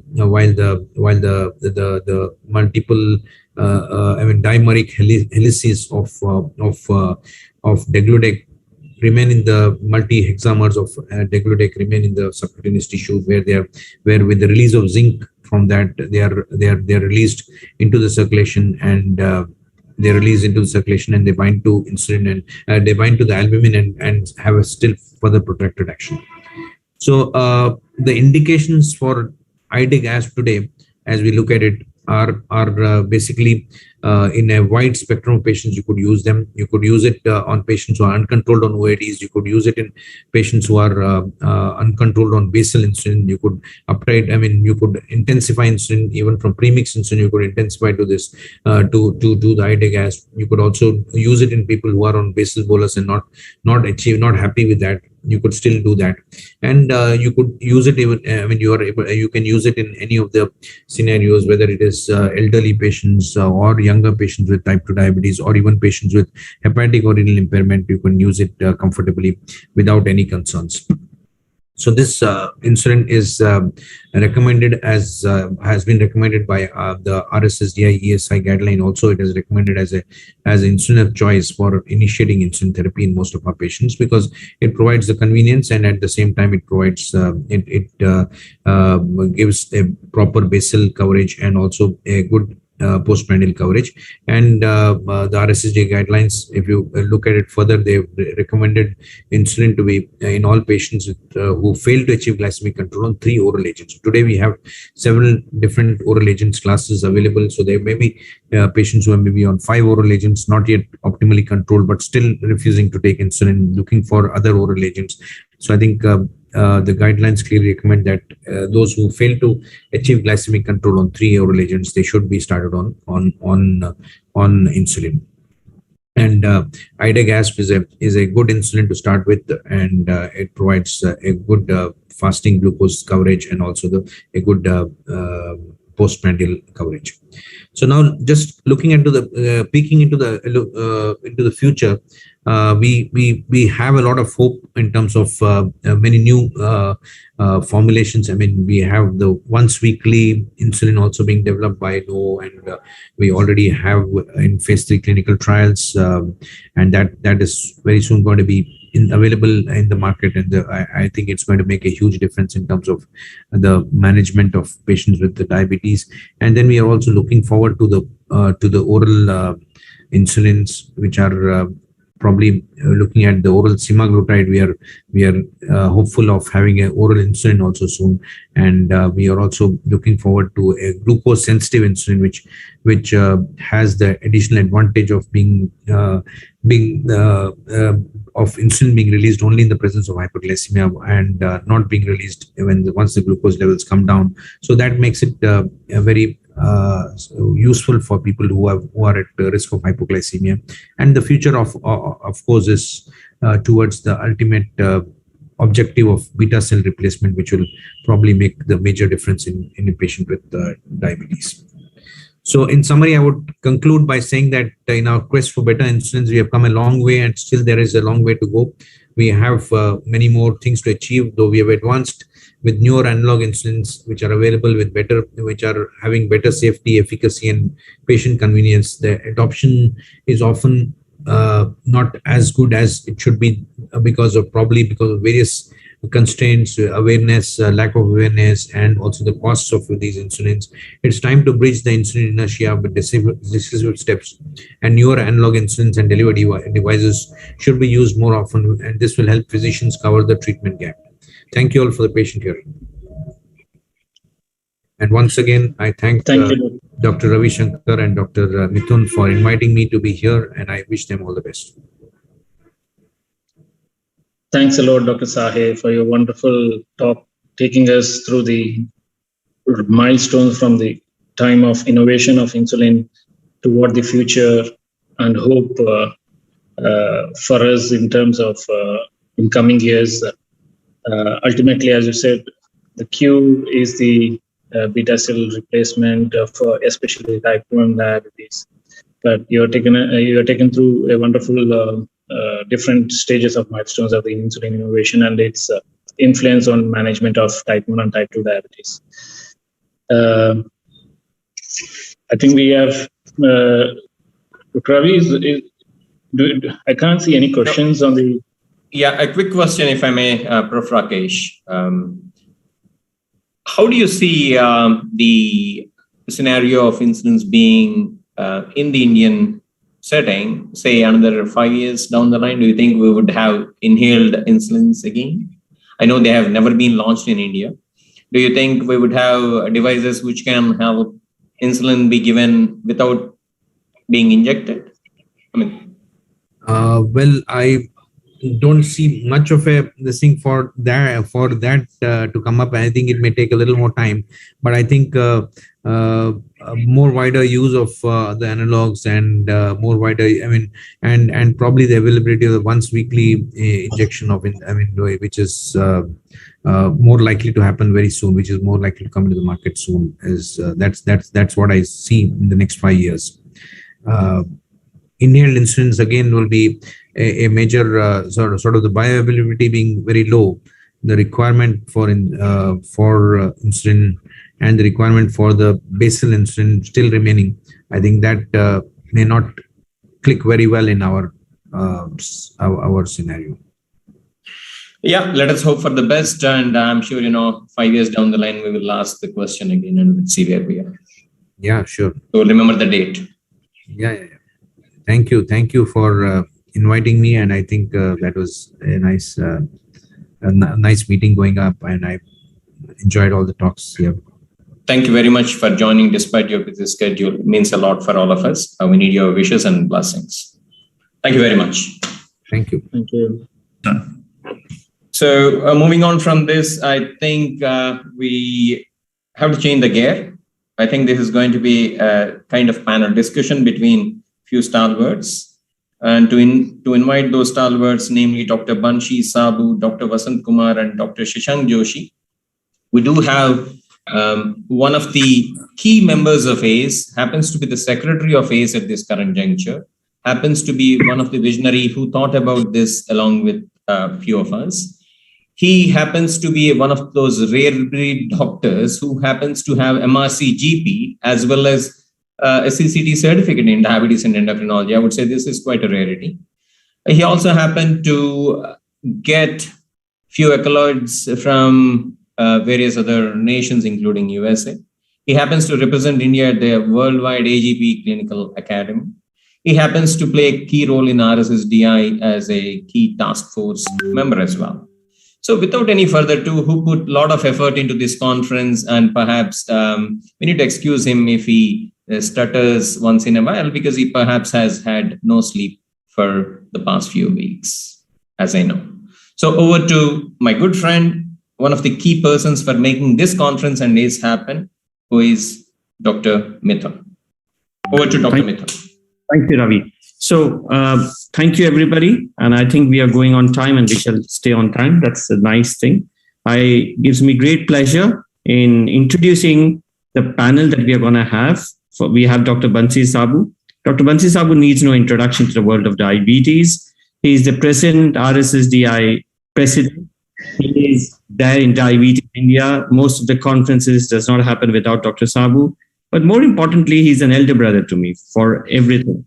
So I invite Dr. Bansi Sabu and to the next, alongside Dr. Bansi Sabu, we have Dr. Kumar sir. Sir is the president-elect of RSSDI. He works in Apollo Hospitals and Apollo Sugar Clinic, Hyderabad. He's a senior consultant physician and an avid teacher, mentor, and a very nice human being who's going to be there with us for the panel. And alongside, we have Dr. Sasank Joshi. Dr. Sasank Joshi is the chair IDA Southeast Asia. He's the president of Indian Academy of Diabetes. He was awarded by Padma Shri by the government of India in 2014. He has been former president of almost all the societies of India that are there, and is a big publisher and researcher that we are going to have together. So we're going to talk about the Defeat Diabetes campaign that RSSDI had initiated. So we're just gonna, it's an open, we're gonna have a discussion with the vision that was behind it and what we're gonna go with it in the future. So first question, just to start off the ball rolling, I'll ask Bansi sir, how did you conceptualize, or what made you think about this campaign? What were the thoughts suddenly? First of all, thanks Mithun for giving me an opportunity. And this Defeat Diabetes campaign, actually we thought of, as we have written a paper that sugar monitoring should be considered as a fifth vital sign. I was along with Dr. Anup Mishra, and that paper was published, and simultaneously we have also seen the paper which was written in Diabetes Care on the similar line that a sugar monitoring should be considered as a fifth vital sign. In India during COVID time, we all seen that like the oxygen saturation is measured and it is known to everyone, and they all started measuring this is an important vital sign, which was not so for the diabetes. And many of our diabetic patients were dying because of mucormycosis. They were getting complications because of diabetes also. And the awareness about the diabetes was very, very poor. So we thought of we should create a nationwide campaign on Defeat Diabetes, on measuring the glucose more often. That was our primary idea. I'm sorry if there is a background noise. I don't know. So that was the reason why we thought of there should be a nationwide campaign of awareness for sugar monitoring. More and more persons, whether they are diabetic or not diabetic, they should monitor their sugar more frequently. Now, those patients who were admitted in hospital during COVID time, they were not knowing their diabetes, first time detected diabetes, or those patients who are in uncontrolled diabetes, their outcome was very, very worse. So for 100 days campaign, we thought of that in 100 days, we will reach to 100 million people by creating a awareness more about sugar monitoring. And we know that 50% of them are not knowing they are diabetic patients also. And that was the complete idea of Defeat Diabetes campaign. We created a task force, and then, every one of you are involved in it. So then multiple ideas came, but that was the primary idea how it was started.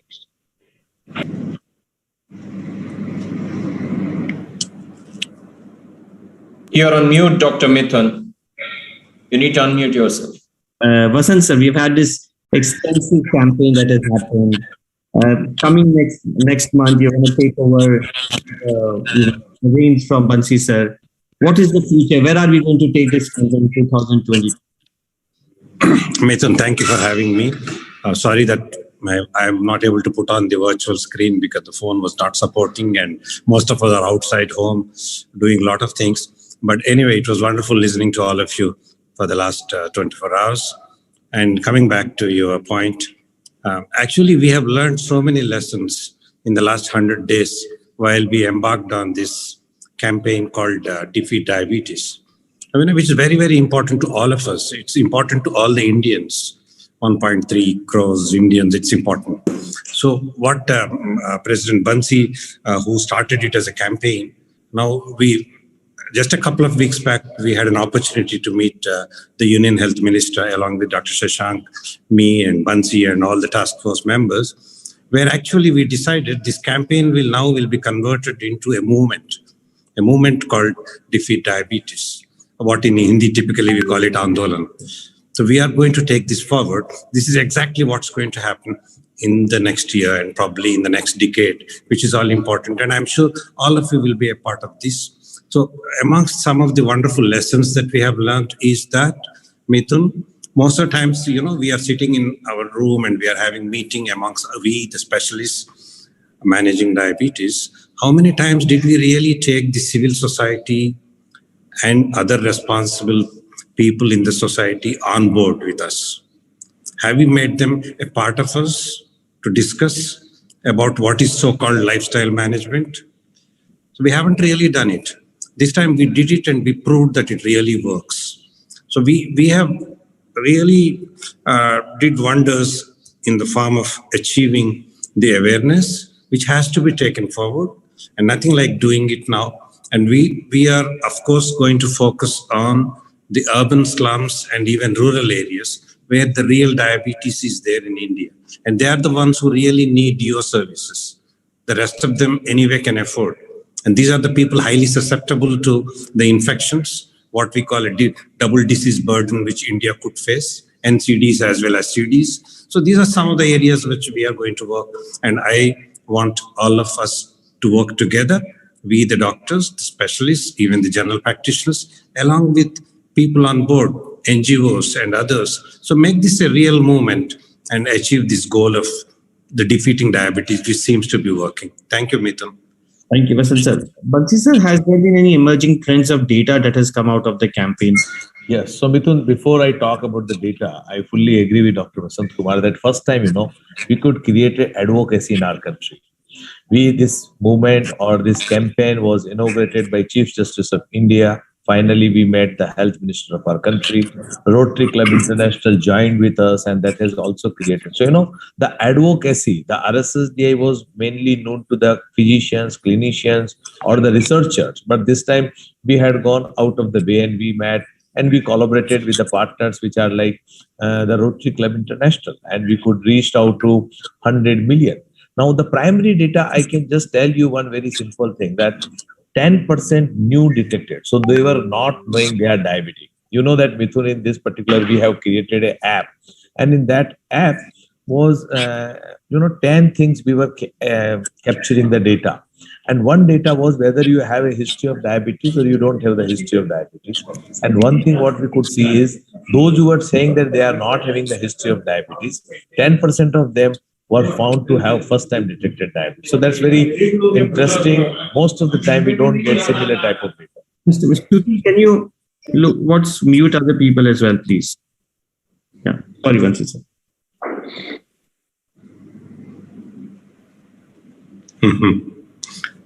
Yeah, Bansi sir, carry on. So I'm sorry for that because there is some background noise. So this is first-time detected new detection of diabetes. More than 200 milligram, 10%. So just we were discussing with our expert team and who was talking about the data. We were seeing that 10% of them were first-time detected diabetes. And this is a big number. I mean, you and me might have done multiple times camps. And this is not the camp where we have invited the people and doing the camp, because more than 10,000 sites were there. And we have not included any sites where having more than 200 persons coming to get the blood reports. I mean, so it was all between 50 to 200, most of the places. We were not trying to get thousands of persons at one place during COVID time.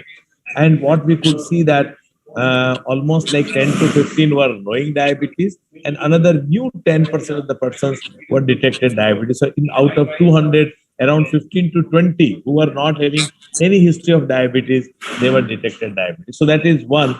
The second part is that is also very interesting, that it is, it is self-reported. What is your obesity? What is your BMI? And what we had seen is that in India overall, even whether person is non-diabetic or diabetic, if you see the BMI and average waist circumference, average, abdominal girth is increasing for everyone. So whether they were detected diabetes or not diabetic, but I can see that all the data, the abdominal girth is now increasing in our country. So the obesity is increasing very, very high. Thank you. Rakesh Sai sir is with us as well. Rakesh Sai sir is an integral part of RSSI as well. This has gone into the age book of records. Sir, your views on that? Yeah, I think it's a very, very, very apt and a good initiative that was taken up by Dr. Bansi and Dr. Vasant Kumar and Dr. Sanjay Agarwal and all of the task force members who have contributed. In fact, every member of RSSJ has contributed across the country. And I think in making this a huge success, the whole effort that was done on 29th September. But apart from that, all the activities that led to this, that went up towards involving more than 100 million people across the country through various social media platforms has really been a huge effort. And I think this is going to make a big difference in terms of increasing the awareness of diabetes in the coming years. I'm sure this is going to make a huge difference. And the results, as we are going to see, Dr. Bansi has already highlighted that there have been a huge, large number of people who were undetected diabetics who were identified by this. And for them, it's really a big difference in terms of knowing about their diabetes and managing it more effectively. And I'm sure we'll know more about this, the results of this in the RSSJ meeting. And I'm sure that will make us all aware about what we need to do further. Thank you. From tomorrow, we have a newer initiative of an extension of Defeat Diabetes campaign. Kaun Banega Diabetes Ka Boss. Do you want to tell us about the campaign that's going to start from tomorrow, Bansi sir? And yes. So, what we have decided last year before RSSDI, as you remember, we have done an Indian Diabetes League, like the IPL. The idea of me and Dr. Vasant Kumar to involve each state at a national level, primarily we want that all 22 state chapters should be involved in different scientific activities as well as awareness activities. We are doing the RSSDA social media bite where all state chapter chair and secretary were also invited for their views on diabetes, on different aspects of diabetes. So what we are doing, similarly, the last year when we have done, it was a 10 days program where 20 state chapters were involved, and it was a debate between 2 state chapters, and 2 state chapter, each chapter have sent 2 participants and 1 state expert. On the similar line, this time we are doing Diabetes Ka Big Boss. So now instead of doing it for 10 days, now we are doing it for 5 days. And each day there will be 4 teams. The 4 states will be North, South, East and West. We are involving them. And from again each state chapter, there will be 2 representation and 1 state expert, and 2 national experts will be also there. And this will be sort of a quiz, question answers, and quiz will be there. So it is like, to teach or educate the doctors, the academics with the fun. That is the primary idea of it. On each day, we are getting the response of the delegates. Almost more than 4,000 delegates have already been registered for tomorrow program. So, for 1.5 hours, 4,000 doctors and maybe another 1,000 or 2,000 will be engaged for that. So that is what our plan is, that before RSSDI, which we are going to do from 11 to 14, this 5 days will be fun with academics. But the finalist we will be inviting at Ahmedabad, where we are doing virtual meeting on Saturday, and the finalist will be there, and we are going to announce a big prize also, the team who will be winning the final, and they will be given the International Diabetic Federation IDF. They can attend the IDF as a delegate if it will happen this year physically or next year physically with the help of RSS. Thank you, sir. Shashank sir is with us as well. Shashank sir, the things have evolved post-COVID. You're there, Shashank sir? Yeah, I'm there. Yeah, so things have evolved with the COVID scenario. There's a hybrid conferences. We are doing virtual conferences, and I think we are doing a lot of cocktails that are there. How can we actually raise the awareness, or what is the future you think that is going to happen, and how can we push the defeat diabetes further up in 2022 with the, the circumstances keep changing? Mithun, thank you so much for this question. First of all, let me congratulate our super dynamic Bansi. He's everywhere, all over. He's a brother to all of us, and I think congratulations, Bansi. And Garu Vasant Kumar, I must thank him also personally. He got the highest judicial body, our Supreme Court Chief Justice, to endorse this Defeat Diabetes campaign. So Garu Vasant Kumar ji, thank you so much for putting this Defeat Diabetes right at the top of India. So I think that's really very creditable for both our leaders. So I think as the change of baton occurs from Bansi to Vasant Kumar ji, the movement has been started. The light has been lit for defeating diabetes. Remember, diabetes and obesity has an ability to bankrupt economies, including India. It's important that we go into a complication-free world.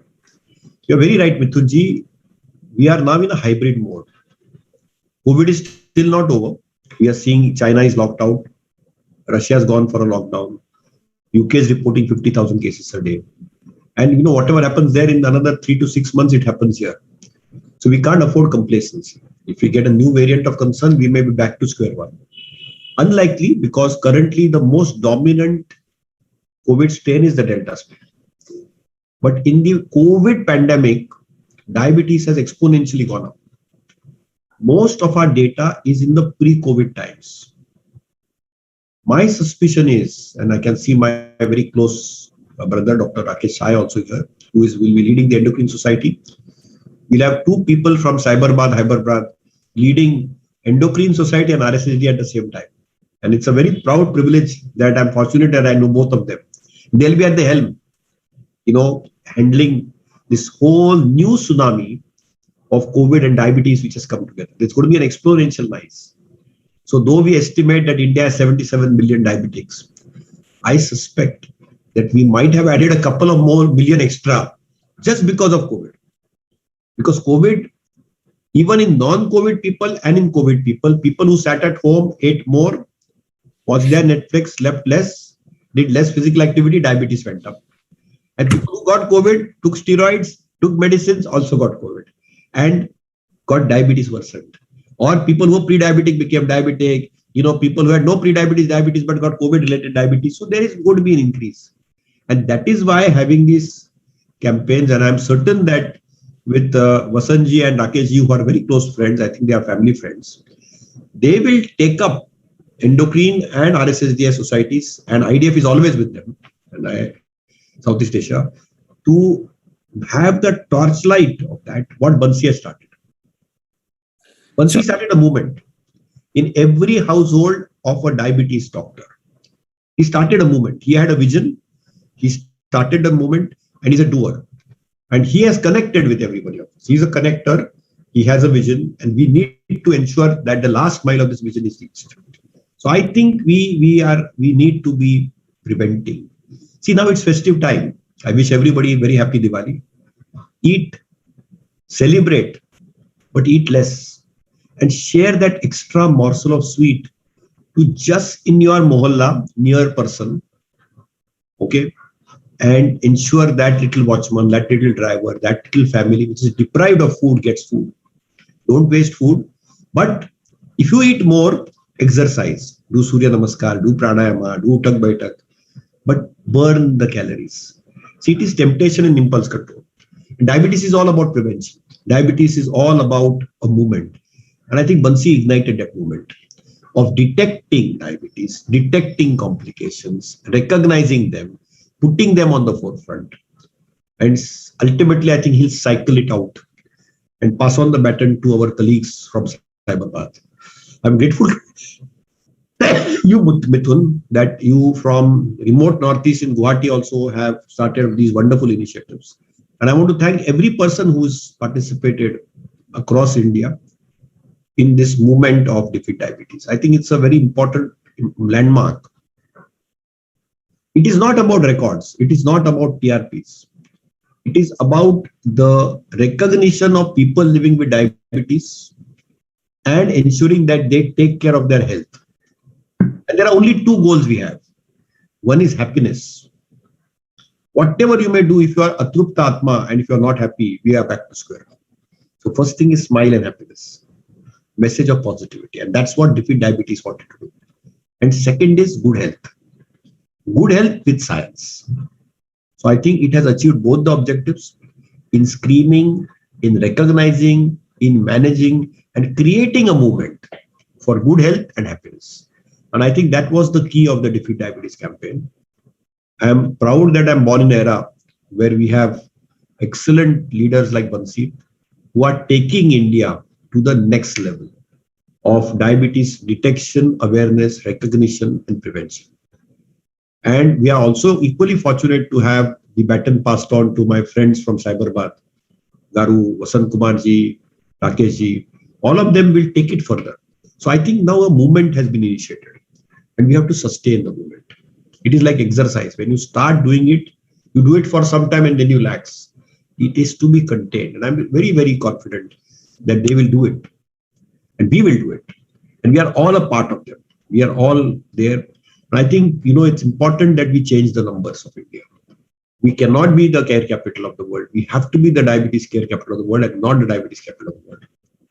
Our threat with China is so real, because we just love our food.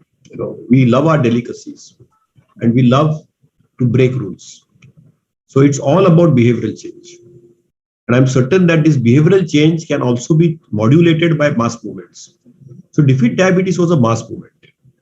It was a movement to ensure that we take people's participation. See, RSSDI's original image 30 years back was a research society of some elite people. And I think that has moved and transitioned into now that it is a society which cares for Aam Janta. It is a society which cares for common man. It's a society which wants to reach to people who have diabetes, people whose relatives have diabetes, and people at large. It reaches to the last mile of every doctor, whether he's a general practitioner, family physician, other specialist, so that they recognize that it is about diabetes. So I think from being a CME education body, research body, it has transitioned from research to education to a public advocacy movement. And I think it has arrived. And I'm certain that we will be able to move it to the Gen Next. I am very confident of it. So I think this is a great opportunity and movement for us. And this is the centenary year of insulin. But IDF has a mission for the next 3 years.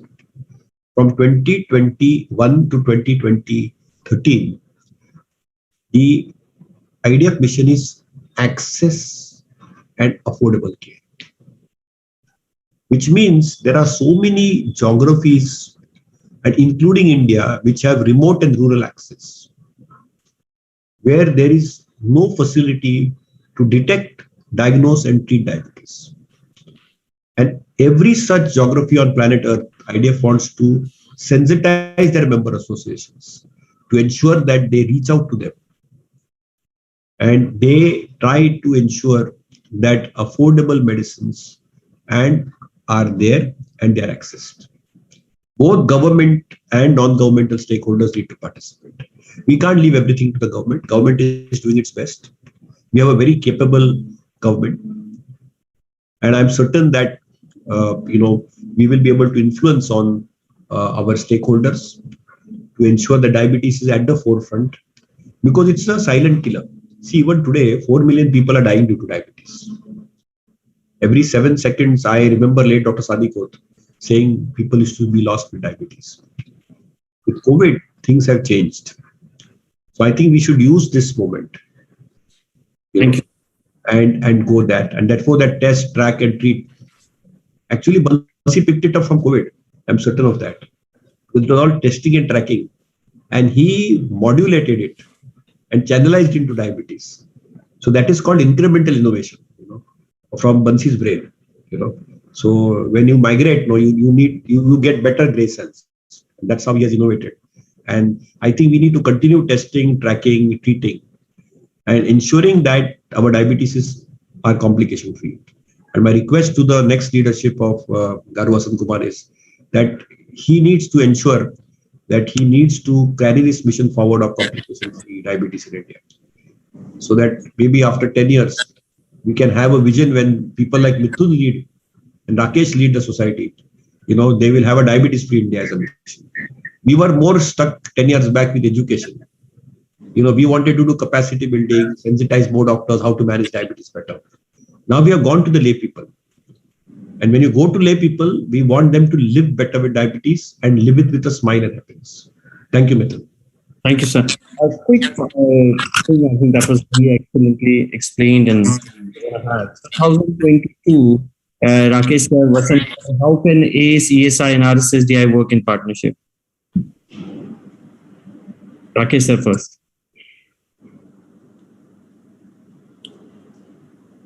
You're on mute, sir. Rakesh, you're muted.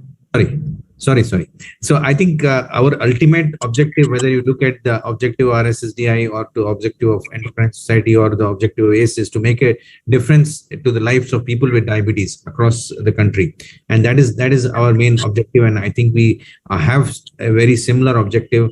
And whether it is through educating the doctors or directly going to the public and making a difference. So that is the ultimate objective is the same. And I think we need to work together and see that we are able to achieve this objective.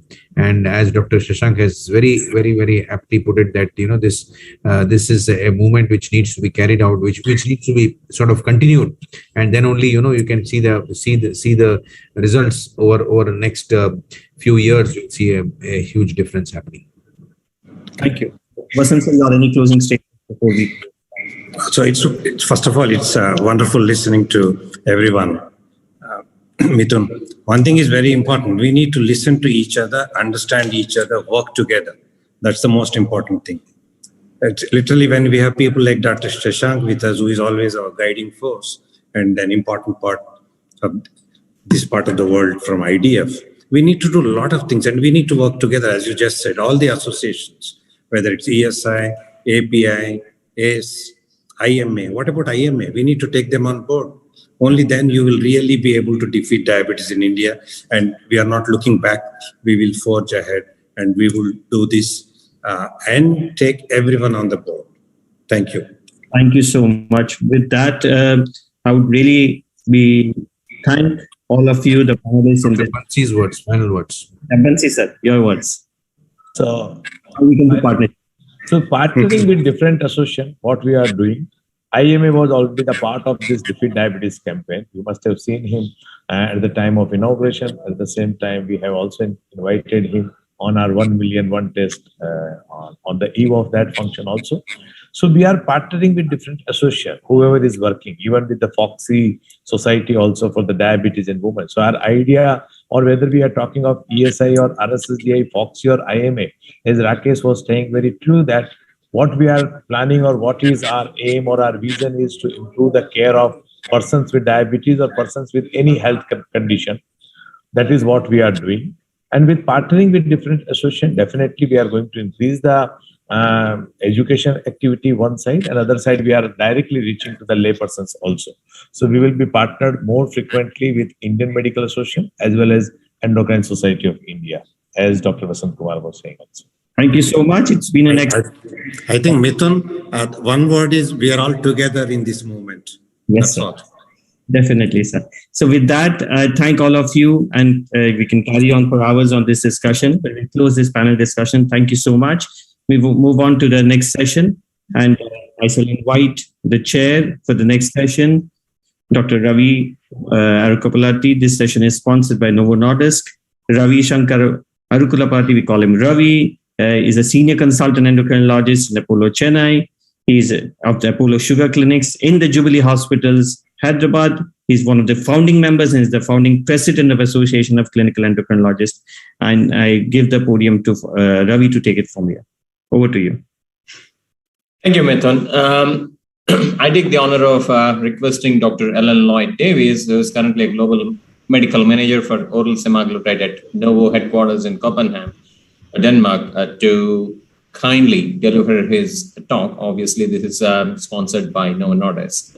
Thank you very much. Over to Dr. L, and you can see all his accomplishments in the slide, which is a very busy slide that itself speaks about him. Thank you very much.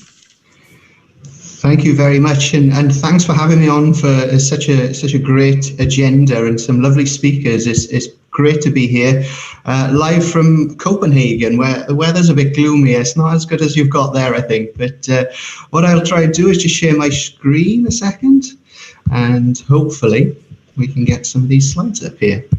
But thanks for such a great talk so far, and I've really enjoyed listening to you guys. It's nice. It's a shame that we can't be face to face in person, but hopefully these times are changing. As you said, there are some peaks and spikes in the UK and other places in Russia, but I think we've got a glimmer of light at the end of the tunnel, haven't we? So what I'm going to give you a quick overview today is oral semaglutide. Now, I believe in India you might be able to access this in the new year, which is really exciting. We've already launched in the US, Canada, the UK, a couple of smaller countries in Europe so far. So you really are quite new to the whole oral semaglutide party, as you will, which is fantastic. And as I said, I'm coming from a GP background. I was a GP for a little over a decade in the UK. So I see diabetes very much from a primary care point of view, and I know you guys are mainly secondary care. But what we're looking at with the role of GLP-1s is really that interface between primary and secondary care.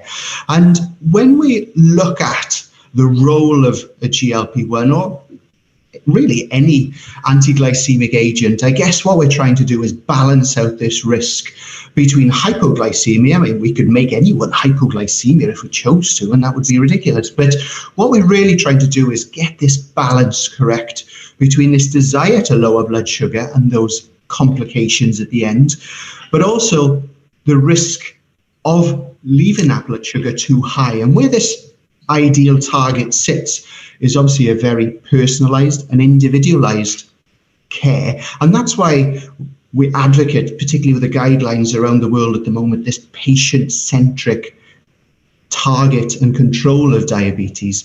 So what is our target at the moment? Well, it depends which guideline you look at, but we're looking at around 7 as the generally considered the best sort of target for glycemic control, 53 millimoles a mole in new money.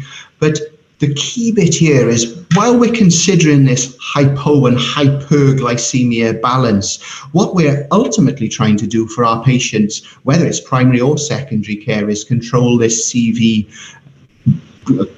sort of benefit, or at least reduce the risks, because it's just not good enough to control glycemia, because as we've seen in the longer trials, or longer ago, so the historical trials like the Accord trial, reducing HbA1c doesn't necessarily equate to good glycemic control. And those of you who remember the Accord trial, what we did there was we controlled HbA1c very aggressively. We controlled blood pressure really aggressively. And what we found is those patients didn't do well long term. And in fact, we increased the risk of those cardiovascular events. So I guess if we're looking forward into the future, and I've said into the new year, what we're ideally looking at is a drug which controls hyperglycemia with very low risk of hypoglycemia, with the added benefit of this CV safety. So that's really where we're coming from. Now, we already know the benefits of GLP-1 receptor agonists from a point of view of the pancreas. We get that decreased glucagon secretion, that increase in beta cell function. So remember the way the GLP-1 works through the incretin effect is by allowing our beta cells to almost rest, if you will. When their beta cells do not need to shift insulin out, they have a rest. And so we see a longer or less apoptosis with beta cells when we have a GLP-1 receptor agonist on board. We decrease GI emptying, and that's slowing of gastric motility, and therefore patients feel fuller for longer. And that, if we go to the bottom left, is also seen in the brain as well. Semaglutide in particular crosses the blood-brain barrier, and therefore we see a decrease in food uptake and therefore calorific intake. This is done by increasing satiety. And so there are lots of ways that GLP-1 receptor agonists work, and we can go into these into a little or as much detail as we want. But what we are seeing from the trials is that ultimately the cardiovascular risk is improved. And what we mean by vascular protection, we see that there's a reduction in inflammatory markers particularly, and we think this is associated around the vasculature and the endothelial cell dysfunction that happens very near to an event occurring.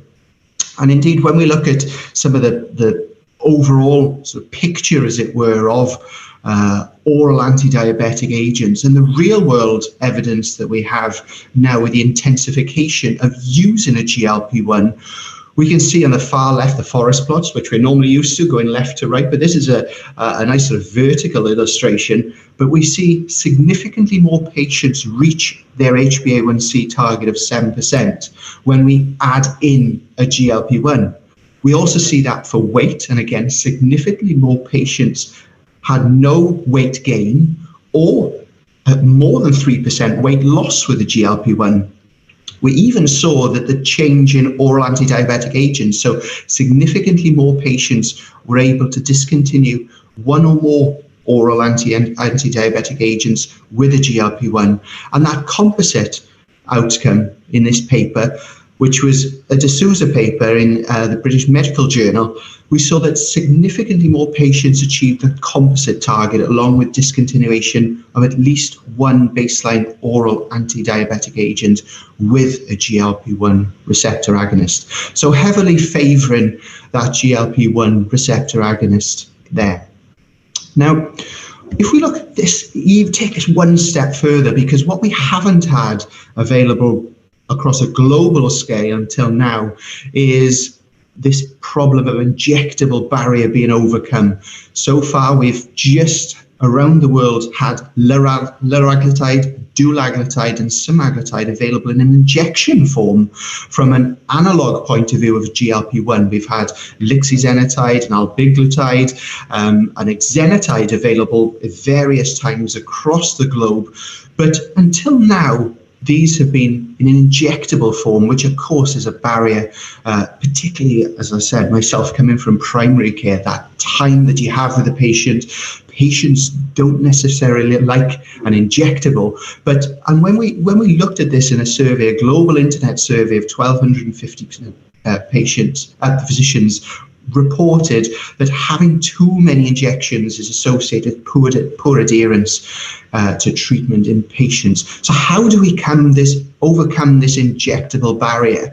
And what we're really trying to do is get this patient-centric approach really at the forefront of how we treat diabetes. And what we mean by that is increasing the convenience. How can we overcome these barriers that, even a couple of decades ago were just a vial and syringe with patients drawing up their own insulin, for example, and then these tailor-made pens became available.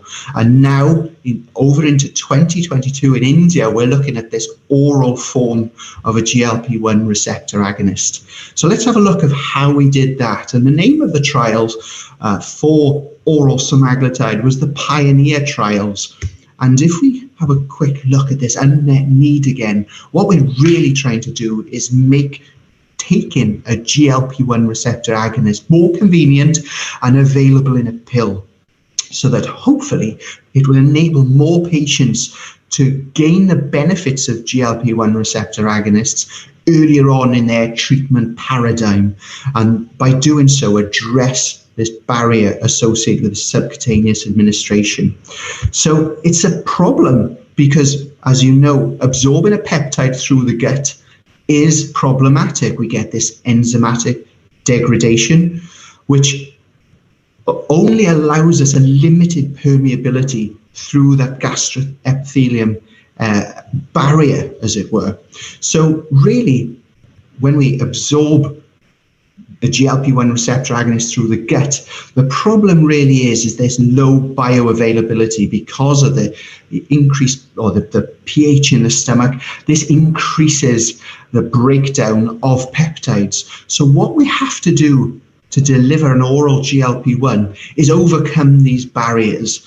And what we've done with semaglutide, and this is the semaglutide molecule, which is very similar to our own GLP-1 that we're making constantly. But as you know, with our own homologous GLP-1, the half-life is 1.5 to 4 minutes, depending which paper you read. So what we have to try and do when we change the molecule is change it from this molecule that has this half-life of 1.5 to 4 minutes to something that lasts a bit longer. And semaglutide has a 94% homology with our own GLP-1, but the half-life has been changed to a week. And how we've done that is by firstly changing a couple of the points during this peptide, and we've changed some of these amino acids. The first we've done is at position 8, which stops this DPP4 degradation. So you know how DPP4 inhibitors work, and we've also inhibited this DPP4I degradation with the molecule of semaglutide. And the other big change that you can see there at the lysine is position 26 is we've added a spacer which allows a very strong binding to albumin. And these changes really allow this semaglutide molecule a half-life to change from those couple of minutes all the way up to 1 week. And that's the first change that we've made. The other change that we made is by adding an enhancer, which we've called SNAC. Now, what SNAC does, and it binds to this molecule of semaglutide, it enhances semaglutide oral availability by allowing this semaglutide molecule to be absorbed across the gastric epithelium. So this is now absorbed in the gut using this absorption enhancer SNAC, and its formal name is sodium Na2 hydroxybenzoyl aminocapronate, but we've shortened that to SNAC. So essentially what we've got is this absorption enhancer bound to this semaglutide molecule, which has a half-life of a week. So very clever stuff. These clever people in the labs have come up with this very clever molecule and SNAC binding next to it. This increases the bioavailability up to 1%, so it's still not very much, meaning we still have to give a large amount of semaglutide compared to our subcutaneous version, which isn't licensed in India, but we still have to give quite a large amount of semaglutide because remember 99% of it is still degraded in the gut. But that 1%, that crucial 1%, allows us to get great efficacy, which we'll see now. So what we've done to look at the trials, we've looked at the Pioneer program, which are in total 24 clinical trials. We're still ongoing and they're still recruiting in some of the Pioneer 12 trials. But so far, we've looked at the phase 3 trials of 10, of which 9,500 patients were enrolled. And of course, because they're double-blinded randomized trials, 5 or just a little over 5,000 have been exposed to oral semaglutide in the Pioneer program. Remember our SUSTAIN program, which looked at subcutaneous semaglutide, they also looked at thousands of patients, but in the subcutaneous form. But in our Pioneer program, we've looked at the oral form.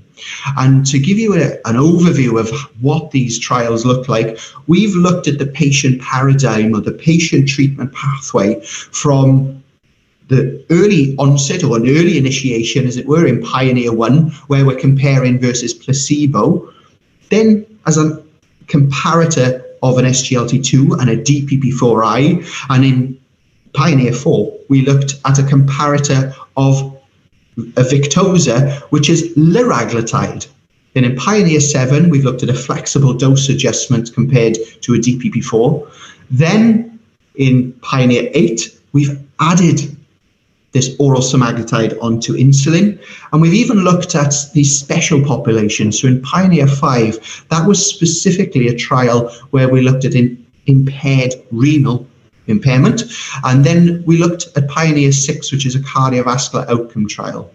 We've also got some Japanese trials ongoing and some China trials ongoing. And we've also got a long-term cardiovascular outcome trial called SOUL, which we've got around 750 to 800 Indian participants in that trial. And if we give a broad overview of the efficacy of oral semaglutide in these trials, and to give you an idea of the dosing and the dosing conditions, the first dose the patients would start on is 3 milligrams for a month, and that's an initiation dose. Then they would go up to the first treatment dose, which is 7 milligrams for a month. And then you've got the option of going up to the 14 milligrams thereafter. So there are 3 doses, but only the 7 and 14 milligram doses are the ones which we use to treat diabetes, as it were, type 2 diabetes, which it's licensed for. The 3 milligram dose, as I said, is just this initiation dose. But if we look at the 14 milligram efficacy, which is that high dose of oral semaglutide, you will see that the 14 milligram dose, when we compare to placebo, we get a 1.5% HbA1c reduction with semaglutide 14 milligrams compared to 0.1 with placebo in that Pioneer 1 trial. If we compare to empagliflozin, 14 milligrams gets a 1.3% reduction, and we see a 0.8% reduction with empagliflozin. Versus the DPP-4 inhibitor, sitagliptin, we see again a 1.1% HbA1c drop with oral semaglutide compared to 0.4% with sitagliptin. Versus liraglutide, so this once daily GLP-1, we saw a 0.9% reduction in the high dose of liraglutide. Compare that to oral semaglutide, we saw a 1.2% HbA1c reduction. Pioneer 5, as said, was this impaired renal function, and even in our renally impaired patients, so that's with that's with a renal impairment between 30 and 59 EGFR, we still saw a 1.1% reduction in those patients with impaired renal outcomes, as it were. So where we see that efficacy tapering off with SGLT2s because of the way that SGLT2s, the clever way that SGLT2s work with excretion of sugar, of getting rid of that glucose, because oral semaglutide is not renally excreted, we do not have the same problem of needing that renal function to be optimum, to see optimum glycemia or glycemic control. Pioneer 7, as I said, was that flex dosing, and Pioneer 8 is when we added on oral semaglutide to somebody who's already on a baseline insulin. And what we saw there on that top dose of 14 milligrams was that 1.2% reduction. So fairly consistent HbA1c reductions across the board against all comparators. And if we looked at those patients who achieved that crucial HbA1c of 7% target, again, across the board, and we're looking at the sort of dark blue, the navy blue colors here, we see that 80% in Pioneer 1 achieved that 7% target, 72% versus 47 in the empagliflozin trial, that Pioneer 2 trial. But you can see right across the board, we got a large proportion of patients achieving that glycemic target of 7%. Now, if we look at patients who have this HbA1c starting point of over 9%, so these are patients in the trials that had particularly poor control. their starting point was over 9%. The mean baseline starting point in the Pioneer trials, depending which trial you looked at, was about 8.1, 8.2. However, if we just focus our attention on patients who had the starting point of over 9%, we saw there in the Pioneer 1 trial, we saw an HbA1c reduction of 2.6%. with those patients who had that HbA1c starting point above 9. And again, across the board, you can see that the HbA1c reduction in these patients was around that 2% mark. Now, looking at time in range, because as we said at the beginning, it's not just good enough to say, let's drop that HbA1c. What we want to see is time in range. We don't want to see hypoglycemia. We don't want to see hyperglycemia. And so what we've done in the Pioneer 2 trial, remember this is versus empagliflozin, we looked at time in range. And what that means is when we took those readings during the trial, we could then assimilate this to time in range of patients who were in control for a certain amount of trial time. And if we look at that 38 weeks or more perspective, we see that 46.2% of patients, this is the far right-hand graph, 46.2% of patients in the oral semaglutide arm remained in control for 38 weeks or more compared to empagliflozin, which had time in control of 27.6. And you'll see throughout the trial, we saw a greater time in glycemic control in the oral semaglutide arm compared to empagliflozin. Looking at body weight, again, we've said about the benefits through the GLP-1 receptor agonists of body weight. And what did we see from a body weight perspective in these Pioneer trials? And if we look at the Pioneer 1 as a start, remember this was against placebo. So even in the placebo arm, patients were given diet and exercise advice. Those patients dropped their body weight by 1.5 kg, whereas in the oral semaglutide arm, they reduced their body weight by 4.1 kilograms. If we look at Pioneer 2 with empagliflozin as the comparator, those patients on empagliflozin dropped their body weight by 3.8 kg versus the 14 milligrams of semaglutide, they dropped their weight by 4.7 kg. And you'll see right across the Pioneer program, we saw efficacy and weight loss, which is favorable versus all comparators. If we focus on the Pioneer 4 as an example, the once daily injectable liraglutide, again, we saw favorable outcomes in favor of oral semaglutide versus the once daily injectable liraglutide. And even when we add on to insulin, remember patients who are already on insulin, they're already trying to combat weight gain of insulin. And indeed, if we look at the comparator, the placebo, those patients gained 0.6 kg during Pioneer 8 program, whereas those patients or those trialists that were on oral semaglutide reduced their body weight by 4.3 kg. Now, proportions of patients achieving a body weight loss of over 5%, again, versus all comparators on this bar chart here.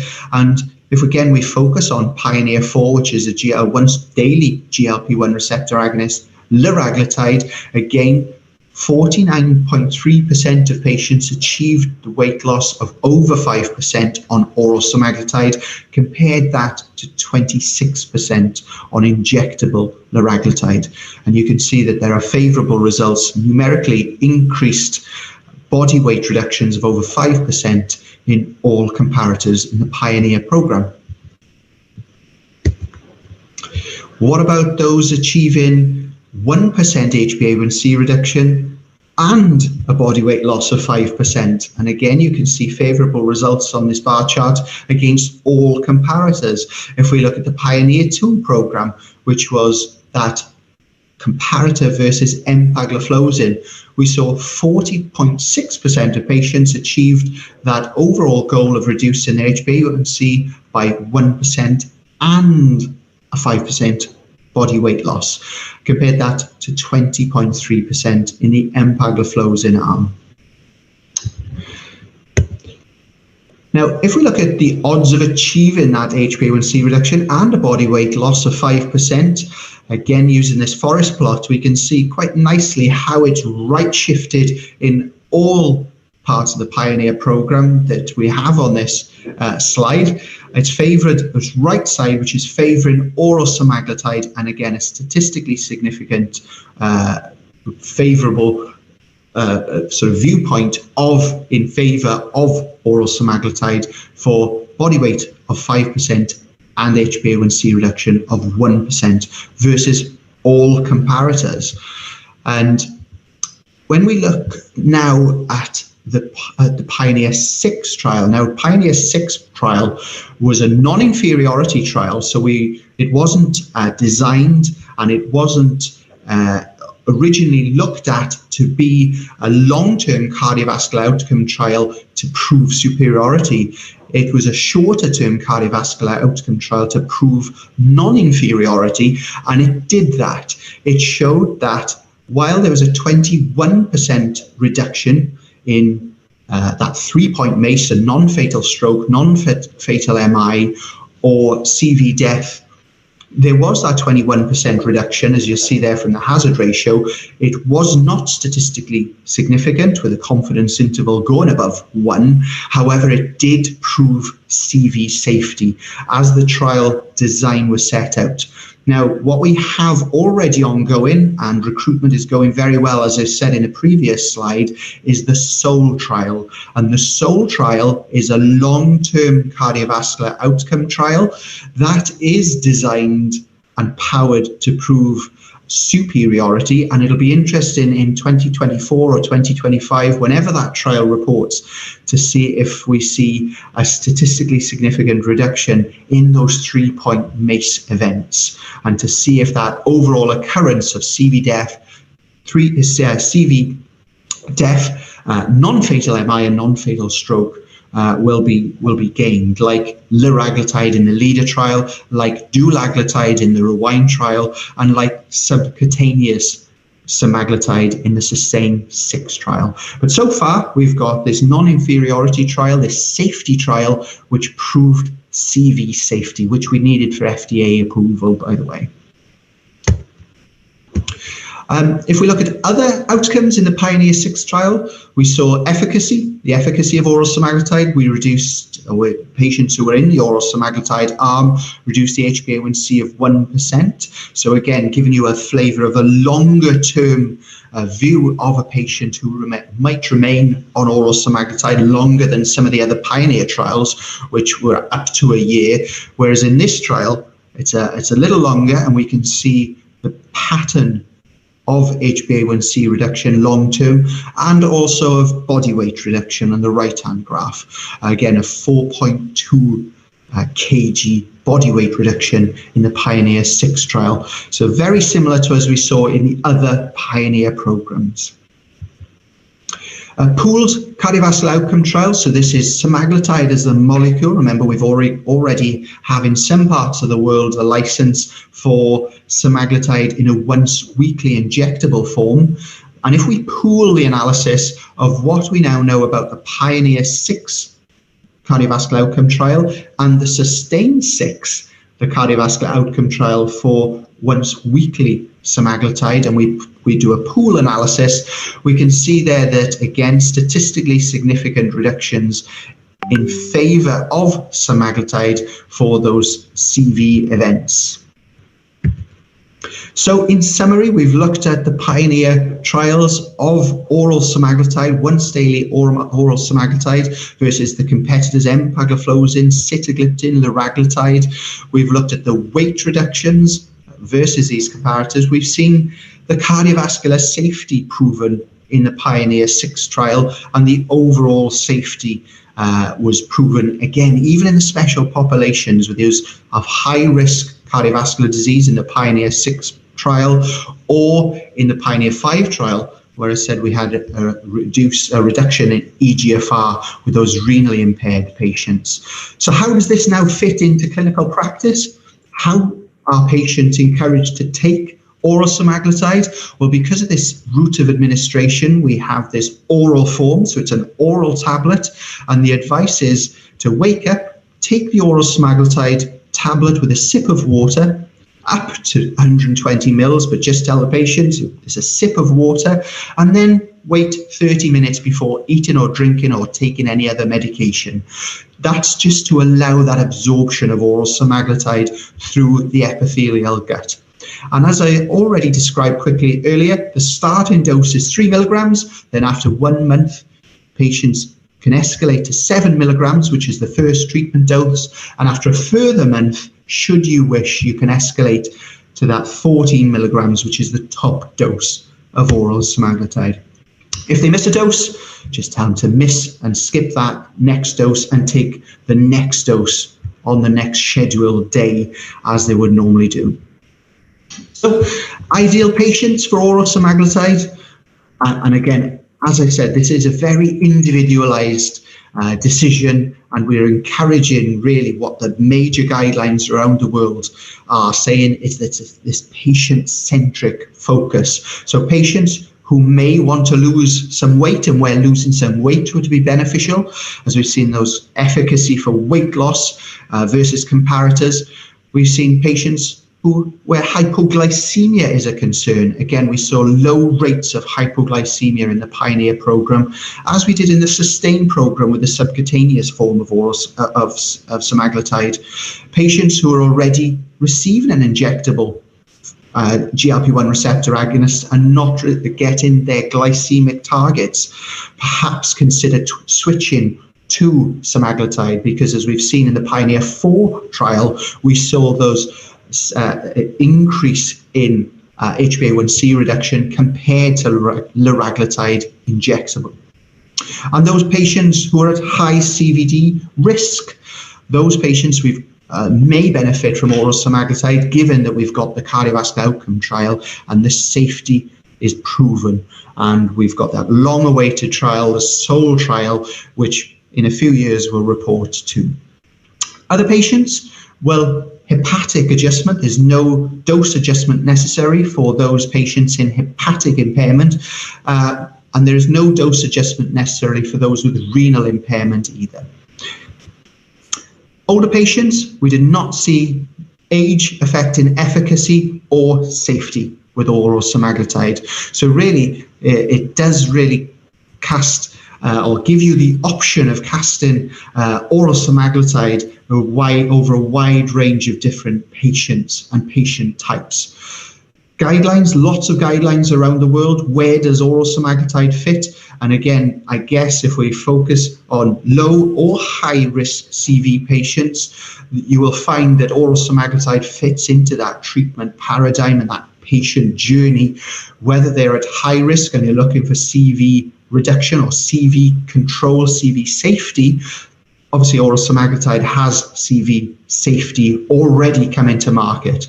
If we look at those at lower risk, where you might see patients who want to control weight or HbA1c, and that's their main focus, obviously we've seen the efficacy for oral semaglutide and their benefits there. So a wide range of patients may benefit from oral semaglutide. And as I said, we did not see any increase in CV risk when we added oral semaglutide to even those patients who are at high risk in the Pioneer 6 program. No dose adjustments, as I said, and it's not recommended for end-stage renal disease, so that's those with the EGFR of less than 15, but there's no dose adjustment necessary down to that EGFR of 15. So if a patient has an EGFR above 15, you just start in a normal dose regimen, as we just described, 3, 7, and 14 milligrams. So in summary, we've seen the GLP-1 receptor agonists are effective medications, but obviously we've got this barrier of crossing that epithelial cell membrane. Oral semaglutide, we've got this breakthrough of adding SNAC and this molecule now is allowing absorption through the gut to reduce HbA1c, reduce weight. Remember, it's not licensed as a weight loss product, even though we've seen great efficacy from a weight reduction point of view. But we have seen HbA1c reductions of up to 1.5% and body weight reductions of up to 5 kg in our trials. And oral semaglutide has been found to reduce HbA1c more than SGLT2 in the Pioneer 2 program and a DPP4I in the Pioneer 3 program. And when added to one or two oral drugs, it reduces HbA1c when added to someone who's on a baseline insulin therapy as well. We've looked at the data for patients with a high HbA1c starting point, so those over 9%. And in those patients, we've seen an HbA1c reduction of up to 2.6%. And as I've described in the Pioneer 6 program, oral semaglutide has already got that CV safety proven. And that potential going forward into newer trials is exciting. And what we'll find in the SOUL trial up into 24-25, we're really looking forward to see the results and to add to our wealth of knowledge of how the GLP-1 receptor agonists as a class can really help our patients reduce those risks, those CV risks, and those long-term micro and macrovascular complications. So in a nutshell, efficacy of oral semaglutide has been established. You've got it coming to market into the new year, and it really does fit into many patient categories, whether they're early on in their treatment paradigm, or even if they've got established cardiovascular disease, we have that CV safety already proven. Thank you very much for your attention and allowing me to be part of your fantastic program today. And I'm happy to take any questions, but I know we are short of time too. So if you have any questions and you don't want to voice them on here, please forward them to advs@novonordisk.com or reach out to any of your local colleagues. But thank you very much. Thank you very much, Dr. Alan Davies, for taking out the time to be here. Really appreciate sticking on to the time as well. I don't think there are any burning questions, but there are two over there.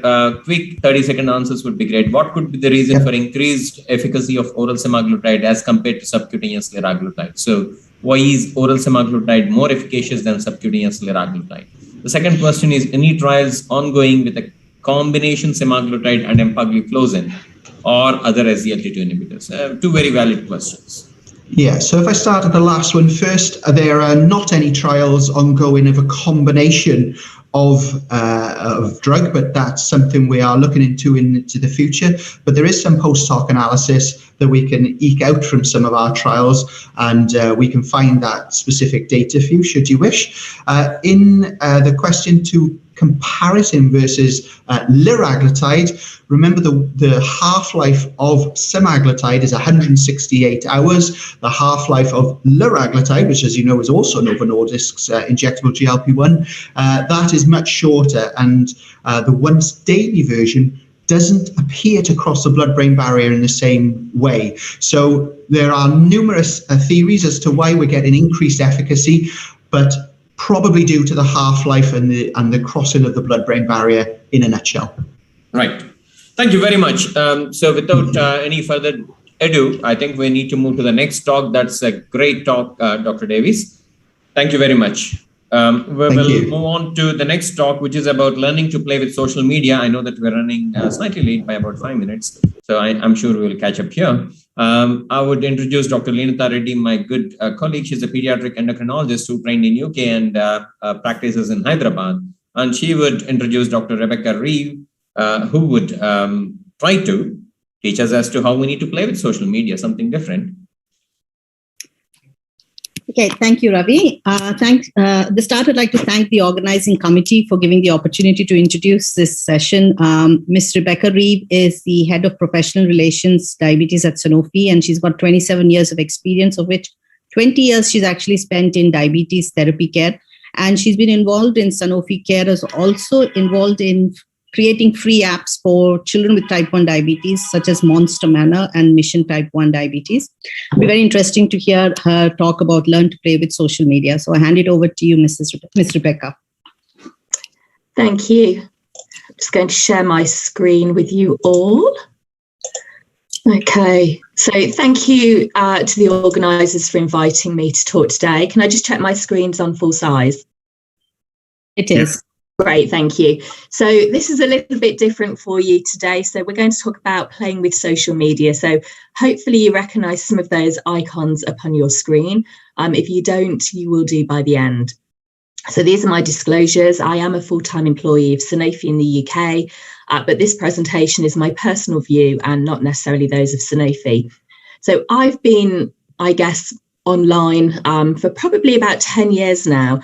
And the reason I got online and started to look at this whole world that exists online was because my mum told me she was on Twitter. And I thought, my God, my mum's on Twitter. What's she doing somewhere where I'm not? So this isn't a place for just young people. People are online for many reasons. And that's globally and across all age groups and across many different platforms. So no talk would be a talk without a definition at the start. So social media, it refers to the interaction among people in which they create, share, and or exchange information and ideas in a virtual world. And all this is having a conversation online. And when we talk about networks, these are just nodes of people who are connected through different relationships. And those relationships online can include sharing as well as learning from others. So just some facts and figures to let you see how big this world is. So in India, the number of social media users was 518 million in 2020. But by 2040, this is expected to be 1.5 billion. At the moment, Facebook has the highest traffic. So 78% of all users are on Facebook. Instagram and YouTube are following slowly behind. They're at 9 and 6.9% respectively. And you can see the full breakdown there on the right-hand side. You are slightly below the number of hours in terms of use on social media than global average. So the average per Indian user is 2.4 hours a day, whereas globally that's 2.5. At the moment, your teens and adolescents constitute 31% of total social media users.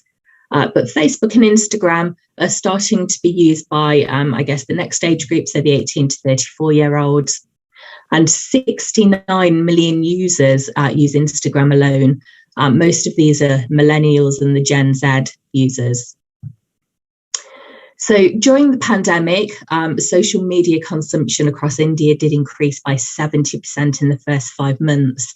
And there was a 45% increase in postings on Instagram, Facebook, and Twitter during this same period. And amongst teenagers, Instagram was what they were using, and this was the most widely used application during the pandemic. So why are we here talking about social media and why in healthcare? Well, the potential of social media is big and it is getting bigger. And it doesn't really matter whether you want to engage or not. It's there and it's being used by your colleagues and by your patients. Many of your patients are already in this space. And the reason that they're there is they're looking for help, support and advice from their peers and from people who are going through exactly what they are.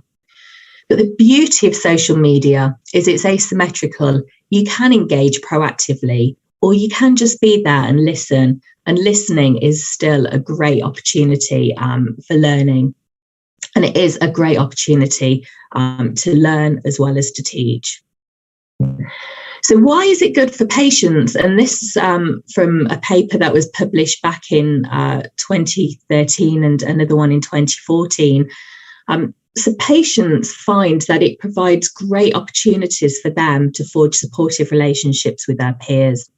And as we all know, self-care is an integral part of diabetes management. And people with diabetes can learn a great deal from their peers who have built up expertise in self-management through their day-to-day living. And the development of interactive social networks online has enabled people with diabetes to create supportive online communities and share information about their experiences of living with diabetes. So healthcare professionals should really be prepared to embrace and empower their patients with diabetes and share and signpost these online resources to them. So let's look at why it's valuable to you as a medical professional. It really does allow you to access information and services 24/7 around the globe. Many years ago, I used to sit every week and go through all of the journals and see which papers I wanted to read. I now do this by following that journal on their Twitter feed, and it's very easy to then flick through. The links are often there, and I find this is a much quicker way, as do many of your colleagues, to keep up to date with what's being published. It does allow messages to a new audience. So it may be that you've got health messages that you want to deliver, and it may enable you to get them to people who wouldn't normally attend your clinics. Some patients don't like to engage in traditional medical settings, but they're very happy to share their whole personal history, warts and all, online with others. For you as an expert, it can allow you to become visible and become positioned as that expert. It's very quick and easy to get yourself set up online and to create your personal profile and to start posting and become that expert online. And it's very cheap and an efficient way of doing it. It enables you to build professional colleagues, with connections with those, and network, and to meet new people online.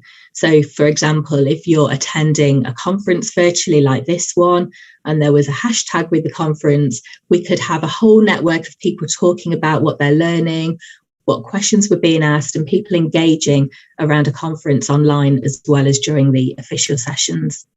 It's a really fast and low-cost means of communication, and it gives you a direct voice into the community.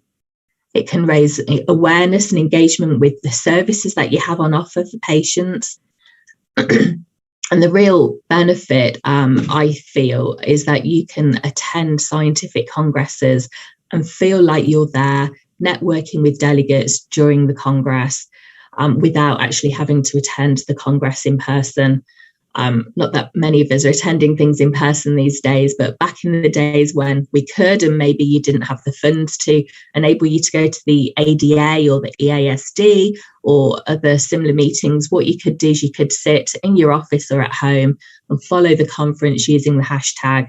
So I'm just going to share a bit of what that might look like to give you an idea. So this is from the recent ADA. So the ADA hashtag is ADA 2021. So each year has a unique hashtag. And if you were to look and Google that hashtag, you would be able to find all of the conversation that happened where people who were attending the conference or weren't attending the conference, but just wanted to engage with people, use the same hashtag. So we use hashtags so other people can find our tweets and other people can engage with tweets of a similar topic. So this is people who want to engage around the ADA. If you are wanting to use tweets to find things, so if you're interested in diabetes and psychology, you may come across this one. So you would put into Twitter, hashtag diabetes psychology. And even if you don't follow this particular physician, all of the tweets where people have used this hashtag would come up. So you can find the things that you're interested in. This was if you were to put in diabetes and retinopathy, you would find all the different people who are talking about diabetes and retinopathy and see what they're talking about. So if you are in this space, it gives you a really good opportunity to find out who else is interested in the same topics as you, and see what they're talking about. So you can use Twitter very easily. So you can search people who you do or you don't follow from anywhere in the world and see what's happening. And this really allows you to build your network of people who are like-minded and interested in the same things so that your feed then becomes interesting and relevant to you. There's a huge movement at the moment called Language Matters. So again, you could use the hashtag Language Matters and look at who is talking about language matters. So Here, Dr. Chitra Salvan attended a Global Language Matters Summit a couple of weeks ago online. This was the summary from that.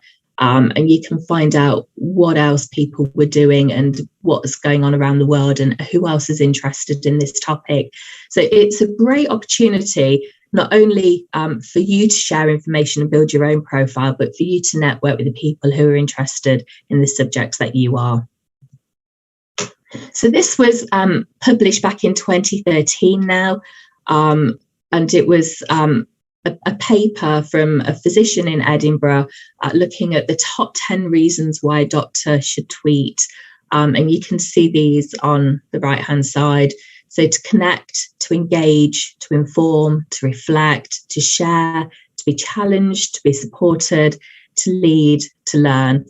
And many of you might be sat there concerned about what might happen if you get online. What if your own patients find you and you don't want them to be following you? And all of these things are very real concerns that many physicians do have. But I think this is a really nice quote from the author of the paper. If you respect your patients and your colleagues, you have little to fear. You should feel excited that you can now easily tap into a global community who can help you to be a better doctor in a better system with your patients. So anything good always does come with risks, and it would be remiss of me not to talk about what the risks of social media are to the medical professional. So when you are online, and maybe you are on Facebook, Twitter, Snapchat and Instagram and the whole lot, and just in case you don't know, there are apps you can download that allows you to be on all of these different platforms, but just post once and your post goes to all of the platforms at the same time. So there are many free apps out there. The one that I like to use is called Hootsuite. So that's Hoot, H-O-O-T, Hootsuite. And there are also apps that allow you to schedule posts that go out, so you don't physically need to be online to do it. You can set it up and have them going out on a Monday morning or a Friday morning or whatever you want to do. But moderation and monitoring, it can take time and it can be a full-time job if you are very into this and want to see everything that people are tweeting or posting. The permanency of the internet in your digital footprint is very important to think about. And if you are new to this and you do decide to set up a Twitter profile after this, really have a think before you put anything in there. Do you want this to be a professional profile where you just talk about professional things, or is this a personal profile? And don't let the two mix. Because what you don't want to be doing is posting, holiday snaps of your family and things you're doing in your personal life where patients may be able to find that. So once you've posted something and somebody likes it or retweets it, it's very difficult to get this back and it will be there forever. Think about your professional boundaries. So what is it you do want to share about yourself, and make sure it's information that you want to share that is okay to be in the public domain. Remember, there is no obligation to meet patients online. If a patient does follow you who you don't want to follow back, you don't have to follow them back. If somebody engages with you online, you do not have to engage back. You can just ignore these. So really, treat this as you would your real life. If a patient was behind you in the queue of a supermarket, you wouldn't have a consultation necessarily there, and just the same online in the public domain. There is a risk that social media may exacerbate health inequalities. There's also lack of relevant expertise. Nobody learned how to use this new tool when you were at medical school. There's also the question around, is interacting with patients online ethically acceptable? Obviously, this paper was written in the UK, and so the physicians there are under GMC guidance, but there are rules that the GMC poses in the UK, so physicians ought not to post anonymously and should identify themselves by name.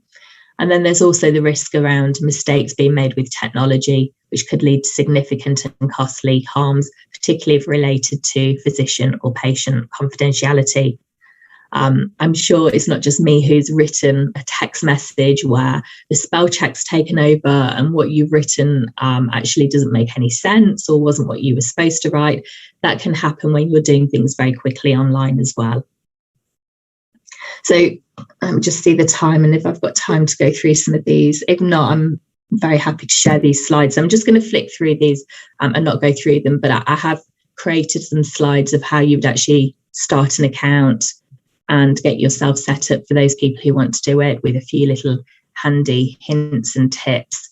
So just to summarize those, and as I say, I'm happy for people to have these slides. If you're online and you set up an account or you're already there and you just want a bit of help of how to get yourself noticed, what you want to be doing is posting regular tweets and posts of interest. It doesn't matter yet if people don't follow you. If you use the hashtags correctly, people will find what you're tweeting about. And when they find that and you're writing things of interest to them, they will start to follow you. It's really useful to include links to other sites, blogs and pictures. That's a way of getting across more information. Another good tip is to add in other relevant tweeters, Instagrammers, YouTubers who do have big followings. So you could pick a few of the people, include them in your tweet and maybe ask a question, because then if they respond, all of their followers will see, they'll have a look who started the thread, and then they might start following you as well. Also good to ask people questions directly. And this can be really useful if you're thinking about your own service and what you're currently offering, and is it of value to the people that you're serving. So you could ask people questions directly about the services. So here's an example, a couple of examples here. And then I would tend to retweet things that are of relevance and interest to your profile, so that you can start to build up a picture of who you are. So when people might find you through a hashtag, they will have a look at some of your past tweets. And if you're tweeting about the things that they're interested in, they will follow you and start to retweet you as well. And it's also useful to start engaging in conversations, and maybe where people are asking questions, help them out and provide signposts to answers. So they're just a few little tips of how to maintain your network and to build it up once you are online. So just to let you know that you won't be alone if you go online. I had a quick search last night and found some of your colleagues across India who are also endocrinologists. So we've got a couple of people here who are tweeting about diabetes related and endocrine matters. So they might be people who you want to start looking at, seeing who they follow, and then start to build up your own network of who else you can follow. So I think I've hopefully got us back to time. So just to summarize, social media is here to stay. It can be a very valuable and efficient way to stay connected with research colleagues, to learn and to teach. People who live with diabetes and other chronic conditions do find it a really valuable tool to support their own education, self-management, and to provide or receive peer support. If you want to connect with your patients, use the platform they're using. So if you do a young adult clinic, you want to be looking at Instagram rather than Twitter. Medical professionals currently are on Twitter, and the more people we have on Twitter who are medical professionals, the more that this platform and this network will be policed and information will be correct that's posted on there. And just to let you know that there are other closed social networking sites for medical professionals that you may prefer to use rather than ones that are in the public domain. So hopefully that was useful and a bit different this afternoon, and I'm going to stop sharing now. Thank you, Ms. Reed. It was an interesting talk about social media, especially about the being careful on social media. And I think those are quite important because most of us forget when we're busy with social media. At the moment, I don't think there are any questions, but if there's anyone who wants to ask any questions.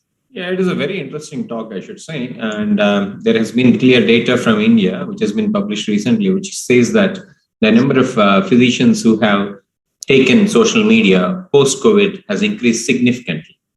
Significantly as in really significantly. Probably they got the time at that point and they took over to social media thinking, look, let's actually do something meaningful when they were stuck in their own homes or doing less things outside.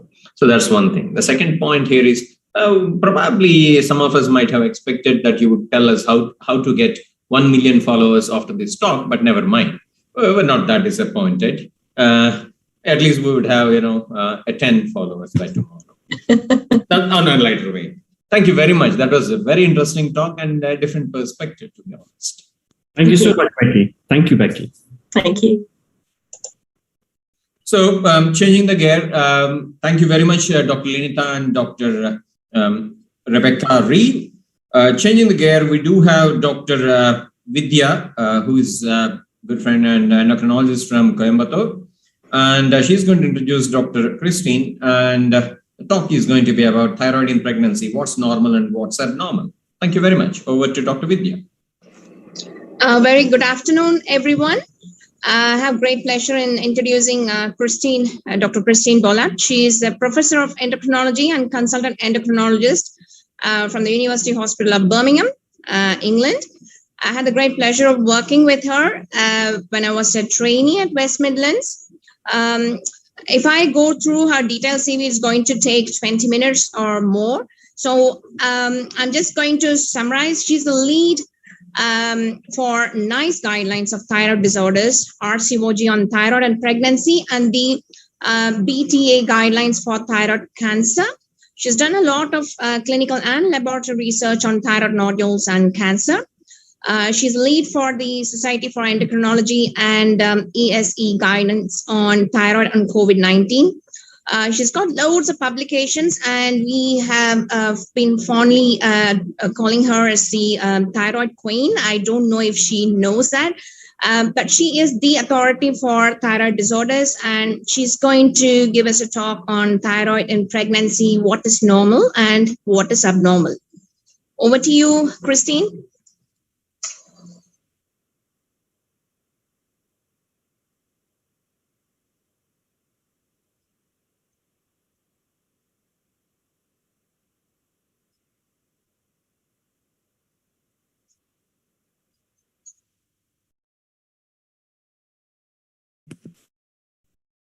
Thank you, Vidya, for that very kind introduction. You're making me blush now. Can I just check that this is projecting properly? Yes, Prof. Yeah. Okay. I'm not sure why it's not progressing. Ma'am, just click on your slides once and then try changing them. Right. Okay. I have no disclosures to make. Just as a brief overview, I'm first going to talk about the changes in thyroid function that are physiological during pregnancy. I will then have a clinical case and discuss about hypothyroidism, as well as thyroid autoimmunity, and then a further clinical case to discuss hyperthyroidism. But in order to understand thyroid function during pregnancy, we first have to remember what the physiological changes are, and there are a few. So as someone is pregnant, there is excess or increased estrogen production by the liver, resulting in increased production of binding proteins for thyroid hormone. So that generally results in an increase of total concentrations of thyroid hormones. HCG, which is necessary to maintain the pregnancy, peaks at around 10 weeks of pregnancy. And as a consequence of that, you will have a reduction in TSH because HCG will work on the pituitary gland and on thyroid receptors. And so the lowest concentration of TSH will be at the peak of HCG. So a low TSH early in pregnancy is quite normal. And then as pregnancy progresses, you will have increased degradation of thyroid hormones by the placental type 3 deiodinase, increased iodine clearance, and the fetal thyroid, or the fetus itself, will be essentially fully dependent on maternal thyroxine during the first up to about 20 weeks, but even subsequently, you can see that there is still dependence of the fetus. So this is important to remember. The other thing to remember is that thyroid autoimmunity really is a very common condition. So antibodies to the thyroid gland occur in about 7 to 17% of the whole population and are particularly high in women with subfertility. You have to remember that thyroid antibody status does determine when we start treatment, but also that this affects the normal physiological changes that we usually see in pregnancy. And so you can see here nice study which indicated that in women who don't have antibodies to the thyroid gland, HCG rises, and as a consequence, free T4 will rise, whereas this is not seen in women who are TP antibody positive. Similarly, the decrease that we usually see with TSH is not seen in TP antibody positive women. So this is an important thing to remember. What do guidelines tell us? Well, they tell us to use ideally pregnancy-specific reference ranges that are determined in women who don't have antibodies and don't have thyroid disease. If that is not possible, it's important that you know which assay is used in your unit and that you use a pregnancy-specific reference ranges using that same assay. And if all that fails, then generally it is accepted that the upper limit of normal of TSH is 4. And this is really important to make treatment decisions. So I'll just very briefly introduce a case. Often I do some audience polling, which was not possible here.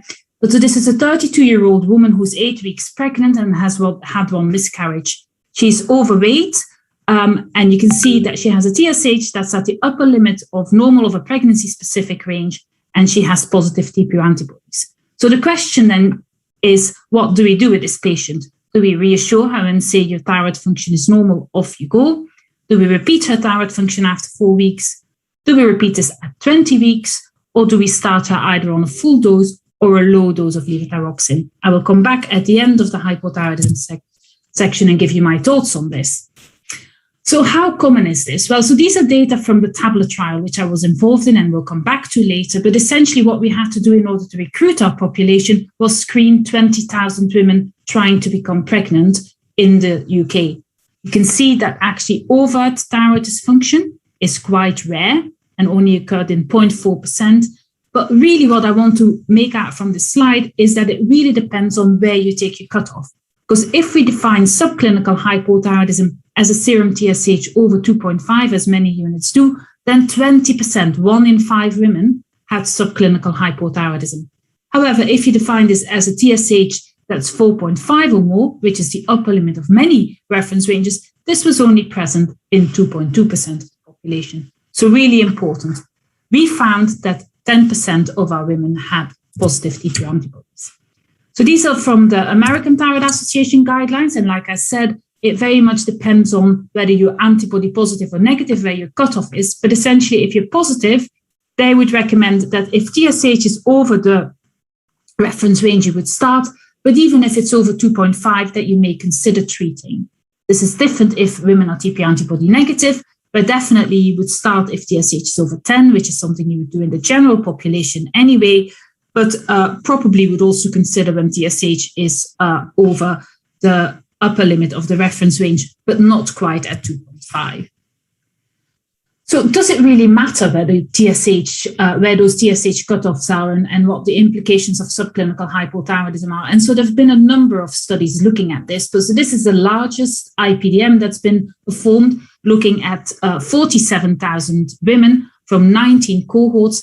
And you can see that the risk of subclinical, the risk of preterm birth with subclinical hypothyroidism and with isolated hypothyroxanemia was particularly pronounced. So it does seem to matter whether women have subclinical hypothyroidism, and does this have an effect on pregnancy outcomes? The same slide could be shown for prematurity. And a number of other studies have looked at a wide variety of obstetric outcomes in women with subclinical hypothyroidism. So this is a TSH, often defined as over 2.5. You can see that this is associated with an increased risk of pregnancy loss, a risk ratio here of 2. And similarly, there was an increased risk of placental abruption, premature rupture of membranes, and fetal and neonatal death. So all adverse obstetric outcomes associated with subclinical hypothyroidism. So therefore, why do we not just treat everyone with a serum TSH that's slightly raised? Well, there is increasing evidence that maybe if you give overzealous levothyroxine replacement, this is also not good. So this was a study here. This is a database study looking at 5,000 women with subclinical hypothyroidism who were given levothyroxine. So it's not a randomized trial, but a database study. And you can see that indeed treating subclinical hypothyroidism had positive effects on pregnancy loss, where there was a improvement in this. However, there were increased risks of preterm delivery, gestational diabetes, and preeclampsia, and this was particularly pronounced in the group that were treated when TSH was over 2.5.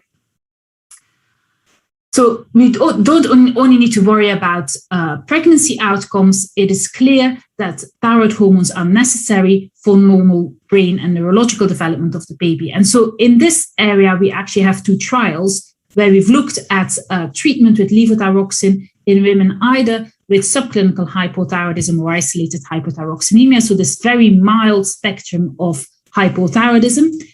These are data from the CATS trial, where treatment was started at 13 weeks and an IQ test in children was done at 3 years, and the CATS trial was negative. So there was no effect of giving women levothyroxine on child IQ outcomes. And in secondary analysis, there was also no improvement in obstetric outcomes.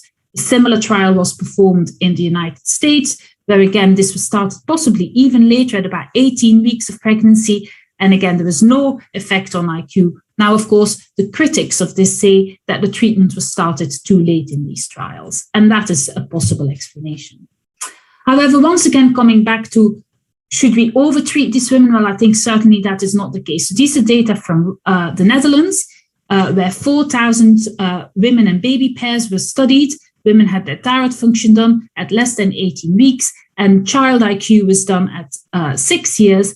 And you can see, so this is here the free T4 concentration, and you can see that the child IQ was best when free T4 was towards the middle of the normal range, but there were effects both at when T4 was low and when T4 was high on child IQ. So making women's free circulating thyroid hormones too high really also is not very good for the fetus.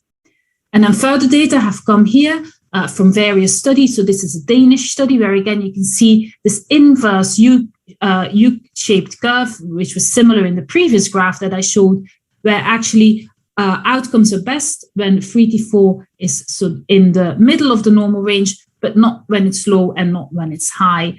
And then a further analysis here, linking high free T4 concentrations to an increased risk of ADHD. This was taken from the CATS trial, which I've shown, which was giving levothyroxine at a relatively high dose to women with mild thyroid hyperfunction. And indeed, those children had an increased risk of ADHD. And that's been further confirmed in a meta-analysis that is quoted there. So what about having thyroid antibodies then? And again, there's been quite a bit of studies here. So this is very common, as we said, 17 to possibly 30%, certainly in infertile populations, so a very common occurrence. The same IPDM that I've already shown, which indicated that risks of preterm birth were higher in women with subclinical hypothyroidism and hypothyroxanemia. And you can see that this was particularly pronounced when women were TPO antibody positive, and certainly the combination of being TPO antibody positive and having a raised TSH resulted in worse outcomes in this respect. And again, in this arena, we do have two trials. One was done in women in the fertility setting. So this was 600 women who were undergoing IVF. So they were all euthyroid, but had positive antibodies. So the only abnormality they had was having positive antibodies. The primary outcome was miscarriage rate at 28 weeks. And you can see that, again, this had no effect. So giving levothyroxine to women who have a history of infertility, who have TPO antibodies that are positive, but normal thyroid function, did not affect their pregnancy rates. And secondary outcomes, such as twin pregnancies, live births, also were not affected. Coming on then to the tablet trial, which I've already introduced. So this was a trial done in 19 centers in the UK, where we screened a huge number of UK women. So again, these are women with a history of at least one miscarriage or infertility, who have TPO antibodies, who have normal thyroid function. And what we did was give them either a low dose of levothyroxine or a placebo. And you can see again that this was flat. There was no effect of levothyroxine here on live births, nor on any of the secondary pregnancy outcomes. So it does not appear that giving levothyroxine to women who are TPO antibody positive results in better outcomes. Now, that may be because the TPO antibody positivity is actually a reflection of a general autoimmune problem, but it certainly does not seem to be driven via thyroid function and is not ameliorated by levothyroxine. So it may be that, for example, you have to give them steroids. We don't know, we don't have a trial on that, but it does not appear that giving levothyroxine results in better outcomes here. So coming back to this case then, so this was a woman who has had a miscarriage, who has a TSH that towards the upper limit of normal is certainly over 2.5. So a number of you may have decided that we're going to treat, and she is TPO antibody positive. So I think based on the current evidence, I would probably just repeat her thyroid function at 4 weeks. So I would probably go for answer B. I think she definitely needs it repeating at 20 weeks, but I would probably repeat it at 4 weeks because we know that she's TPO antibody positive, and this may well lead to a progression of her thyroid dysfunction. But whilst it's still within range at the moment, I would probably not treat based on the data I have just shown you. Moving on then to hyperthyroidism. So this is a second case of a 28-year-old woman who is known with Graves' disease, which was diagnosed 18 months ago. You can see TSH receptor antibodies significantly raised at diagnosis. She's on metimazole 30 milligrams, and clinically things seem to be under control. And indeed, her thyroid function shows that things are under control. Her free T4 and total T3 are in the normal range, but her TSH remains undetectable. And the question is, what do you advise to this woman who says, I would like to become pregnant? Do you continue with her metimazole? Do you change her to an equivalent dose of propylthiouracil? Do you advise radioactive iodine therapy? Do you advise total thyroidectomy? Or do you tell her to stop anti-thyroid drugs altogether? And again, I will come back at the end of my talk. But when we're looking at women with abnormal or thyrotoxic thyroid function during pregnancy, you have to remember that a firstly presenting abnormal thyroid function, so thyrotoxicosis, that's the first presentation during pregnancy, almost always is gestational transient thyrotoxicosis. So this is caused, as I showed in one of my introductory slides, by these high levels of TSH. This is a self-limiting condition that generally is not associated with adverse outcomes and does not require treatment. How do you distinguish this from Graves' disease, which is not a self-limiting condition, which is associated with adverse outcomes and which requires treatment? Well, so you can go to a history. Often in these women, there is no family history. They don't have a goiter or eye signs. But when you check TSH receptor antibodies, they will be negative in this case and positive in patients with Graves' disease. And often your T3 will be normal in this situation and raised in Graves' disease. So that is a way of distinguishing them. What about Graves' disease in pregnancy then? Well, so there are maternal and fetal risks associated with this. Of course, if a woman has very uncontrolled hyperthyroidism, this can be associated with congestive heart failure or rarely thyroid storm. And we know that the pregnancy loss rate, if the Graves' disease is untreated in pregnancy, is about 45%, very, very high. Looking then at what happens to other pregnancy outcomes, these are data from 1994, but actually still the best data that we have to date. Rather shocking, but it is the case. Looking at women who were either controlled during pregnancy, controlled at delivery, or uncontrolled, and you can see a number of adverse outcomes here. And you can see that for all these outcomes, women who had uncontrolled hypothyroidism in pregnancy had a significant increased relative risk of having these adverse outcomes. So really not good outcomes with untreated Graves' disease. But even with good control and in more modern studies, you can see that there is an increased odds ratio of placental abruption and of women ending up with cesarean delivery. Moving on then to the choice of anti-thyroid drugs. So these are the original data, because I think quite a few of you may have decided, like me, that if this woman wants to become pregnant, the woman I showed wants to become pregnant relatively soon, that she does need to continue on anti-thyroid drugs. And so the original data from Japan showed that when women are exposed to metimazole either before or in the first trimester of pregnancy, there's a significant increased risk of fetal anomalies, which was not seen in women treated with propylthiouracil. Data from the Danish database shows indeed an increased risk with metimazole exposure, but also that propylthiouracil is not entirely without risk with an adjusted odds ratio of 1.41. And then when you look at the different scenarios that you get with the various drugs, so in metimazole, you often get a syndromal condition of aplasia cutis, choanal atresia, omphalocele, and often these defects are not reversible, but often there are multiple defects. With PTU, often it can be a single defect, such as a preauricular sinus or hydronephrosis, and again, these may be more reversible, so they're less common and more reversible. And the best data we have on antithyroid drugs and fetal anomalies come from a Korean study, where you can see here nearly 3 million pregnancies with a large number of live births, in whom nearly 13,000 pregnancies were exposed to antithyroid drugs. You can see that the risk of birth defects was significantly higher in women exposed to antithyroid drugs versus those who were not. And you can see again that the risk was mostly pronounced with methimazole, but importantly, in women who were on methimazole and then in pregnancy changed to propylthiouracil, this actually did not affect their ultimate outcomes.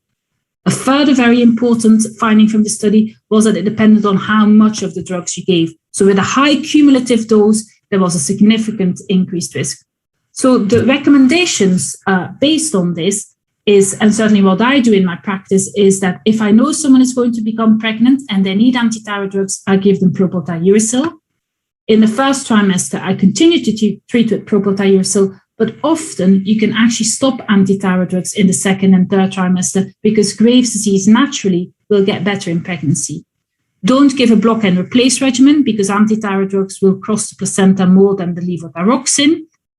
Always give the lowest possible dose, stop the medication when you can, and maintain the free T4 in the upper half of the normal range. And really importantly, these are women who in my clinic, generally, certainly when they're actively treated with medication, have thyroid function tests on a 2-weekly basis.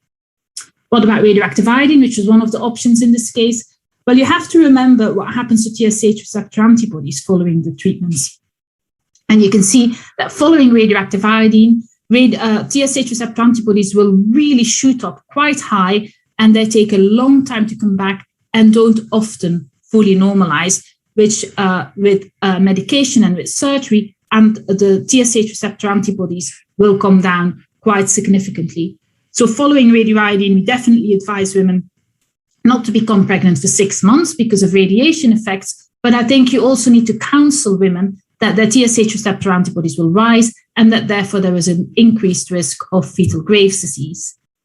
And certainly what I do in my practice is women who have had Graves' disease or actively treated with Graves' disease at the first time that we see them, we check their TSH receptor antibodies, and we check it again. If they're not raised at that point and they're not actively being treated, then I probably won't recheck it.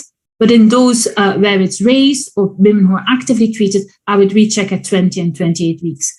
And we know that when TSH receptor antibodies are more than 3 times the upper limit of normal, this is associated with an increased risk of fetal hyperthyroidism. And this is a study here looking at this. So the TBI value of greater than 5, which was 3 times the upper limit of normal, was associated with a significant increase of hyperthyroid neonates compared with those where TSH receptor antibodies were lower.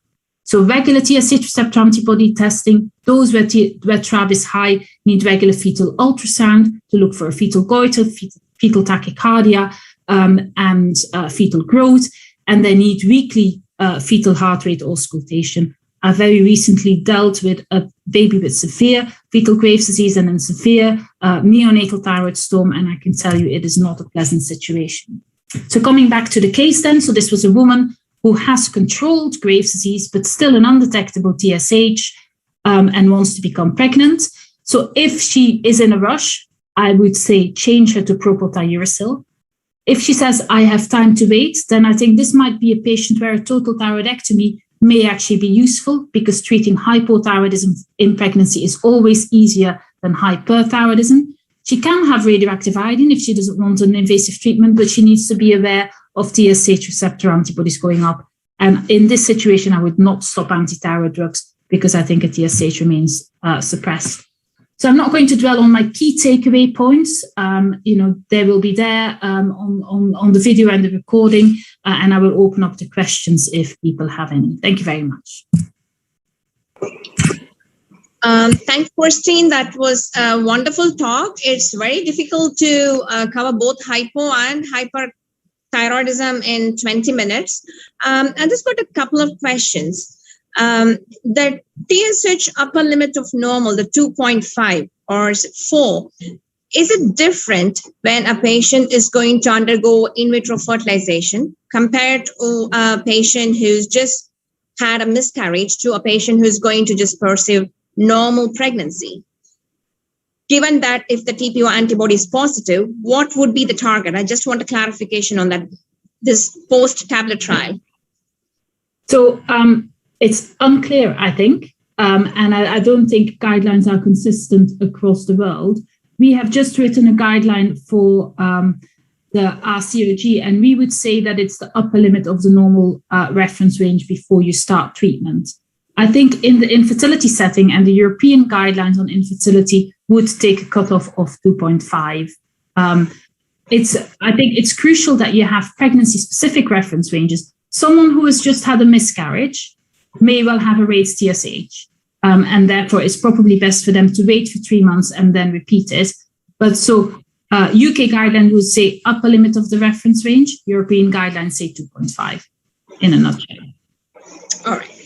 Is there any role of testing thyroglobulin antibodies? Because we do have that assay here in India. Is there any role for testing thyroglobulin antibodies and go by that if the TPO antibodies are negative? Because there might be a small subset of patients who are still antibody positive. So the only trials we have looked at TPO antibodies. It's not because you have a test that you should do it. Measurement of thyroglobulin antibodies is not as good a marker of autoimmunity as TPO antibodies is. So I would advise against this, and I would keep the measurement of thyroglobulin antibodies specifically to patients with thyroid cancer, where you're monitoring thyroglobulin concentration, not to this population. Because to date, there is no evidence that giving levothyroxine in those women actually results in better outcomes for the pregnancy or for the fetus. And that's what we have to remember. And there is increasing evidence that actually giving overzealous levothyroxine is not good, results in worse outcomes. So that, it doesn't help. We may actually be doing harm. And that's what you have to remember. Thank you, Dr. Bolat. If I may say, after 7 years, next year I'm going to ask you to talk on reverse aging. I think that is what feels like today. So, but thank you so much. You're all determined to make me blush here. I am going to switch my camera off so you don't all see me blush. Thanks, Christine. Thank you.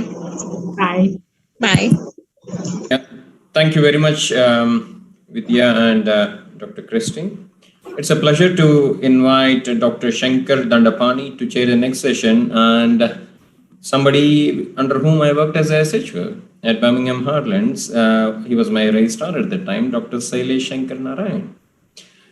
Here to talk about helping a patient who comes asking for help regarding his gynecomastia. Over to Dr. Sailesh, and speaking about aging, yes, he hasn't either. There you go. You're on mute, Sailesh. Yeah. Can you hear me?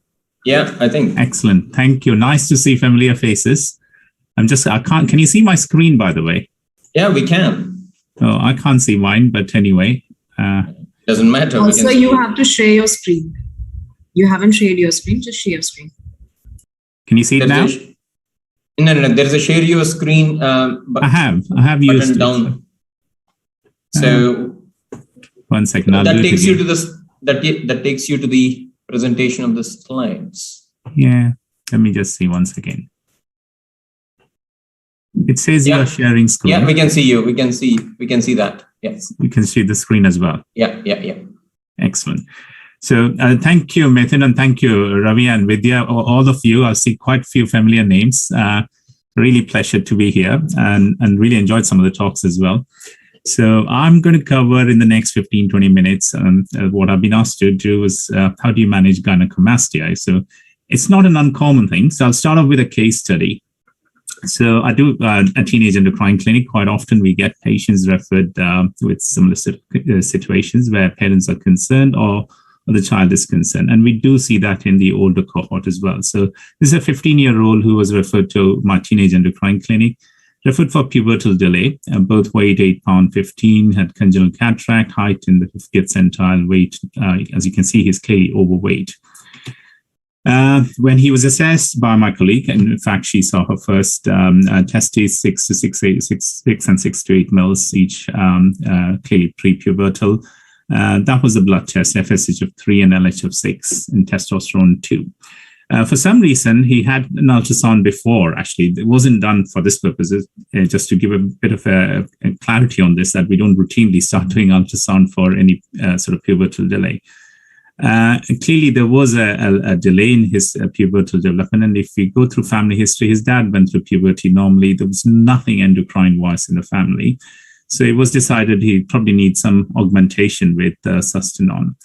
When he came back, clearly, a couple of things they were concerned. His weight had further increased, and there was some improvement in testicular size, 10 to 12 mil. You can see that. So anything above 8, we are pretty happy with the way things are progressing, and we took back the testosterone. The main concern for him at that point was his gynecomastia. And this is, as I said to you before, it's not an uncommon thing which we sometimes see, especially in kids who have put on significant weight. And it's, again, very common these days with weight issues. So what is gynecomastia? So I'll start off with some brief talking through some physiological changes and then causes, and cover the treatment and how do we approach a patient with gynecomastia. It's defined clinically by presence of a rubbery or firm mass extending concentrically from the nipple. So we've got to be careful that we distinguish this from lycomastia, which is a fat deposition without glandular proliferation. So that's something which we need to be clear. It's relatively common. In some series, the percentage prevalence is about 30 to 65. Again, depends on the age group. Generally, they are benign and self-limiting, but it can be malignant in certain situations, especially if it's associated with Kalman's. Most often bilateral, and very rarely you get patients who report unilateral and asymmetric gynecomastia as well. So just to go through some physiology, so initially you get the infantile sort of gynecomastia of breast, which is mainly due to the fetal prolactin, placental estrogen, and progesterone. This level declines, and after a while, the infantile breast tissue gradually regresses until puberty. And obviously, when puberty kicks in, there's the thelarchy with the initial appearance of the breast bud, which then there's a growth and division of the duct. Generally speaking, we are talking about different lobules, lobule type 1 and type 2. And the type 1 lobules mature into type 2 and type 3 ductules, eventually forming a full breast. If you look at the different types of gynecomastia in the physiological category, gynecomastia breast development in males can occur normally during 3 phases of life. And this is shortly after birth, as I mentioned before, partly caused by the high level of the hormones, which I alluded to, estradiol and progesterone produced in the mother during pregnancy. And there's also the increased conversion of the precursor of sex steroids and the neonatal surge of the gonadotropins. And then obviously the pubertal one, which is where in my sort of role, I come across this more commonly. And this is, again, up to 60% of boys have clinically detectable, and usually around age 14, 15, just like our index case here.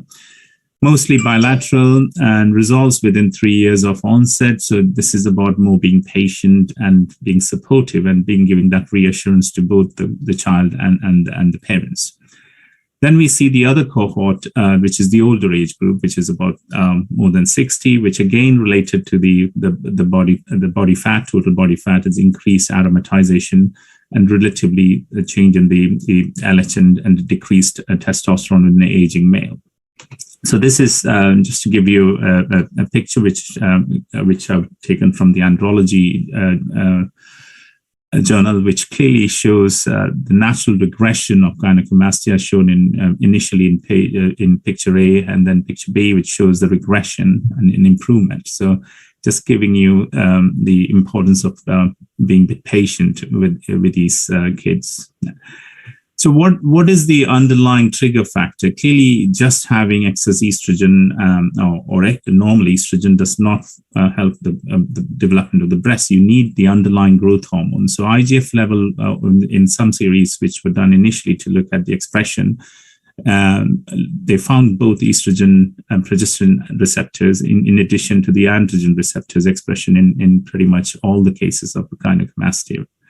Prolactin then obviously stimulates the epithelial proliferation and then leads on to the lobuloalveolar differentiation, resulting in, and just to give you in pictorial way, you have the stimulatory action on breast tissue from estrogen, progesterone, and prolactin, working on the respective receptors, estrogen resulting in the ductal growth, and obviously the alveolar differentiation from the prolactin. And this is all facilitated by the effect of the circulating IGF-1, which obviously, as you all know, comes from the growth hormone. And if you look at the inhibitory action of breast tissue is the testosterone. And we also know the fat tissue obviously is responsible for the aromatization of the testosterone to estrogen. Just another sort of pictorial representation, also factoring in leptin and the role of leptin in the fat tissue and how it works on the aromatase in order to increase the aromatization of testosterone to estrogen. And if you look at the classification, this is mainly used by plastic surgeons pretty much when deciding on when to operate or to offer surgical solutions. So this is a different grading of gynecomastia. So as I mentioned, estrogen effect on breast might result of circulating estradiol level or locally produced estrogen. And androgen, we clearly know, does not stimulate breast development, but there are situations where we need to look at when you have a high level of androgen and patient is presenting with a phenotypically female appearance. And that's mainly a situation we are pretty sure most of you have heard of, the androgen insensitivity syndrome.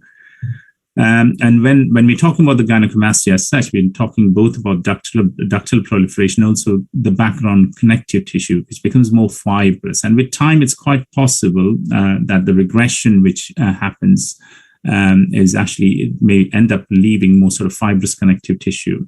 And that's something which one ought to be wary of, because people will still come back saying, I still feel a bit lumpy feeling then. But overall, the fat mass, the appearance does improve. And this is a figure which explains the underlying reason for gynecomastia. And if you look at pretty much 60% of this is idiopathic or unexplained, but we've got to look for other causes of gynecomastia. So if you look at the pathological causes, you have the Kalman syndrome, Klinefelter's, Kennedy syndrome.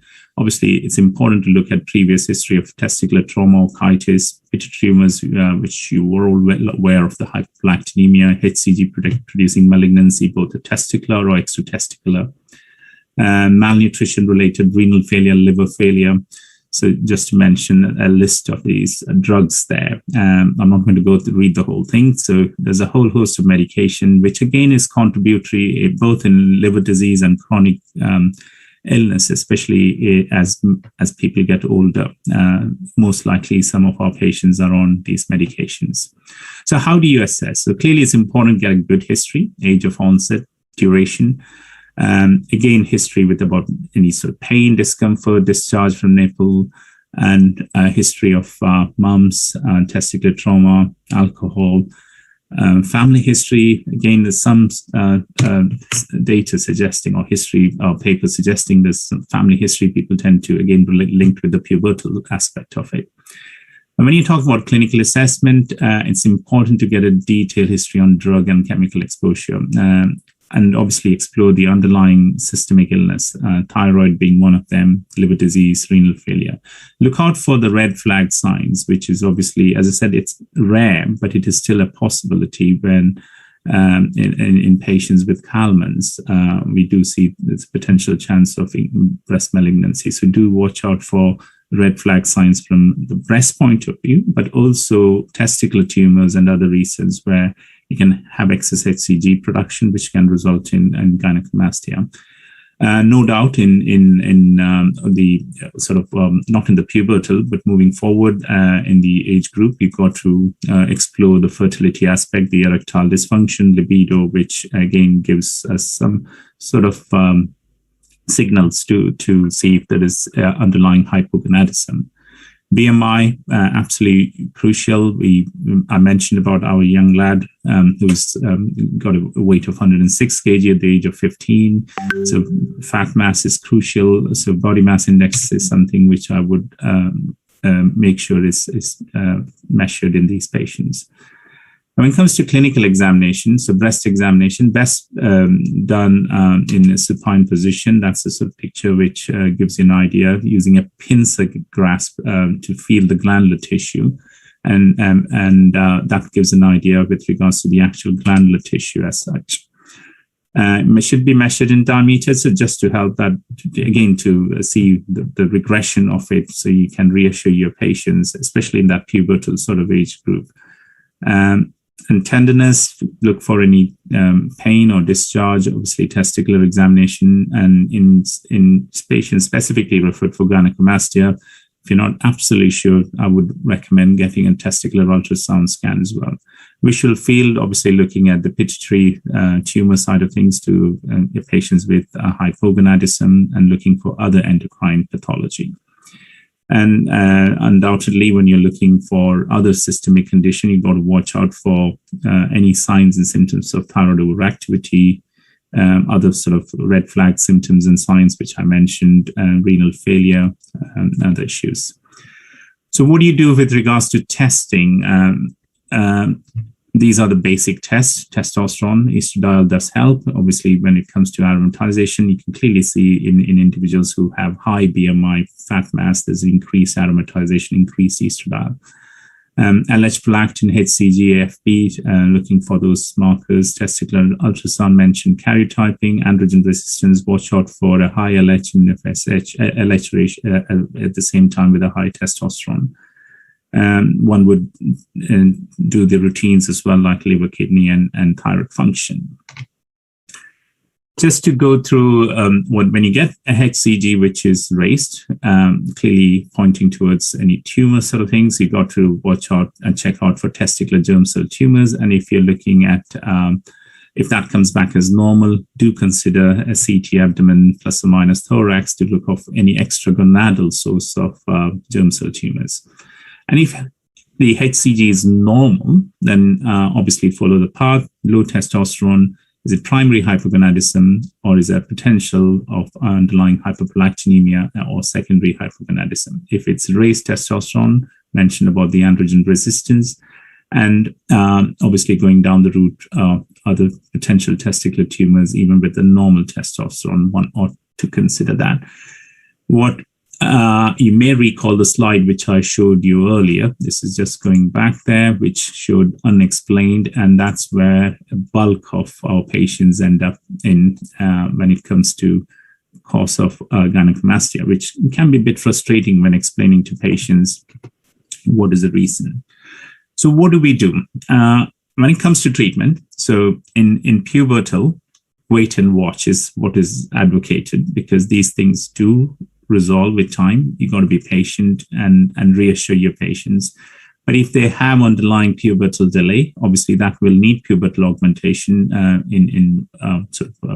which will sort of medication. We use Sustanon. There's increasing use of testosterone gel in augmenting puberty. In the past, we used to use Restandol capsule, but that's not available as often. In fact, we don't use that anymore. When it comes to underlying systemic causes, we've got to treat those. If there's tumor which is identified, you've got to treat those. And if they are on medication, then discontinue those. As mentioned, if there's no underlying pathology, generally I would say from experience, close observation and watching and reassuring the patient. But some of this can be quite psychologically distressing for some of the young boys, especially if they are going to the gym or swimming pool. They have to bare their chest, which is embarrassing for them. And as mentioned, some of these are overweight kids and teenagers, which obviously means if they do need to do more exercise, it can be psychologically quite traumatizing for them. When it comes to follow-up, recommended 3 to 6 monthly interval till it regresses, and then yearly if required. But generally speaking, most of them are happy with the response. If they do manage to shift weight, that's a bonus. And clearly we do know both from, the increasing incidence of diabetes and the lifestyle factors, this is a big issue. And you will undoubtedly see more and more of these cases. Also, just to, it will eventually end up about 20% patients or individuals will end up with a residual gynecomastia around the age of 20. So what are the medical treatment available? Although the recommendation from a few of the published guidance is do nothing, and there's no strong evidence that the medical treatment help, but sometimes we do have to resort to some treatment in individuals who are quite distressed with this. And there are 3 classes: androgens, anti-estrogen, and aromatase inhibitors. And as I said, most patients with medication also show very little improvement. And the mainstay treatment in some of those resistant cases or those who are having real difficulty is surgical treatment. Testosterone, if they are hypogonadal, we got to treat that, so replacing testosterone. DHT is something which potentially has a better effect. The reason I'm saying that dihydrotestosterone as compared to testosterone is because if the person is overweight and has a significant fat mass, the testosterone you're giving is going to be aromatized to estradiol, and that itself can make the gynecomastia worse, and something which you should be warning individuals when you're commencing testosterone. And I do emphasize that in our clinical consultation that you might get some breast tenderness and increase in breast tissue. So it's important that these individuals are advised with regard to lifestyle factors if they are going to make a real difference to their gynecomastia and then the hypogonadism as well. Danazol, very limited evidence, although in one series where there was a combination of clomiphene citrate, there was a 64% response, but again, a very limited experience on this. Tamoxifen is something which comes up quite often. And there's been a few studies looking at tamoxifen compared to no tamoxifen as compared to tamoxifen versus danazol. The dose that usually given in these sort of situation is 10 milligram twice or 20 milligram daily for a period of 6 months at least. And what we find is there is regression and the side effect profile is not too bad. Raloxifene, which is another sort of agent which is being used, but again, limited evidence, no long-term trials. When you compare tamoxifen and danazol, clearly tamoxifen had a greater benefit, but the relapse rate is higher. So that's something which one ought to be bearing in mind when we are recommending medication. Aromatase inhibitors being used, but again, in not long-term studies or trials and some uncontrolled trials, and again, some anecdotal responses where the response has been reasonable. And there are the newer inhibitors as well, anastrozole and letrozole. We have few patients, especially in the older setting, when we have used this. But the main worry with this, again, data from females, when aromatase inhibitor has been used, there's a significant bone loss. We don't know that for men, but clearly for women, there is evidence with aromatase inhibitors. You do enhance the bone loss. So what do we do in those situations where we have patients who are really frustrated with this and we cannot get much ahead from a medical treatment? Is offer them surgical treatment. So we either the plastics team or the breast team, predominantly plastics are one over in the UK who deal with these type of patients. And we do have issues from funding point of view. So some of them end up going privately to have this done. As this is not something which is considered as under the CCG's commissioning priorities. So the indications for surgical treatment, as I mentioned, if there's a failure in medical treatment, particularly it's a long-standing gynecomastia, and obviously if it's interfering with patients' activities or suspicion of malignancy. Pivotal, once again, emphasizing stay low, lie low, keep watching, and if there's any very rare situations, we would recommend them for any intervention. But generally speaking, in 2 years' time, usually most of these do regress and improve. So this is something which again I've taken from the Andrology, which is it's a nice article for those who would like to read up on that particular article, and some of the images and the diagrams are from that article. So if obviously if there is a palpable glandular breast tissue, then proceed to doing ultrasound scan and to rule out testicular tumor. And now, is it important to do breast ultrasound in these situations? I think, again, in suspicious cases, if we are unsure, but generally it's not something which is routinely recommended, definitely not in the pubertal sort of gynecomastia. In the older men, as said, if you do find there's some hard tissue or issues where there are other sort of discharge or something, then clearly one would recommend getting a biopsy and obviously doing the surgical route. Age of onset, if it's younger age group, again, normal phenotype, otherwise normal phenotype and testicular size, we just do nothing, just watch. Anabolic steroid abuse is something which comes up in some individuals, but generally speaking, we are talking about the list of medications, which I showed you earlier on.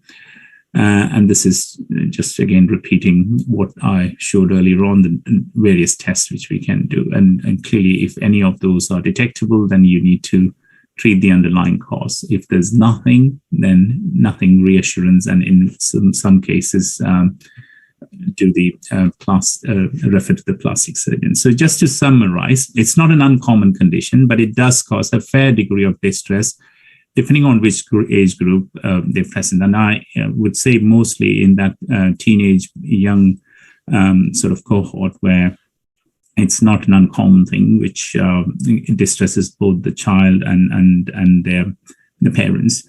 In the older men, we know there's multitude of causes, usually most of them related to medication or the underlying condition, but sometimes to do with the fat mass and the change in the hormone profile, and some linked with the hypogonadism. Absolutely crucial to get a detailed history, investigation as I outlined, and be aware of potential malignancy, albeit it's quite low, but something which you ought to bear in mind. And there are those options of medical and surgical treatment. So with that, I have come to the end. So if there is anything you would like me to take some questions, I'm more than happy to. Thank you. Dr. Shailesh, thank you. That's very precise and to the point, and what a general physician need to know all about gynecomastia. Two questions, sir. Yeah, I can't hear you though. Sorry, sometimes I do come across young boys or even sort of young man at the age of 20s. Yeah. Comes with an isolated nipple tenderness without any underlying gynecomastia. Yeah. Have you come across the situation before, and what would you do? So I think that's again potentially because of if it's a young person, that's to do with more either because of the hormonal change which they go through that time. And personally, I would again reassure if there is nothing else to that we would not do anything. If in extreme there is some evidence to give tamoxifen if there is tenderness, but I would not do anything other than reassure them in these sort of situation. But you got to watch out for. I would still do the investigation to check for the prolactin levels and the other hormone profile, but I don't think there is anything intervention-wise is required in that sort of age group. And one more thing regarding the timing of the surgery in sort of a teenagers. Sometimes I do come across 15 and 16-year-old boys who has got a huge gynecomastia. Who's going to need surgery eventually. Yeah. Up to what age you would wait before you proceed? Because these boys, it's a big of a confidence issue for these boys. Yeah, I agree. I think very valid point. I think that's, you got to take it in a case-by-case basis. I do, generally speaking, with pubertal gynecomastia in that sort of age group, they tend to regress. But I did mention about the potential lifestyle factors, obesity, and these are classical things which need to be addressed. But if it is quite distressing, we have locally referred people for surgery, but again, wait till they're 18, 19 in that sort of age group, because you're just making sure that there's, pubertal wise, that's fine. But we generally, that's what our plastic surgeons come back saying, yes, happy to accept, but we would give it a bit more time. As said, there's more sort of the connective tissue fibrosis, which sometimes happens and it does regress. It's two approach there, isn't it? One, you're waiting and watching, see if it naturally regresses. But if it's, some of them are quite bad, the one which we've seen, and I can understand. And that's where we would definitely wait for at least about 16, 17, 18 age group, that sort of age group. Right. Thank you, sir. Thank you. Ravi, as you said, Dr. Shankar was your registrar. He was my boss when I was a registrar, and I owe a lot of him. He was a program director also, so he passed me, as you can understand. Not me passing. You got to do your bit to pass. I wouldn't dare comment about it, but the presentation has been lucid as ever. I learned a lot as a SHO under Sailesh. So thank you very much, Sailesh. Nice seeing you, and we will see you more often. Thank you. Thank you very much, Shankar, for those two questions, especially, which are very practical.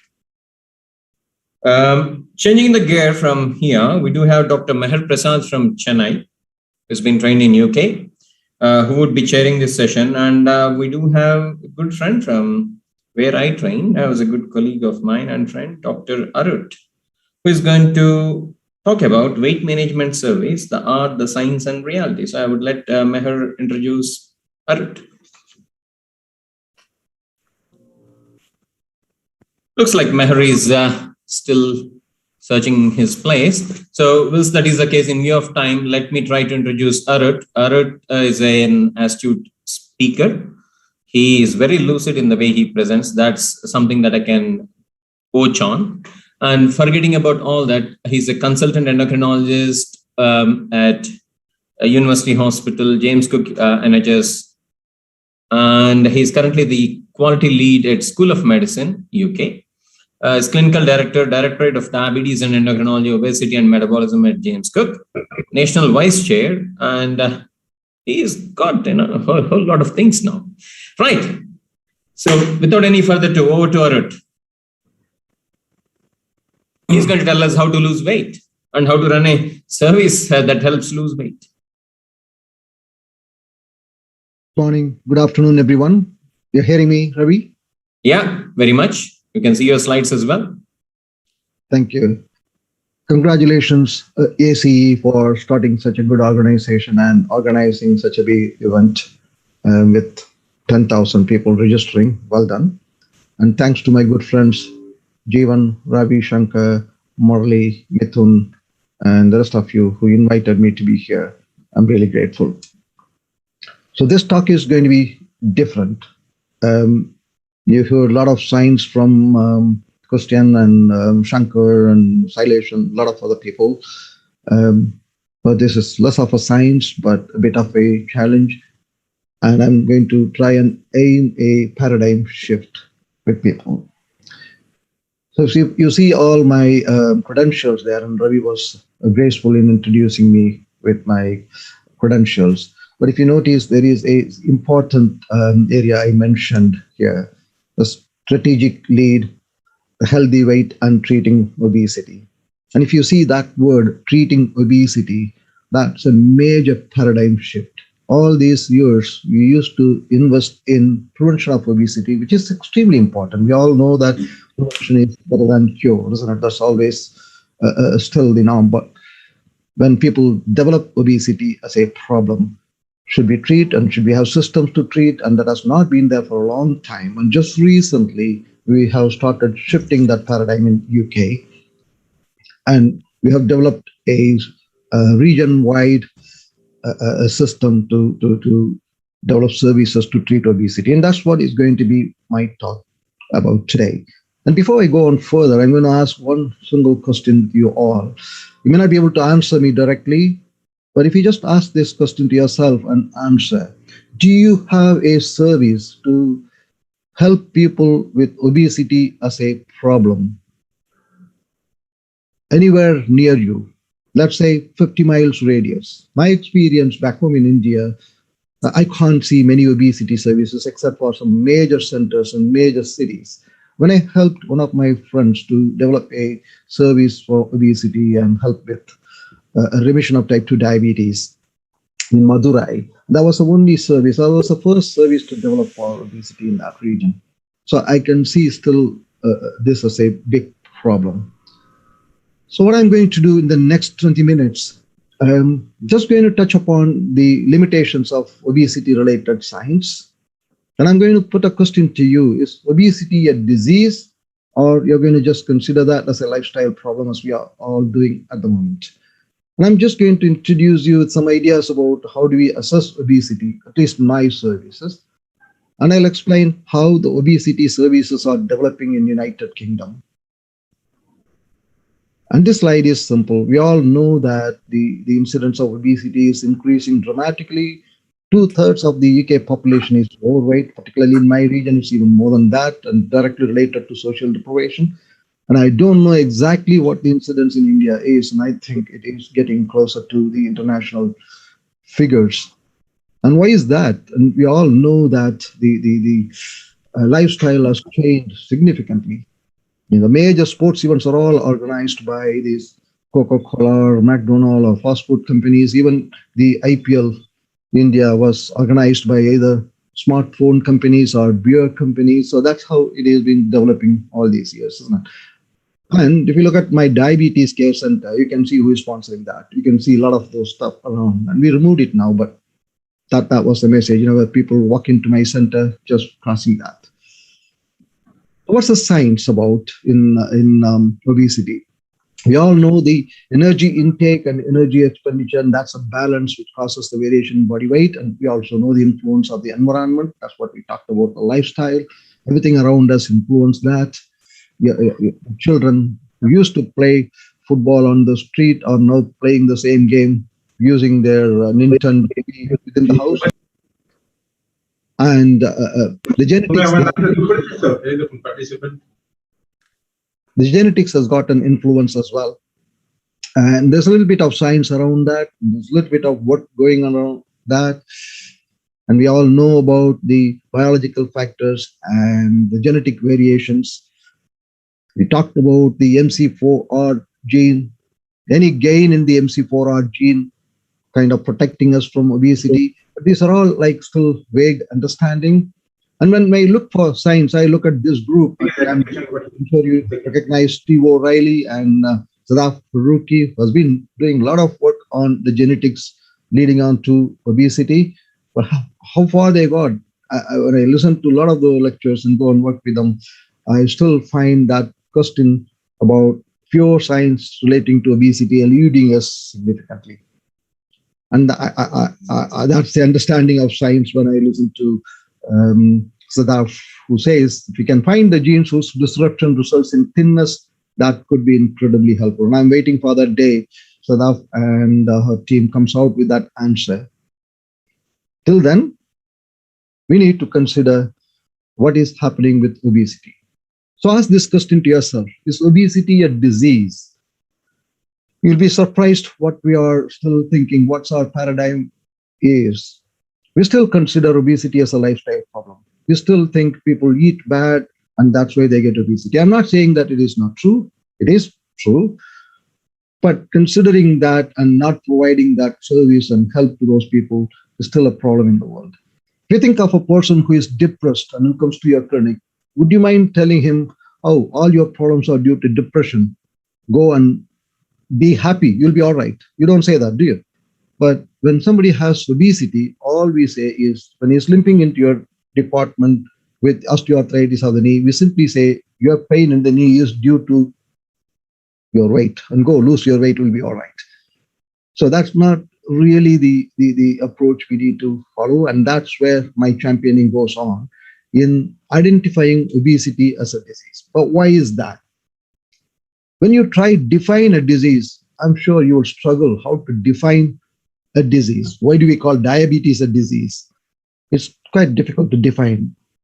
But look at the conditions associated with obesity. It's a huge list. This is not exhaustive. significant number of patients have type 2 diabetes, depression, worsening of asthma, heart failure, all related to obesity and cancer. A significant percentage increase. Somebody is with obesity, BMI of more than 40 have 600% more chance of developing endometrial cancer, 1100% more chance of dying of that cancer. Similar in men. So if you think of all these conditions associated with obesity, partly caused by obesity, though we don't understand why that is, how we are still not calling obesity a disease. Obesity affects people physically, mentally, socially, financially, in every aspect. And if you go back into the definition of health by WHO, you will find obesity affects each and every component of that. And that's where our championing towards obesity to be identified as a disease. Don't you think all diseases being associated with this and the evidence mounting with benefits of losing weight, reversing type 2 diabetes, reversing sleep apnea? I'm sure if you consider deeply, you will agree that obesity should be considered a disease, and there should be a paradigm shift on that. Why we need that? If you don't develop that as a disease and a system to address that, what happens is people don't develop treatment for that. People don't develop services towards that. And that's why it's really important to recognize this as a disease. And this is a challenging question for you to debate with your friends, with your colleagues, and see where you get it. Till 2012 in UK, obesity was not in anyone's curriculum. Why? Because we didn't identify that as a disease or a condition to be helped with. In 2012, I have been working in the STC, in the what we call a Specialty Training Committee for Diabetes Endocrinology in UK, along with Shailesh, your previous speaker. We worked towards bringing obesity into the curriculum, and we became successful in bringing it into the curriculum. Since 2012, now obesity is part of the diabetes endocrinology curriculum. So only recently, people are developing obesity as a specialty. So what's the international stance? America recognized obesity as a disease in 2013, and Canada did, and some part of Australia has done. I think UK will follow, and I'm sure the whole world will identify this as a disease, and it's better for us to start working towards developing services towards that. So what's the reality? So we still consider the primary cause for obesity, and that's what we are working on. The primary cause for obesity is problems with diet and problems with physical activity. We know that. It's obvious. And when I give this talk, it will look like I'm just giving the obvious facts. But it is not really that obvious in practice. And when you talk about diet and physical activity, it's all about compliance, isn't it? It's so easy for us to know what is the right diet and what is the right amount of physical exercise. And you go and ask this question to all of yourself, how compliant you are with both diet and physical activity. And that picture I show as a cartoon where people are going on an escalator into a fitness center, but in reality, that is not a cartoon. And you see this is a conference hall where people are taking the escalators and nobody is on the steps. And this is a American Diabetes Association conference, and all these people are coming from a obesity meeting. And if you look carefully, you will see Ravi Shankar and Jeevan somewhere in that crowd. And that's the real issue with compliance. Okay, let's move on to how these services are developing in UK. So we have a 4-tier system. I'm just introducing this idea. And I know that a lot of delegates are there from India, and I want to put this idea in your mind to work with the government to develop services. So we start with tier 1 service, where diet, physical activity, and behavioral changes are aimed in the community. So these are funded by the local authorities. And then tier 2 will have a dietitian and a healthcare support worker. And again, the work will happen in the community. Then comes the tier 3 service. That's where we, the diabetes endocrine specialists who are qualifying as obesity specialists, are getting involved. It's a specialist weight management service. So when people have worked with either tier 1 or tier 2, then they get referred to tier 3 service. And then after that work, they go to tier 4. A small number of patients will go to bariatric surgery. And they should have worked with the tier 3 service before they reach the tier 4 service. So you can see this pyramidal system where people start from tier 1 towards tier 4. So that's the structure at the moment. Is it uniformly available all across UK? Not really. It is just developing. A few places have only tier 1, tier 2 services. Most places don't have them. Only very few places have tier 3 services. Very few centers do bariatric surgery. So it's still developing slowly. How about our services? We have developed a specialist weight management service in the patch where I am working in the Northeast, in Middlesbrough. We developed a multidisciplinary team where a bariatric physician is there. That's myself and a couple of my colleagues. We are trained in obesity, and we have now listened to 10,000 patient stories related to obesity problems. And we got dietitians, psychologists. Psychologists are a real important part of this multidisciplinary team because most of these obese patients have psychological problems and social problems. If you hear those stories, it's very difficult for you not to cry in the clinic.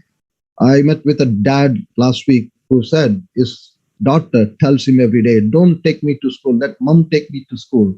Why? Because the daughter's friends bully her based on the dad's weight. So she doesn't want to be seen with her dad. So what kind of impact it will have in that man's social life? And, this is the simplest part of the sad story I could explain. And the impact it has on his comfort eating and further gaining the weight is amazingly big. And you have physiotherapists to help with people to do the physical activity within the limitations of their inactivity problems. Then we have healthcare support workers. So we all work together. We listen to the patient story for the whole 45 minutes and then decide an individualized care pathway. I'm going to just touch upon the different aspects of assessment of obesity because we have very few measures to assess obesity. We use body mass index, use waist circumference, and sometimes we use the body fat index, but very limited assessment tools available. National Institute of Clinical Excellence, UK, has classified classified obesity on the basis of body mass index, and you can see that classification here. And we consider ethnicity and other factors with a lower cutoff. For example, Indian South Asian community has to be considered obese even with a BMI of more than 23. So we have a lower cutoff. So what kind of obesity assessment we use? We found that body mass index is not enough because it doesn't directly correlate with the risks and the outcomes. I use a system called Edmonton Obesity Staging System. So that's the Edmonton Obesity Staging System I adopted from the Canadian Obesity Working Group. And that considers three important elements: medical, mental, and functional. So, for example, if somebody has a lot of comorbidities like type 2 diabetes with end-stage problem that goes to stage 4. The same way, the presence or absence of mental health problem.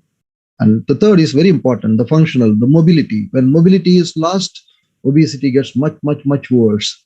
So we put different levels to stage the obesity. So for example, if medically somebody is in stage 2, mental health wise, they are at stage 3, and mobility wise, they are at stage 4, we consider the highest stage as their stage of obesity. So I see a patient, I put the Edmonton Obesity Staging System for everyone. Why we do that? It correlates very well with the mortality and morbidity. So when you see a stage 0 to 1, 2, 3, 4, and the group in Canada headed by Arya Sharma has demonstrated very well that it correlates directly with the outcome. So we have some assessment tools and we have some structure to how we run the services. So how you should have a specialist weight management service. That's my gentle suggestion of developing a weight management service. It should be physician-led. You should develop your skills in motivational interviewing and consulting skills and provide a significant time to listen to the patient's story. It's very easy to tell the patient, go eat well and exercise better, you'll be all right, but that's not going to work. So listen to the patient. That's a very important part of the consultation, and provide an individualized care plan. You'll work on identifying secondary cause of obesity. Rare, but you will see. In my service, I have identified 4 cases of Cushing's disease when I was dealing with obese patients. So it is It is rare, but you will pick up some of those patients. And look for all comorbidities and assess them for sleep apnea. For example, we use a tool called Stop Bang, use Epworth Sleepiness Scale, and assess for hypogonadism, assess for all other cardiometabolic risks. And ideally, they should work with you for a period of 1 year. And continuous work on audit and research will help. And that kind of structure I would suggest, which works very well. But the problem is we don't have many medications. Early start didn't work that well. Saxenda, liraglutide 3 mg daily is available now. And it does provide some help to kickstart the weight reduction. We use low-calorie diet as well to kickstart the weight reduction. In UK, Saxenda has been guideline to be used in Tier 3 service. The patient has to be in a Tier 3 specialist weight management service. And the patient should be on a low-calorie diet. And the patient should have a non-diabetic hyperglycemia, which means that HbA1c should be between 42 to 48. If it is more than 48, then you diagnose diabetes and you can use the GLP-1 analogs, the routinely available ones. But for Saxenda, liraglutide 3 mg dose, licensed to be used in UK, not licensed, guideline to be used in non-diabetic hyperglycemia. And we are allowed to use it for a period of 2 years. So this is one of the frustration we have as physicians, because very limited tools we have. All we have is the ears to listen to the patient and a few medications, and your dietitian and psychologists who are experts in helping the patients and motivating them and making the behavioral change. And what about bariatric surgery? In UK, it's allowed for anybody with a BMI of more than 35 with comorbidities, or a body mass index of more than 40 if they have no comorbidities. But there are some criteria they should work towards. They should be working in a Tier 3 service for 1 year, and they should have heard a sleep assessment, and they should have been committed and motivated and demonstrate their commitment by losing 10% of their excess body weight. And they should have stopped smoking, and they will commit to a 2-year follow-up. The one thing which is not available is when they lose a lot of weight, they develop loose skin and apron, and we don't have a surgical treatment provided in NHS at the moment. But most patients kind of manage to hide them. What kind of bariatric surgery being done? The gastric band is not routinely done because it's less effective and reversible procedure. Most patients regain weight. So in my center, we don't provide that commonly. And we do sleeve gastrectomy, removing part of the stomach. And most commonly, we do the RYGB, gastric bypass, or simple anastomosis gastric bypass. So these 3 procedures, particularly sleeve gastrectomy and RYGB, are more commonly used. And we all know about type 2 diabetes and weight reduction. If people lose weight, type 2 diabetes can go into remission. People claim we can cure type 2 diabetes, and that has become a major traction in managing patients with obesity. You know about Stampede study and Mingrone study. Both were published in New England Journal of Medicine, which showed clearly that bariatric surgery can help with remission of type 2 diabetes. But with the study at Newcastle, the direct study, which showed if people can lose 10 kilogram in weight, 15 kilogram in weight, they can go into remission of type 2 diabetes. This appeared even in the major impact factor journals like Daily Mail in UK, where direct study demonstrated that when people use low-calorie diet in the primary care and lose weight, can result in remission of type 2 diabetes. And weight reduction has shown significant improvement in the quality of life of people as well. This is a SF36 result. You can see all 8 domains of SF36 has shown significant improvement following bariatric surgery when people lost weight. So that's a very important factor to remember as well. I'm coming close to the end of my talk. I'm just going to present the reality, my own practice. Though my talk would have looked like just being ambitious about developing services for obesity. But my own experience has been inspiring for me. I've seen so far 12,000 patients with obesity. I've seen 68% of them achieving some weight reduction. I'm just giving the hard facts from my services, which is waiting to be published. I'm just giving a headline data. 32% of those patients achieved 5% total body weight reduction. This is much higher than what we see in regular studies. 16% achieved 10% of total body weight reduction. That's total body weight. 16% of them achieved more than 10%. 10% looks small, but trust me, it is not small. For these patients with obesity as a major problem, 10% total body weight reduction is massive, and the benefits they get is significant. And 48% of patients who had type 2 diabetes of less than 6 years duration, when they come into my service, 48% of them went into remission, and they are only on metformin. So you can see a significant achievement from my own practice, not my practice, my teams. When you have a dedicated team with good dietitian, good psychologists, and they give personalized care to the patients, it is achievable. You can make a difference. And bariatric surgery, in my center, we have done around 1,400 bariatric surgery. My surgical colleagues are directly involved when they work with us, and I get involved in their MDT. And most surgeries were RYGB and sleeve gastrectomy. And 80% of achieved more than 10% of total body weight reduction. 52% achieved more than 70% excess body weight reduction. This again significantly higher than what we see in the studies. In real life, it seems you get a lot of benefits. And 60% of those patients with type 2 diabetes less than 6 years achieved remission. So significant percentage. It looks at the moment, bariatric surgery achieves significantly more than any medical treatment achieves. That's the only surgery we are supporting as physicians now, because that's the most effective tool we have at the moment. But think about it, like when I was a medical student, when somebody has peptic ulcer, the only treatment was surgery. They'll do partial gastrectomy and truncal vagotomy. That surgery is in the museum now. Peptic ulcer is simply treated by medications. And I'm sure that things similar will happen in obesity when more research go into this. So what is my take?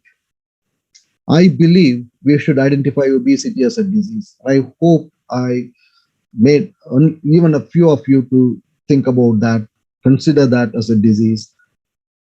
And I believe we can achieve success in changing lives for people with obesity if we work together passionately. And appropriate use of bariatric surgery should be encouraged. But remember, appropriate use, appropriate case selection, and working with them with proper follow-up is extremely important. And I strongly believe we need to develop specialized services across the globe. And I just want you to take home this message. I'm just trying to inspire you to join as a team to champion for a paradigm shift towards treating obesity.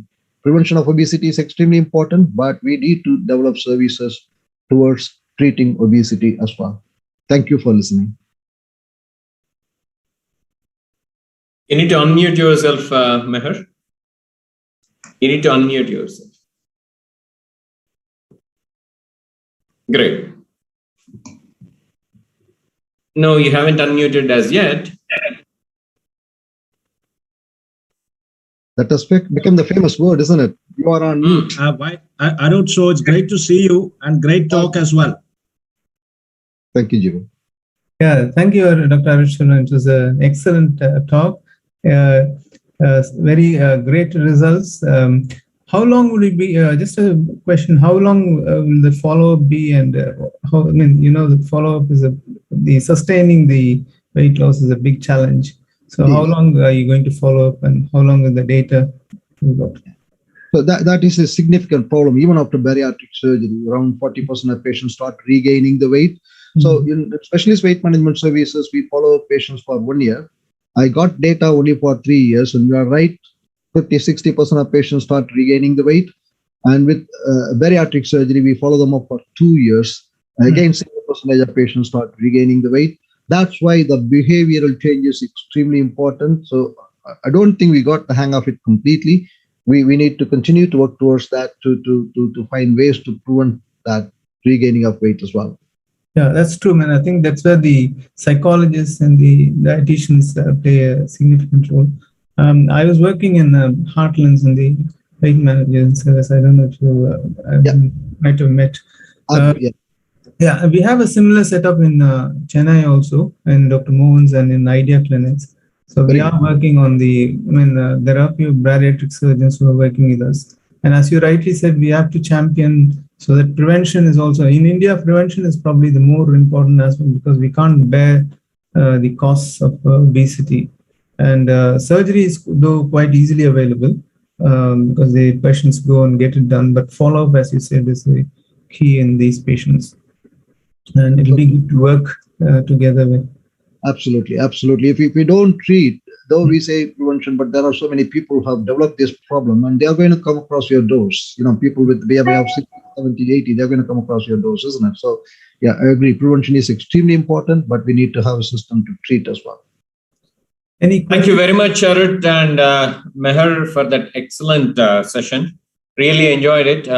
As usual, Arut at his best.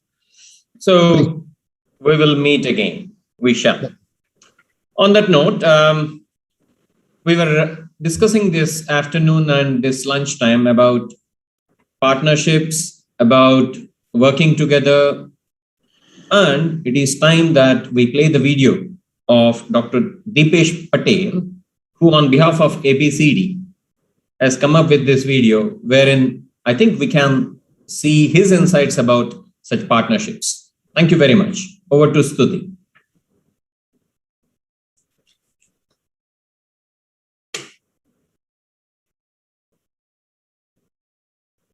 And I'd like to thank the organizers for inviting me to the inaugural CME conference for the ACE group. My name's Dr. Deepesh Patel. I'm a consultant endocrinologist and diabetologist in the UK, and I chair the UK national body for consultants and registrars called the Association of British Clinical Diabetologists. And we're looking at forming a collaboration with like-minded physicians in India. Certainly, we know there's a certain group of Indian specialists that have been trained in the UK and in the US and internationally. So there might be some, parallel thinking. So I'm going to take you through what we're doing in the UK to give you a flavor and what we're trying to achieve to see how this parallels with work you're doing in India and internationally. So I'm really pleased to join this international stellar group of speakers. So thank you for the invitation.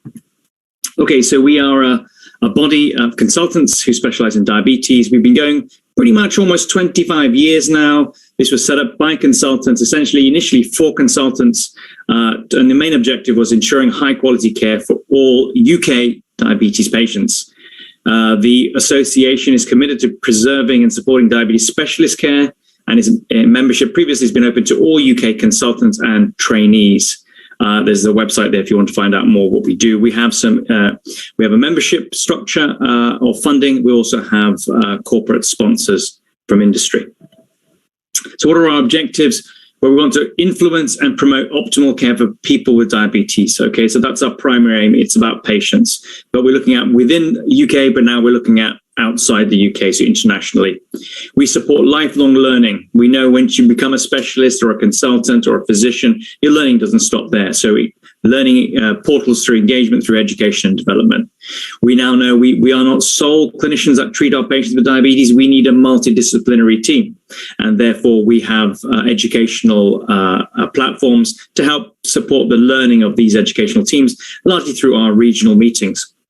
We support nationwide audits to inform clinical practice and give us additional information to some of the clinical trials of newer agents. And we also encourage clinical research activity. So these are our primary aims. Who are we? Well, you can see here, we are people won't mind me saying, the best of British UK diabetes. You'll see some of the names on here and you'll recognize them. These are our committee members that steer our association and all our activities. It's been a really challenging 18, 20 months, hasn't it, for all? But the one thing is we're connecting better with other people, I think. It's in a way brought us together. Certainly our membership's gone up by 20%. We've got a website that has had a huge number of hits because of some of the COVID diabetes guidelines that we put together really rapidly by a really fantastic group of people who ABCD was supporting. We have a range of webinars. Our technology network has an academy that's launched, a virtual showroom, and that again receives a lot of website traffic. We're now toying with social media. We've got influencing followers of our work, and now we've seen a lot of traffic come that way. So that's really, really good. Okay, just to share with you some of our membership statistics. So we've got about 600 members in the UK. Predominantly, you can see there's almost 70% are consultants, trainees. I am really pleased that our trainee registrar membership is growing. It's growing probably the most, which is great because these are the future of diabetes care and endocrine care in the UK. Okay, so what have we done? We over the last year or so, we've put on at least 16, probably 20 webinars, and these are free for access to all our members. So please join. Joining fees are currently £75 for a consultant and £25 for a trainee. We're looking to negotiate an overseas rate for membership. So it's not very much for what you get. We get over 1,000 people joining us live. We know that people like to look at things on demand. Over 2,000 people joining webinars on demand as well. So there's a website link there. These webinars are free for access. Okay, so please do come along. Hopefully, Professor Tejal will tell you a little bit about the technology network in his session. But we have a huge resource about diabetes technology on the website. We have consulting videos, we have expert views, educational resources, and these are very popular on our website. What's new, what we're trying to develop is research, and my colleague here, Dr. Partha Narendran, is really spearheading a group of people to support diabetes research. We're now funding research. We've got certainly commitment for the next 2 or 3 years to funding in terms of grant applications and funding research. And we're really trying to aim at tomorrow's researchers, so early researchers who have good ideas that are clinically relevant. And we're getting all our processes in place to help support this activity. We've also internationally, we're now collaborating with the COVID-19 national audit. Dr. Rustam Ray is leading a group of dedicated clinicians and researchers in doing so. And we've now got collaborations with Spain, France, and the US with larger groups of people to start analyzing what happened to our patients with diabetes, not just vulnerability. We saw some of the data internationally, but also other areas such as complications and other medications. So we've had some good output. A couple of papers have already been published in international journals, and we've got a number of manuscripts underway. And we're delighted that we are now also analyzing data on a weekly basis from France, Spain, and the US. The other thing that you would be interested in, hopefully, as an international audience, is our journal, the British Journal of Diabetes, which is growing in submission number and article quality. Our aim is to apply for PubMed status in Q1 of next year. So please do. And again, online access is free, but if you want the paper journal, which is still, I'm glad to say, popular, you would need to be a member. And again, we've got consultant development programs, mentorship programs that we know that when you become a physician or a consultant, your learning does not stop. So again, it's looking at mentors, mentees, and developing leadership and strategy through being the leaders of tomorrow.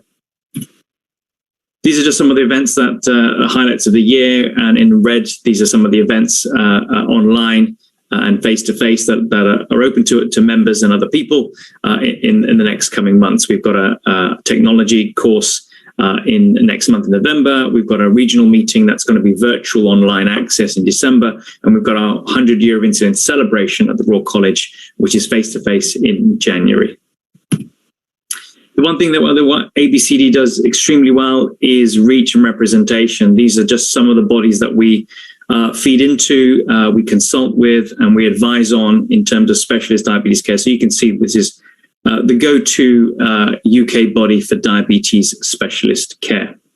We're hoping that we will be able to join India in terms of like-minded physicians. Again, this has not really been ratified by our committee yet, but this is the discussions we're going to be having currently to see what we can do in terms of sharing our experiences, our expertise, our influence on learning and care delivery outside the UK.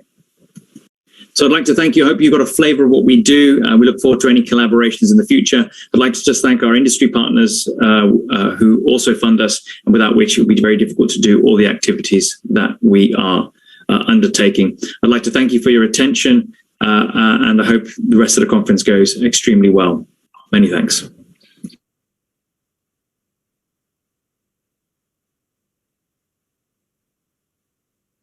Are we on mute?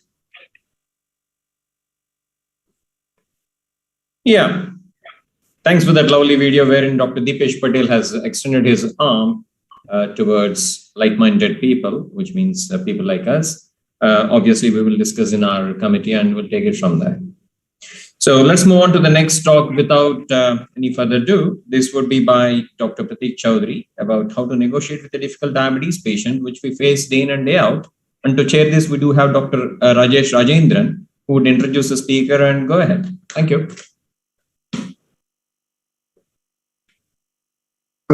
Thank you very much, Ravi. It gives me great pleasure to be here today on a Sunday afternoon. And it's been a very interesting day so far.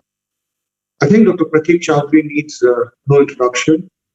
He used to work at King's College London, and I've actually attended several of his lectures there when I was there in the United Kingdom. And he's currently a professor of diabetes at the University of Leicester. I think he's joined there recently after having been for a long time at King's College in London. Everyone knows that his interest is in type 1 diabetes, management of hypoglycemia and awareness, and using different modern forms of technology like pumps and CGMs in managing patients with type 1 diabetes. He's the work package lead for Hypovolemic Consortium, and within that, he's the PI for a large multinational study evaluating the biological and psychosocial impact of sensor-detected hypoglycemia. He's also the chair of Diabetes Technology Network in the UK, I think, which is his favorite body. And he's the medical advisor to the Department of Transport. He's the associate editor for diabetic medicine and also a member of the EASD Postgraduate Education Committee. I think his credentials can go on and on, but without further ado, I will let Pratik start off with his interesting topic, how to negotiate with these difficult patients with diabetes. Thanks for that introduction. And when and hang on, which I just want to make sure, are you seeing the right screen? I think so. Something colorful over there. Yeah.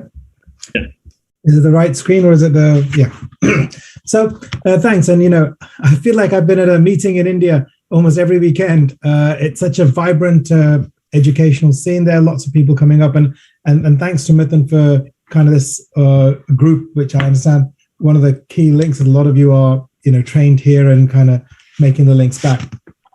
And I had to think of something different to say that I haven't, that some of you might have heard me in the RSSDI or Diabetes India meeting. So Mithun gave me this rather interesting topic, how to negotiate with a difficult person with diabetes. And I wanted to say, I think the wording of this is chosen quite specifically because I think the title is wrong. The title in itself makes the point of where we as clinicians make a big mistake because we've suddenly labeled that person difficult and we are trying to negotiate. And I think a much better talk or topic would be how to support someone who's struggling with their diabetes. And once you made that transition in your head from negotiating with someone who's difficult with their diabetes to support them with struggling, maybe that helps you get a better result. And, as everyone says, a lot of people assume that, Pratik is only really interested in the technology and in the machines and how to use them. But actually, I'll show you a case which really changed my mind. And this was it's about 9 or 10 years ago, 30-year-old woman who'd been started on pump therapy due to inverted commas poor control, a wording now that has been removed from all of my letters. It's never used, poor control. Someone, I would have said, high HbA1c. But actually, she had an initial good response to A1C, but the control had deteriorated over the past few months. And again, it's about the language matters, about the glucose levels have risen in the past few months, and we don't know why. And this is just a screenshot from our internal electronic health record. You can see January 2011, she'd gone on to insulin pump therapy with an A1C of over 10%, dropped down, achieved an A1C of 7% very quickly, actually, within 6 months, and maintained it for another 6 months. And then very similar to, I think, the kind of comments Audit was making in the obesity management. You can see the effect of that new technology, that new therapy wearing off. And I saw her about here. So this is January 13. So she's been on pump now for 2 years, and A1C was 9%, so back where we started.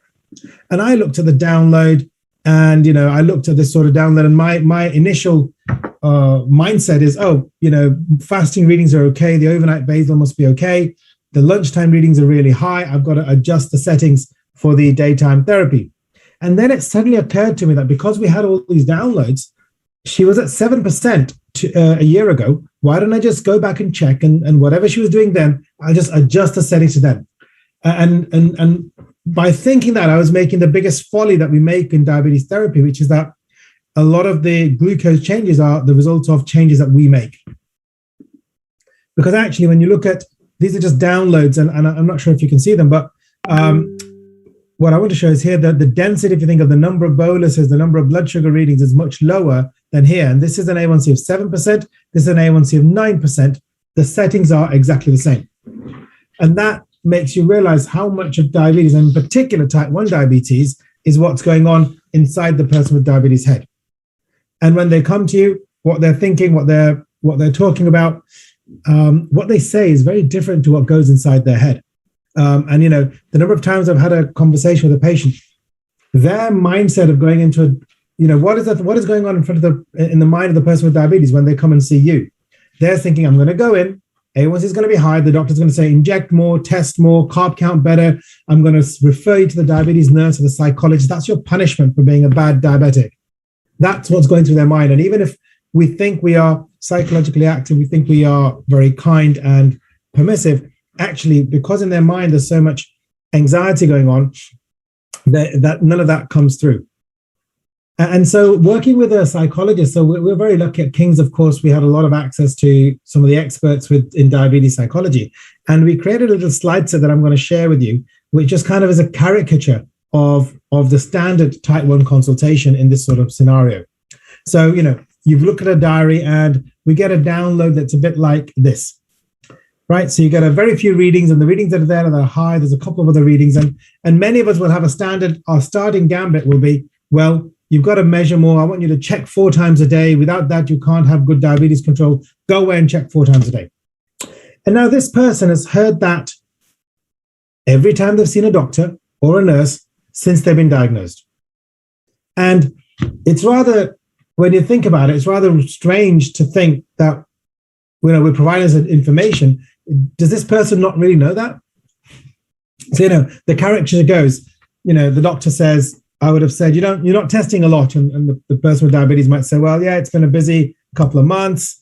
So, the patient might say, yeah, I forget sometimes, a lot of things going on. I've got school, I've got work, I've got young kids, whatever it is that person is saying. Is that really the answer why they're not checking? But we accept that and we say, how many times have you said, well, why don't you check an alarm on your phone or on your watch to say when you're going to check, or ask your partner or mother or daughter or work colleague to check? And the patient said, yeah, that's a good idea. And so what's actually, if I had to say, what do you think is actually going on inside that person's head? If you want to think. So, and then we say, well, the HbA1c has been going high a couple of years. So, he's being slightly, what's the word? He's using the right language. He's not saying your diabetes control is bad and you're going to have a complication. He's trying to be considerate. And the patient says, really, it's going a bit high, but it's okay. And in fact, only yesterday I had a conversation with a young girl and said, it's 8.5%, but I can live with 8.5%. I'll be fine, won't I? And so he was, are you doing all your things? Are you checking? Are you doing your carb counting? And she said, yes, I'm doing it. And can you see the conversation that the doctor's doing? I think what he thinks is right. And the patient is doing what she thinks she needs to do to get out of that consultation and get back to her life. But are you really doing it? Yeah, I have the occasional day off. But we need to tighten things up. It's really important. And she said, yeah, so he's putting a bit more pressure on the patient. You really need to do this. And maybe, I remember this consultation I had yesterday. It was the parent of the young woman was there.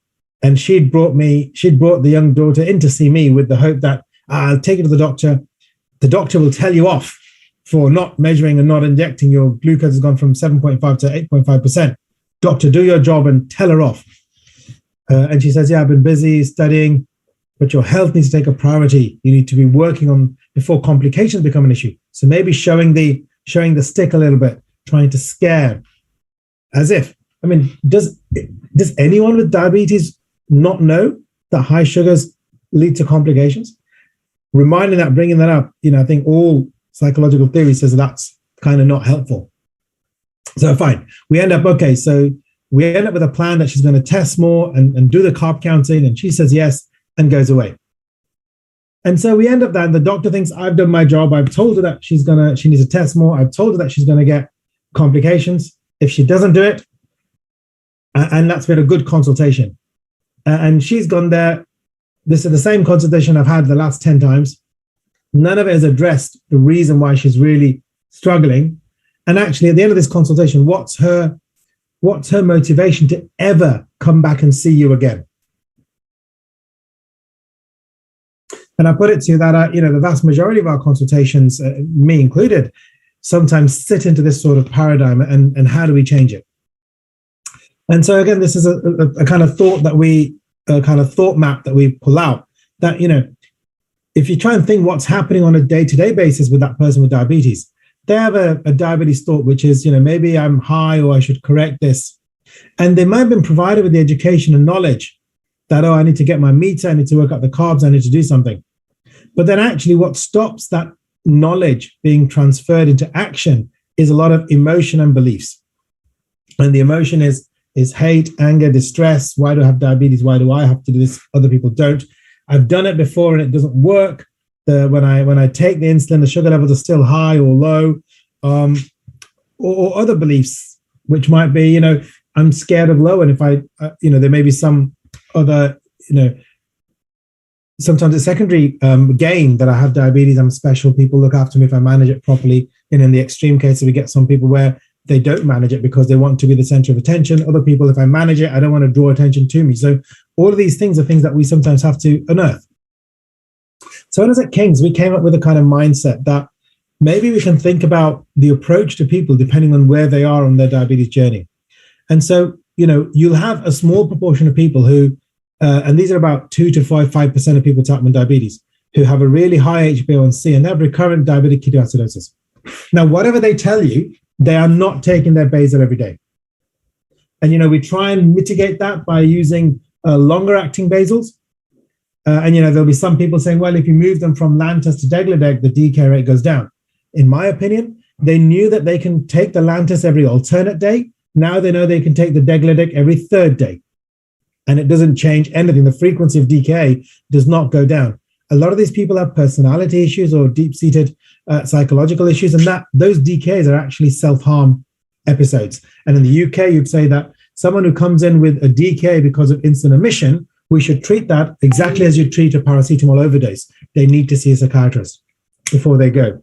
Now, of course, in India, we know the access to psychiatry and psychology is limited, but I think the clinicians looking after people need to recognize that this is not a change the insulin therapy. This is about what's happening. And I really loved Arup's point earlier, is that the first 45 minutes, they listen to that person's story and they don't say anything. No judgment, no nothing. I want to know how you got there. And that's very similar to the approach we take with these sort of patients.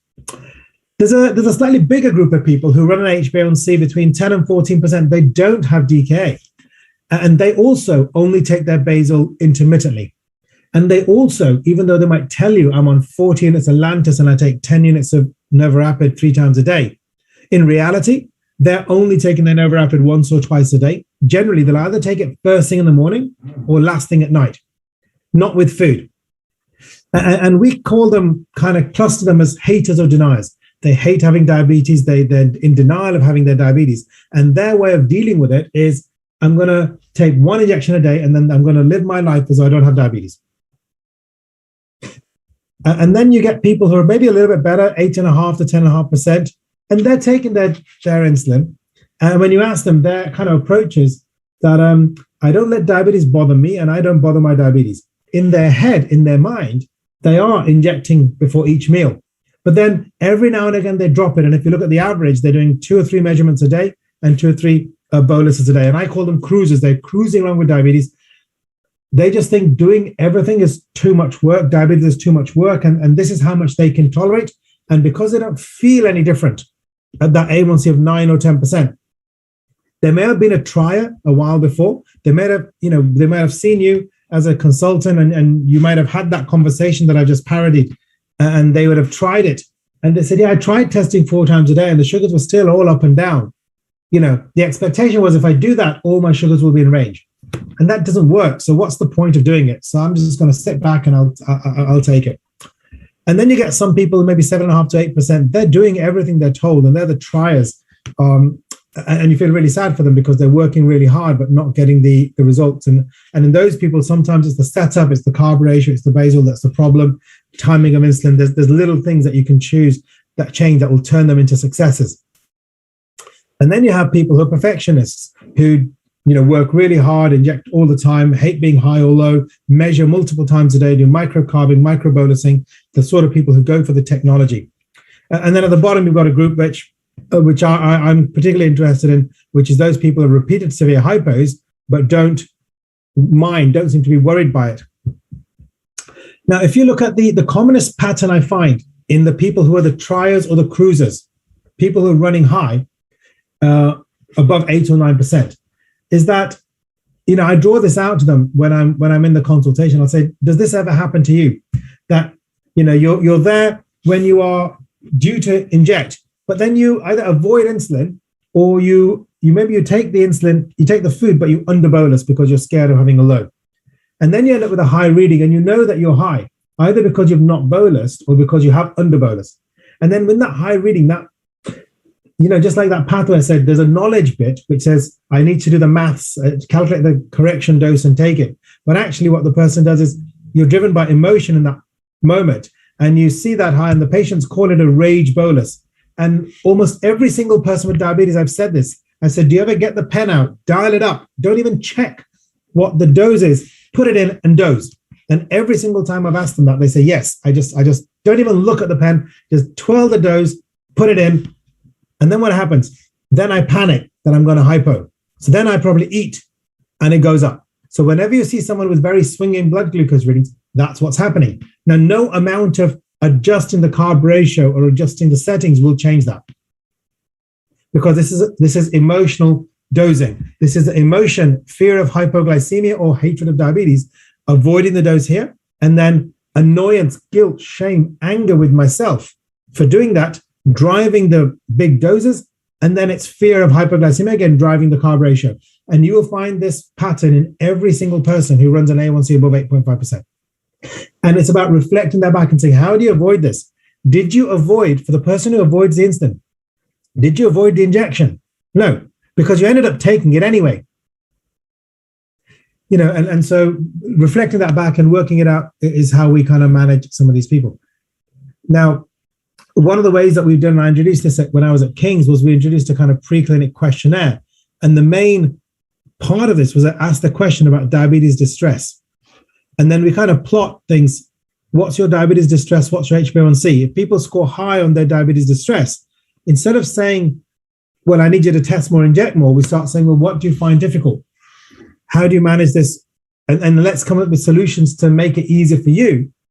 And that will bring the A1C down. And when we did this, you can see most of the patients are in this bottom quadrant here, showing that they had a reduced TDS and a reduced A1C just by us changing our approach.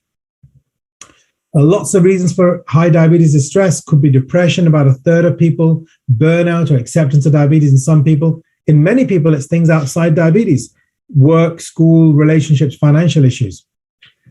And there's lots of myths or truths as well that, you know, people thinking, I have to have a routine to manage diabetes. I'm too busy. I don't like injecting in public. And that listening thing that Eric talked about with the obesity, same thing works for diabetes. What are you struggling with when people score high with their distress? Is it one of these things? Is there another thing that you don't know? And then we end up talking about kind of working out, is this patient in a contemplation stage? Do they need some more motivation to make the change? Or are they in an action phase where they need the plan? They need us to help with a plan. And one of the main mistakes we do as clinicians is we take people who kind of often in this pre-contemplation, they're thinking, I'm okay where I am. I don't need to change. And if we're giving them actions, do this, that, and the other, there's a big disconnect. And so one of the tools that we use, if I just scroll forward, is this one. You know, do you want to change? What are your motivations to change. So I might ask on a scale of 1 to 10, and I will draw this out in clinic. On a scale of 1 to 10, why do you want to improve your diabetes control? And this was just a kind of typed out something someone in my clinic said last week. Well, I want to be healthy, I want to be happy, and I don't want to have complications. Okay. And this person had scored a 7. So I said, why didn't you score a 10? Well, I know I forget, I'm really busy, I've got a lot of stresses, I don't think I can do it. And then you say, okay, so what is your strategy to counter these thoughts and increase the weight of these thoughts? And you kind of talk about that kind of, if you remember that famous movie or whatever, where you have on one shoulder, you have the kind of angel saying, well, you want to be healthy, you want to be happy, let's do this. And on the other shoulder, you have the Satan saying, well, it's too busy, it's too much work, just get on with life, enjoy things. And you pull it out and you depersonalize it and you say, well, how are you going to have that conversation? What's your strategy? And this is a tool, a very simple motivational interviewing tool that we use in those people who scored high diabetes distress, and to make them working. And then you kind of move forward. One of the commonest things, the myth is I need a routine. And we say, no, you just need to kind of inject every time you eat. That's the micro routine. You don't have to fix your food and fix your timing of insulin. I think whatever I do, I never get control. And we've got to expect variability. You know, if people using CGM, it's got to show some signs of life. And readings are up and down because life is always different, and you've got to be able to react to those sugar readings in the right way. And finally, I think we always end out with this kind of SMART goals about, okay, in the next 4 weeks, what are you going to change? What is a small thing that what you can't measure, you can't change. So often I'll say, I'm not going to measure your glucose because that's a result. It's the process that we're going to map. So the process is how often you're measuring or how often you're injecting pre-meal. Let's measure that and let's get those processes in place, because those are the things that will help you attain your goal. It's got to be relevant. So if it's a thought, it might be, how are you going to challenge that thought that says don't inject or don't do things? And you got to bring them back and say, let's try and get this step before you come back. So I thought I'd do something slightly different. I thought I'd kind of talk a little bit more about the soft skills that we're using in clinic. And I don't know, maybe I hope some of those were a little bit interesting. Happy to take any questions. Thank you. Thank you very much, Pratik. That was very good. I think these soft skills are very important actually to negotiate with the patient. I mean, I shouldn't use the word negotiate, but to actually support the patient with difficult diabetes. One other issue I think in India is actually the cost involved in the care. It is borne by the government of the UK, but unfortunately in India, the patients have to bear the cost themselves. And I think that adds further to the concern of the patients, especially patients with type 1 diabetes. And that is another thing which we face as a big challenge in clinics. It's just a thought to forward. That's no, I think you're absolutely right. And even if you think about it, in the UK, we have GPs limiting patients to 150 strips a month, for example. So whatever you say, if they're limited to 3 strips a month, they're limited to an A1C of 9%. But I know there's lots of charitable, lots of movements happening, Insulin for Life, and all these sort of things that, and lots of people helping support people. And I think there's a need for that network of clinicians where you can find out where those organizations are, so you can support those kind of means tested patients. I think we need to do the most we can to support that. I think. Yeah. Sorry, Mithun, you wanted to say something? Please go ahead. After this, I think you're going to be invited for soft skill lectures in India, not type 1 lectures. Thank you so much. So, yeah, importance of cognitive behavioral therapy, as one can see, be it obesity or diabetes. So I think on that note, thanking Pratik and Rajesh, I think we need to move on because of lack of time. Otherwise, we can be here for the next half an hour, because this is more important than anything else. I would invite Dr. Subir, a good friend of mine and colleague who work together at Newcastle, to invite Dr. Prashant Vaz, and he's going to speak about foot ulcers, what everyone needs to know in our day-to-day clinical practice. Over to Dr. Subir. Thank you very much, Ravi. Good afternoon, everybody. We've got a fantastic topic to follow now. diabetic foot ulcer, which is extremely important, yet often neglected or overlooked subject in a busy general diabetes clinic. And to talk about that, we have got one of the leading experts in the field, Dr. Prashant Vas, who's a consultant in diabetes and diabetic foot medicine in King's College Hospital NHS Trust, who's an executive council member of the Diabetic Foot Study Group, senior clinical lecturer of King's College London, and a visiting professor of the University of Staffordshire. As all yours, Prashant, please. Thank you very much. I'm just going to share screen. And thank you all for inviting me to speak today. It's a great pleasure. Always a pleasure to follow Pratik. Pratik's been my colleague at King's for a number of years and has eloped to Leicester recently, but nonetheless, my role today is to sort of speak about what every physician should know about diabetic foot ulcers. And just let me just minimize this. So for the purposes of this talk, I don't have any conflict of interest to declare. Diabetic foot, as Subir just mentioned, is very common, and the lifetime incidence is for a person living with diabetes about 20 to 35%. So that's a big risk. And once you get a foot ulcer, you invariably link to very high mortality. People with diabetic foot ulcers often don't make it to 5 years after their first initial event, and even more are likely to die within the first 2 years if they have a major amputation. So mortality, if you look at it in cancer terms, is even worse than some of the more common cancers. So really, what every physician should know about diabetic foot is that we really need to get, once we see someone, and we will see a lot of patients with diabetes having foot problems, is to sort of get the fundamental right. It's really coming up with a strategy, though, to protect them once you recognize it. So the two key things, of course, would be prompt recognition of the condition, and getting them very early to a specialist review. In UK, we have a multidisciplinary foot services in almost every hospital. So what you can do is, whether you're a GP or a hospital specialist or in the emergency department, you find someone with foot ulcers, you can plug them into the foot clinic. But I think it's very different in different parts of the world, and specialist services in India, for example, are very thin on the ground. So it's about getting your patients sort of plugged into someone you really know will support these patients well. Of course, you still will have to manage their diabetes, perhaps, but it's about getting that right, because it's still not done properly, even in England, even in Europe. And this is data from my own colleague who looked at what happened all over Europe as a part of a collaborative study. And they found that despite all the access and the pathways we've developed, up to nearly a third to half of our patients in Europe are referred to a specialist service with a foot ulcer after 3 weeks. That's a tremendous delay in accessing these specialist services, because the longer you delay, the more likely are you to achieve or not achieve healing.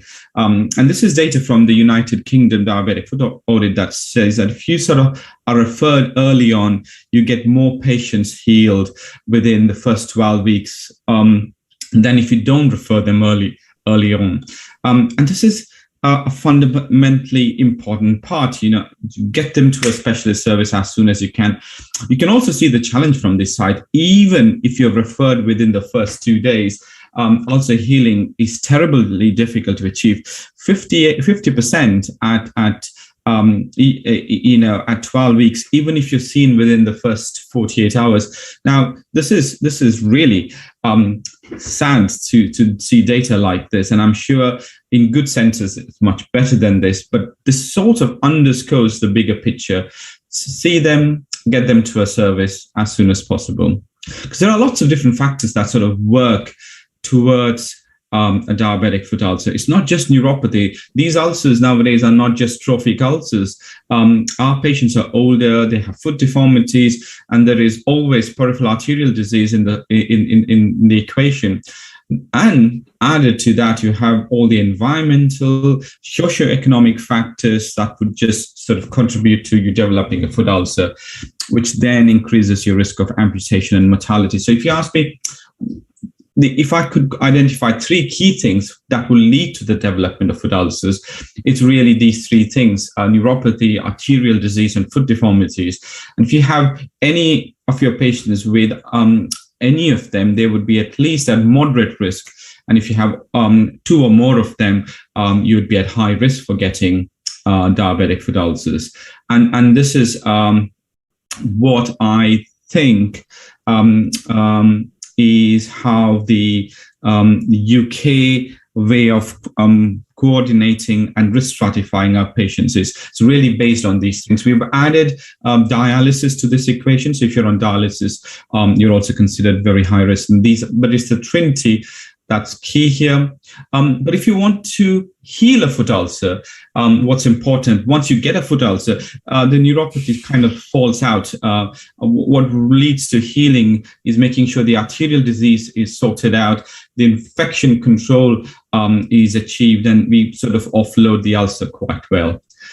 And if you healed an ulcer, it's what keeps them healed, and you need to know this, because once they come back to you, is the quality of the footwear. You know, they would spend thousands of, sometimes lakhs of rupees, possibly getting the ulcer healed, and for a few thousand rupees of quality footwear, they'll end up having to re-ulcerate and spending hundreds of thousands more again. So it's about getting good arthrosis, good quality follow-up, and making sure the arterial disease remains under control. There are 3 types of ulcers, but I don't want to sort of pigeonhole ulcers like this, but it's important to know many of the ulcers in classical diabetes, and this is a classical diabetic ulcer, a neuropathy-driven foot deformity-induced trophic ulcer. And essentially, these ulcers happen in the pressure points, and you can see this chap, he's got an ulcer because his foot is slightly externally rotated now, and the pressure point really inside his shoe, the center of gravity goes through that, and he's got a deep ulcer, goes down to the bone. But this is a classic neuropathic ulcer. There is no evidence of peripheral arterial disease. I mean, the foot deformities are because of Charcot-neuropathy. You can see the cuboid that's fallen out there. But the neuroischemic ones are perhaps the commoner ones. Our older patients have, they may get a trophic ulcer, but actually they also have underlying arterial disease. So it's a double whammy, so to say. And the classical neuroischemic ulcers can happen even on areas that are not truly under pressure. So the back of the heel, the side of the foot. These are neuroischemic ulcers. With these ulcers, you may need to do something for the vascular problem. You may not need to do something for the vascular problem. You can wait and see. And you've got a few days to weeks to observe healing with traditional control. But then you have the ischemia predominant diabetic foot, where this is actually not a simple sort of neuroischemic problem. This is one of my type 1 patients in his 40s presented with this kind of foot. And what you see here is really cutaneous infarction. These are infarction occurring in the foot skin because of peripheral arterial disease. This is a limb-threatening issue, and this needs urgent referral to a vascular surgeon. You don't wait to see, let's try and bandage these wounds and see if they can heal in the next few days, or you can control them. You could do that for the neuroischemic ones, but for something like this, you need prompt, early sort out. And that's what brings me down to standard care, because the first aim of good diabetic foot care is to provide good standard care and to a high standard. And standard care isn't just one intervention, it's actually a group of interventions that you provide in one swoop to allow the patient or the individual to have a high success rate to improve their chances of healing their wound. And it's getting the wound under control, the arterial side under control, the offloading the mechanical side and the infection side of things. Because arterial disease, I must say this, is very important. Once you ulcerate, if I was a patient with diabetic foot ulcer, the first thing I would like to know once I ulcerate is two things. What's my renal function doing? But more importantly, how good is my circulation down to the foot? Because arterial disease is increasingly common, and it's not the smoker's disease that is femoral or iliac. This is more distal disease, very similar to how nerve damage occurs. It's almost like a glove and stocking. In this is a stocking kind of disease involving the very fine blood vessels. And if you don't get the arterial side sorted out, no matter what you do for the diabetic foot patients, things may not go your way. The horse will bolt. So it's very, very important to make sure that you have categorically excluded vascular disease over a threshold that you think would come in the way of healing. It's a fundamental, important part. I think as a physician, if you want to refer on to a vascular team or a diabetic foot specialty, pulses are good enough. But once you get to a specialist center, for me or my colleagues, pulse isn't good enough, knowing we would like to know what exactly you can hear in the foot. But if my vascular team would like to know more. When I present a case to them with a foot ulcer, the question isn't is they've got ischemia or not. For them, the question is, okay, you have shown me a patient. Now I need to decide whether I need to do an intervention or not.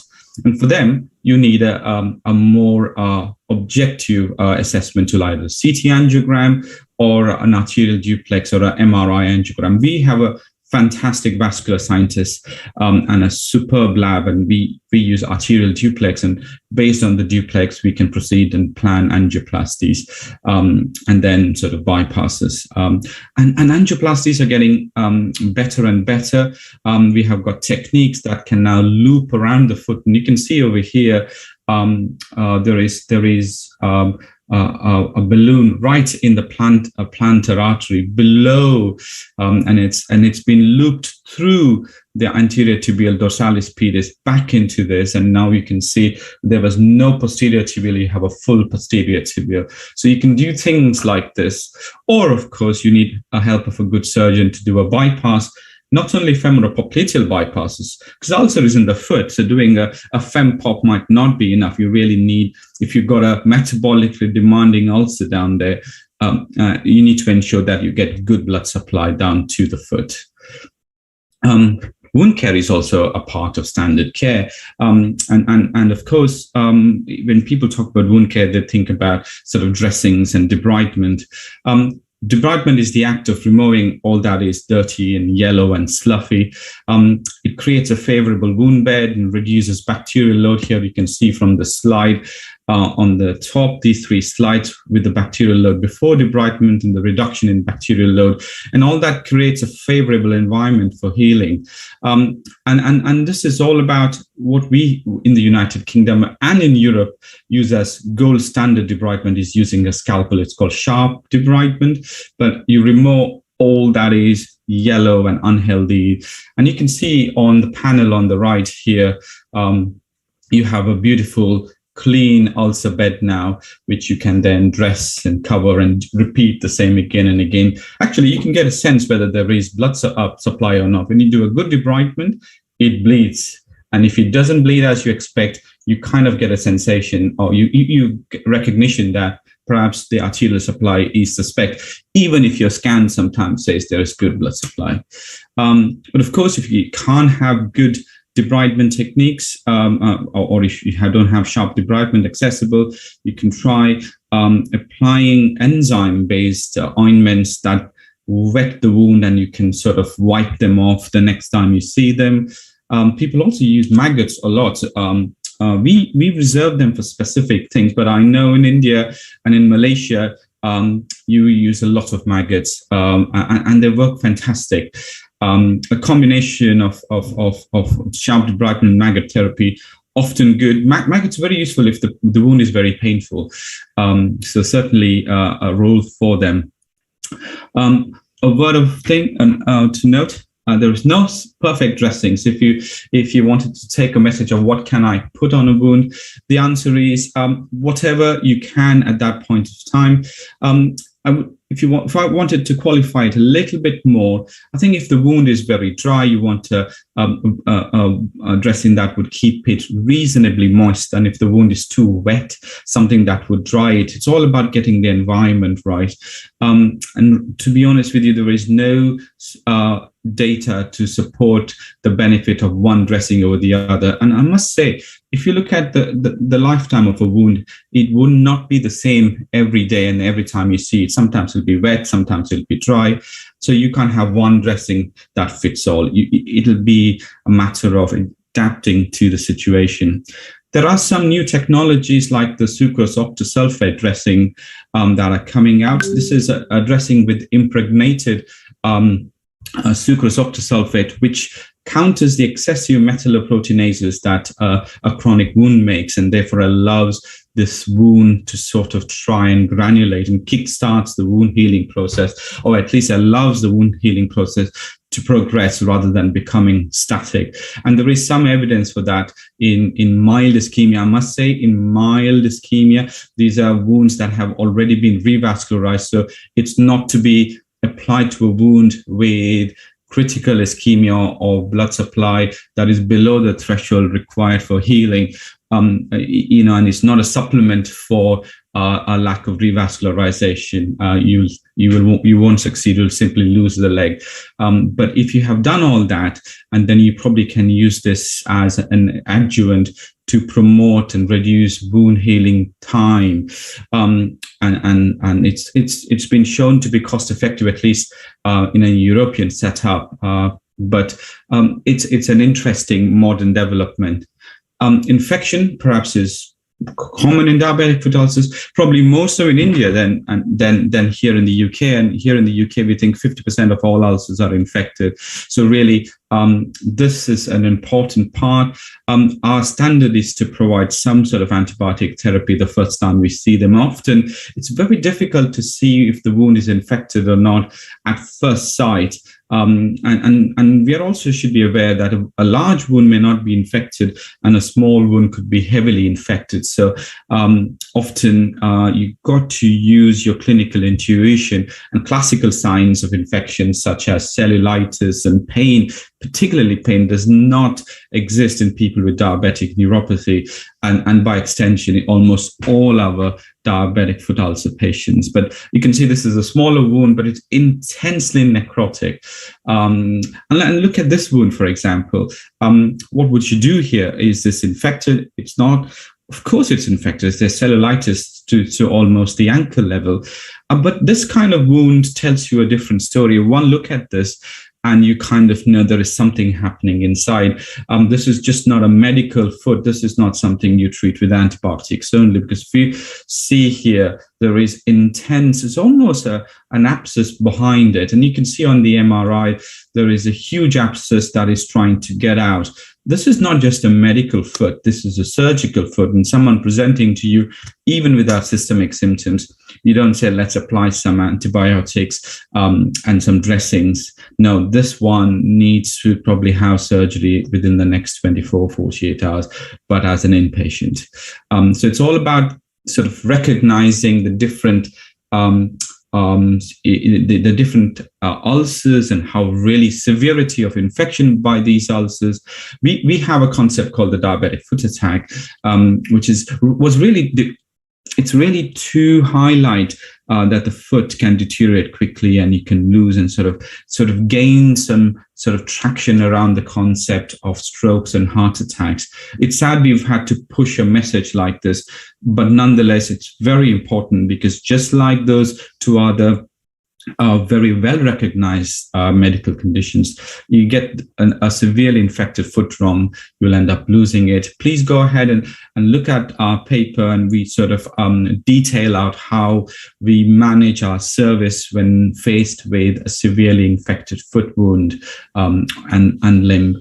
And we also have looked at our work looking at good debridement. That is very key. If you have a really bad ulcer, we get our surgeons to do a radical debridement, almost cancer style, take everything that is infected out, and that can help us deliver good foot outcomes and limb salvage outcomes. And this is an example of how you can see in the central bit, you really have the big abscess. You probably have infected tissue going much beyond that, which may or may not survive. And the healthy tissue is really far beyond that.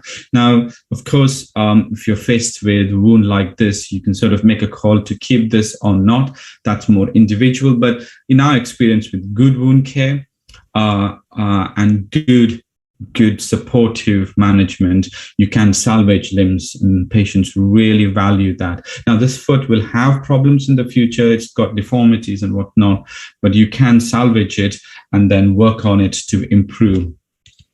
And this is another example, a chap from Portugal, severe infection while he was having a holiday in London. I almost thought he may not be able to hold on to his leg, but he did fantastic on the wards. He went on to heal. He had a skin graft to push the healing through. But you can see here, 27th of October to 29th of December. His only regret was that he stayed in hospital for Christmas and he couldn't go back to Spain or Portugal. But you can see all that in 8 weeks. That's really a tremendous outcome. It can only happen if you have good surgery colleagues backing you and good wound care colleagues sorting out the wound care element for you. And if you're on dialysis, dialysis is a major risk factor for amputation and difficulty in healing. So really, if I think of prognostic factors for someone in hospital with a diabetic foot infection, it's arterial disease and kidney disease. We look at the two of them. Of course, there are other things like cardiac failure. Leg edema often comes in the way of healing, but these two are fundamentally important. It's important to offload the foot, and you can offload it with many things. For neuropathic ulcers, we use a total contact cast, but some of your patients may be comfortable only in a removable cast, and we often tell them that is second best, and other things like removable cast walkers, Scotch cast boots, they're all sort of second, third line agents. We really rely heavily on contact casts here in the UK. For neuropathic ulcers, with ischemic ulcers, you can't put a contact cast quite easily. But in India, I think with all the heat, it can be quite uncomfortable, and the maintenance of a cast in India will be quite a different challenge on its own. You do get simple shoes that you can wear, some of them with a heel, offloading, and sometimes with the forefoot offloading. The standard one will have a rocker, but these are not as perfect because they are not always worn by our patients too. But there are, it's important to get the footwear right, and this is one of our patients, as you can see, he's had special footwear made, and he's now able to walk. You can notice the gait. It's a neuropathic gait, high stomping gait.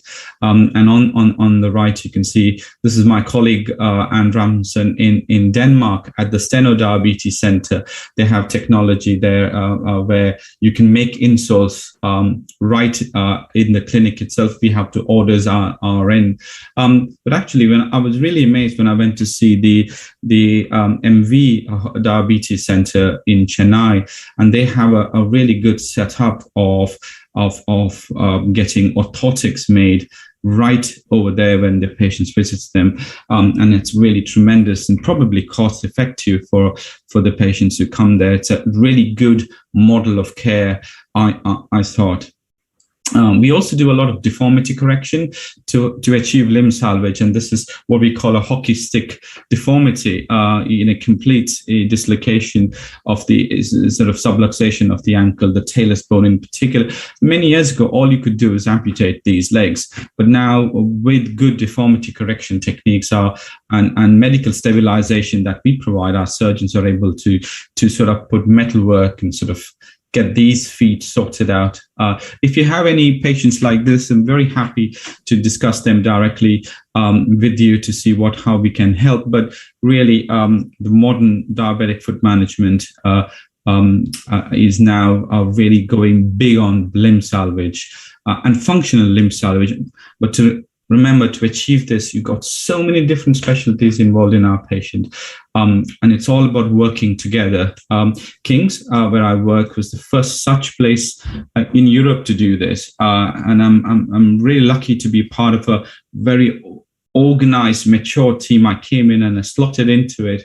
But I would encourage for some of you who are interested in sort of improving the outlook to develop your connections with key surgeons, with key podiatrists, or wound care specialists, some cardiologists. You'll need them, and especially with renal teams, so that you can work together in a coordinated way to better manage your diabetic foot patients.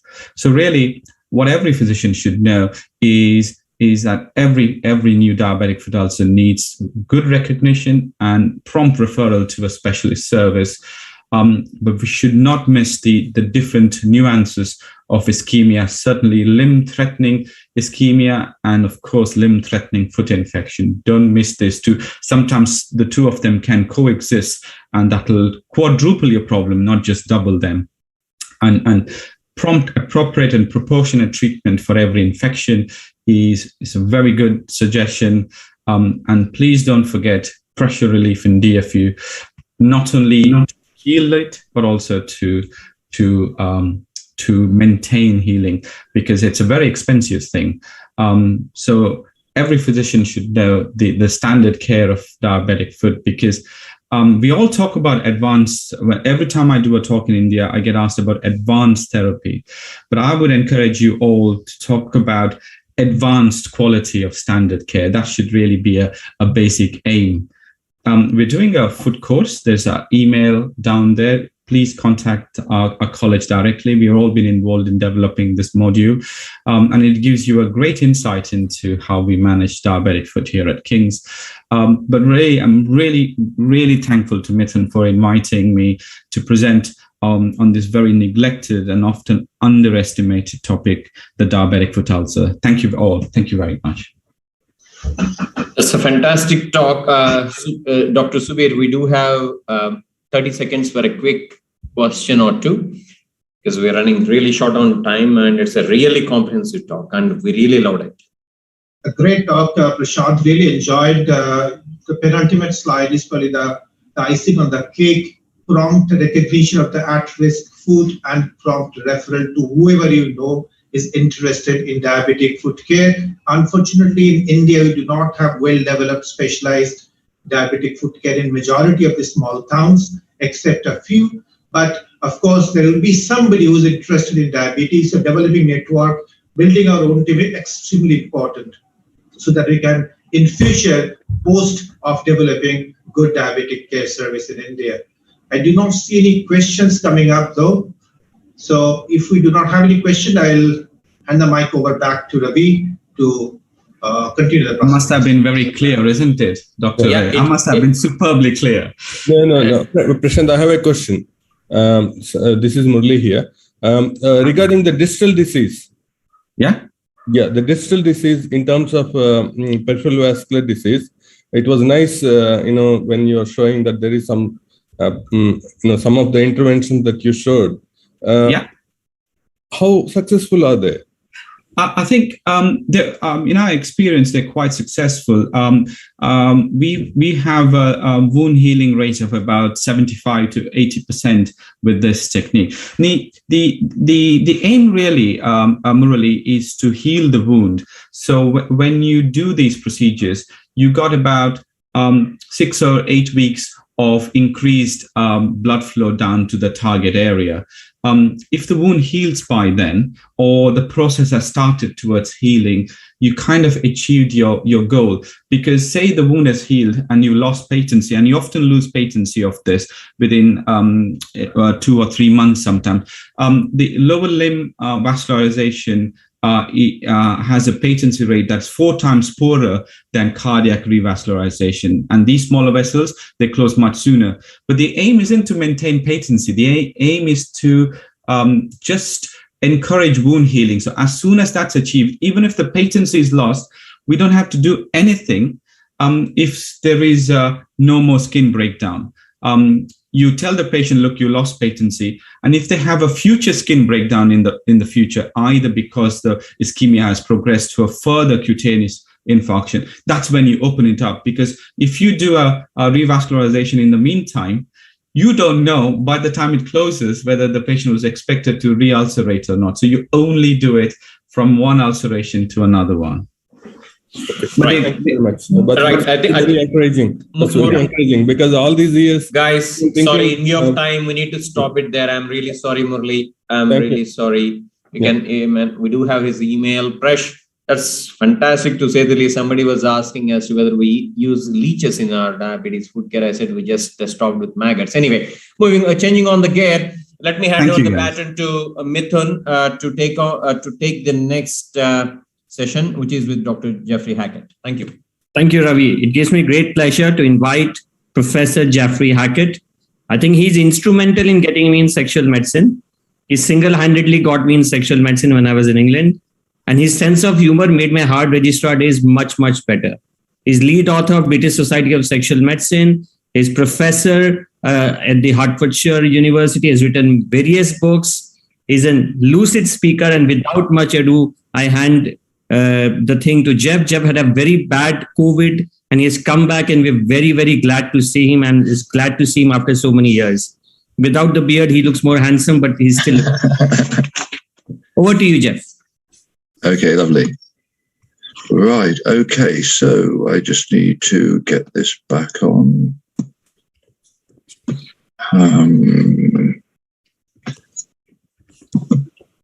Okay, so I just need to go back to square one. Sorry about this. Always takes a while. I'd just like to thank Mithun for this invitation, and I thought having seen such excellent speakers, it would be difficult to stand out. So what I did is I managed to put my background in reverse so that you would be able to see that my technology has struggled a little bit recently whilst I've been ill.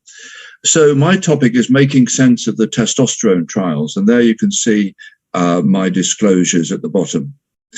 Now, first thing I'd like to point out is that testosterone deficiency is very common in type 2 diabetes, around about 40%.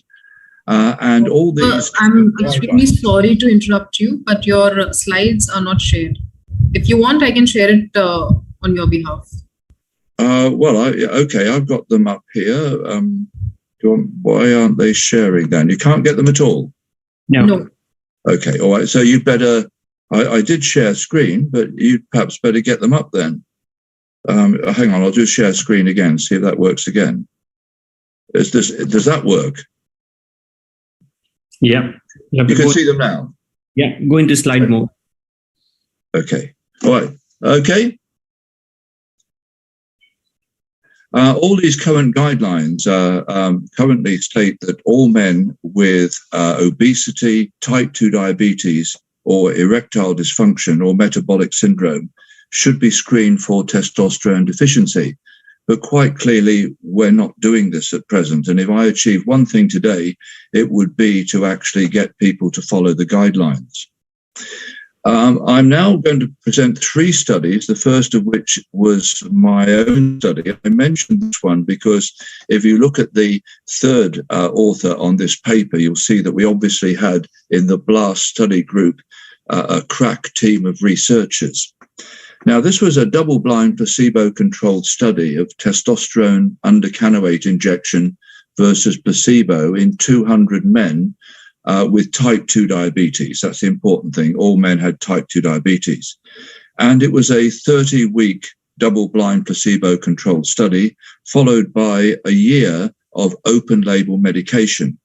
And as you can see versus placebo, that the testosterone produced a reduction in HbA1c, some moderate loss of weight, a drop in body mass index, a slight reduction in waist circumference, total cholesterol fell. There was a modest improvement in erectile function, a significant improvement in the aging male symptom score, and a slight reduction in depression.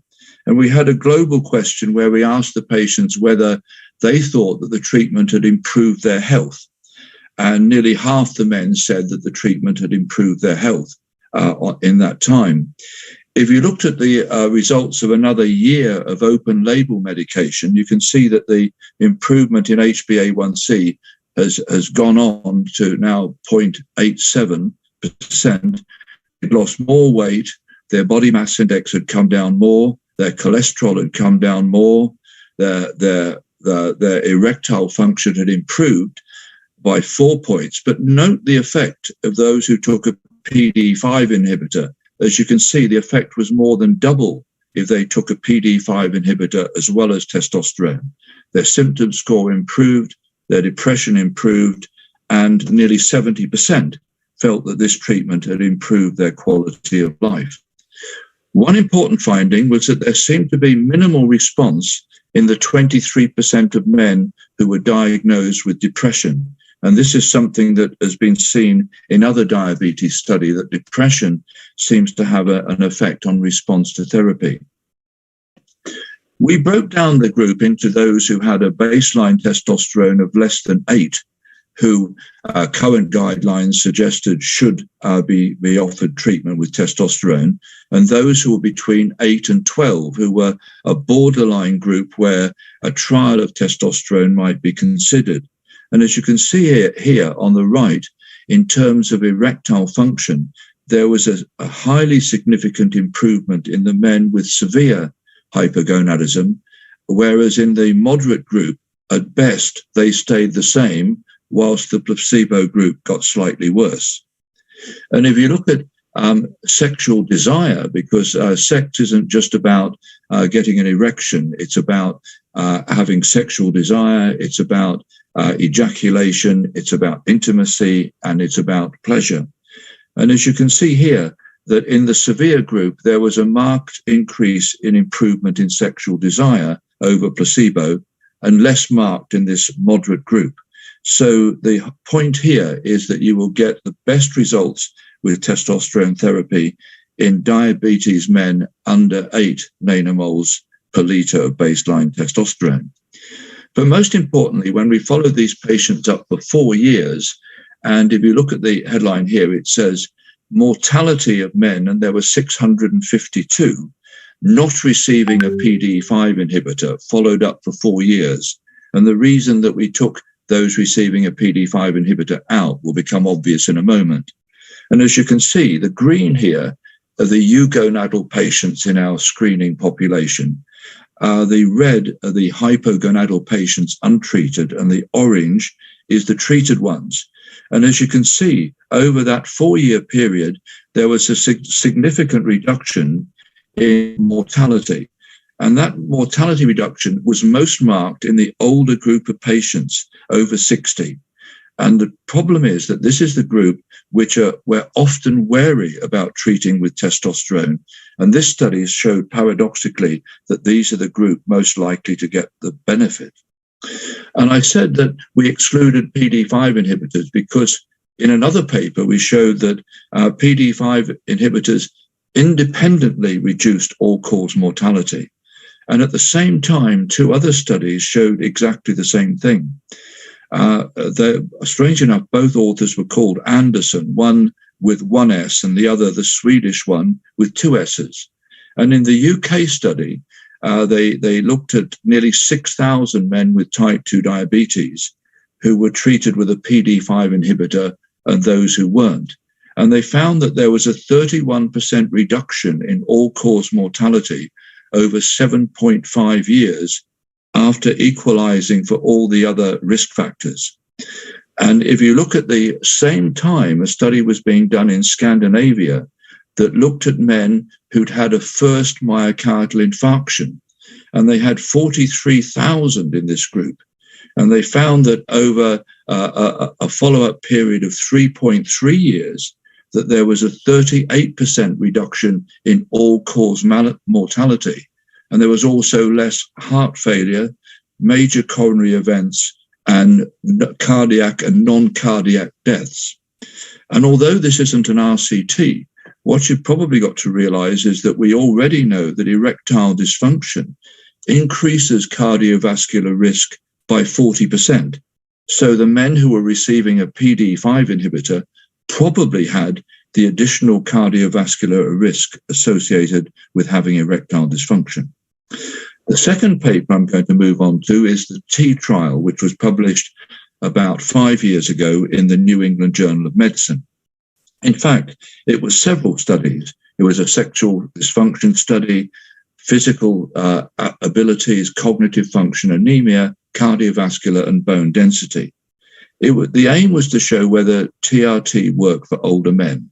It was gel versus placebo. It went for a year, 780 men, prospective, randomized, placebo-controlled, and double-blind. The first thing they found was that there were significant improvements in sexual function. And they came out with what I consider to be one of the understatements of all time, is that couples in the testosterone treated group engaged in sexual activity 4 times a week, described by the authors as a modest response. I often feel I'd like to have interrogated them about their sex lives at the time. And also, there was a significant increase in sexual activity, which was very quick within the first 3 months and maintained over a 12-month period. There was also a significant increase in walking distance. The patients had a 6-minute walking test. And as you can see, in over 20% of patients, there was an increase in over 50 meters of walking distance in that time.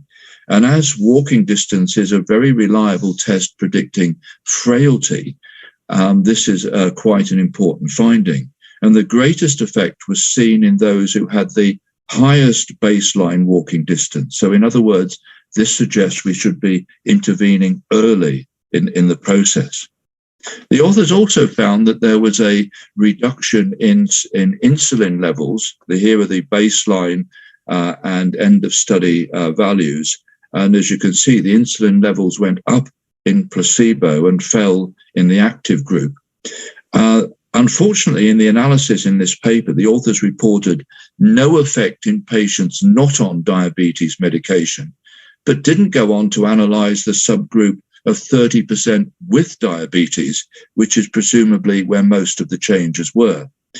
And one of the things we need to realize when we look at the effect of testosterone on diabetes control is because testosterone increases the hematocrit, there may be less reliability in accounting the HbA1c. There were also other important findings.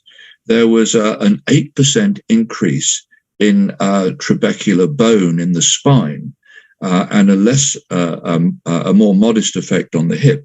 But this was actually a greater effect than is seen with bisphosphonate therapy. There was also a marked effect on anemia because of the 788 men, 126 were anemic. And these two graphs show the improvement in hemoglobin levels in these patients. And 58% were normalized by testosterone therapy. And these were men who hadn't had the cause of their anemia diagnosed. So I think the learning point here is that there's no such thing as undiagnosed anemia until you've measured the testosterone to exclude it.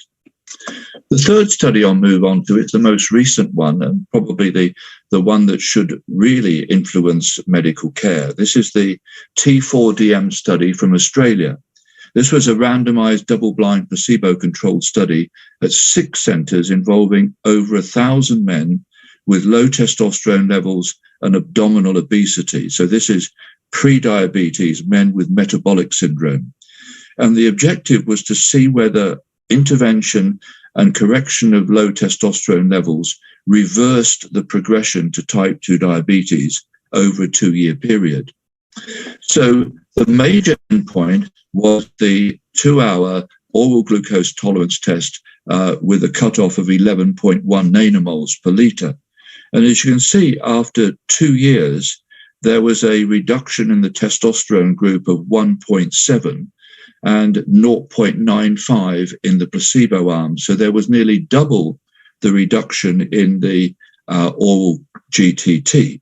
And this amounted to the fact that after the 2 years, with testosterone therapy, only 12.4% of men had progressed to type 2 diabetes versus 21.1% in the placebo and lifestyle alone.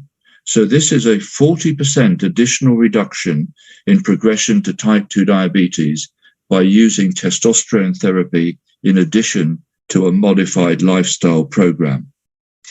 If we look at some of the secondary endpoints, these are fairly important ones. The testosterone group, as you'll see, had a greater reduction in waist circumference. They had an increase in total muscle mass. They had a highly significant reduction in fat mass. An additional 3 kilograms of fat was lost, and most of this was abdominal fat. There was an increase in arm strength and an increase in muscle strength in the non-dominant hand in the group of patients who took testosterone therapy. Also, there was marked improvement in sexual function. There was improvement in erectile function, orgasm score, desire, intercourse satisfaction, overall sexual satisfaction. But most importantly, there was also, this study looked at lower urinary tract symptoms, which I'll go on to in a moment. So I would ask the question, based on these findings here, what would the additional benefit have been had these men received daily tadalafil? Would that improvement of 2 been significantly better? But that's what we saw in the BLAST study. If you look at another secondary outcome, which was the LUTZ score, you'll see here that at baseline, the 26% of men in each group had significant voiding symptoms and 38% had significant storage systems. And after 2 years on testosterone, the testosterone had no impact. In fact, these voiding symptoms were getting worse, such that 43% of these men had bothersome storage, lower urinary tract symptoms by the end of the 2 years. Now, as tadalafil is licensed daily to treat lower urinary tract symptoms and erectile dysfunction, I'll again ask the question, should these men also be receiving daily tadalafil? If we look at the biochemical outcomes, you can see that the men in testosterone therapy increased their testosterone levels. There was also a slight increase in dihydrotestosterone. The estradiol also went up, which is potentially beneficial for bone health. There was a reduction in LH, FSH, as we'd expect, and the SHBG fell slightly, which is also more likely to be beneficial.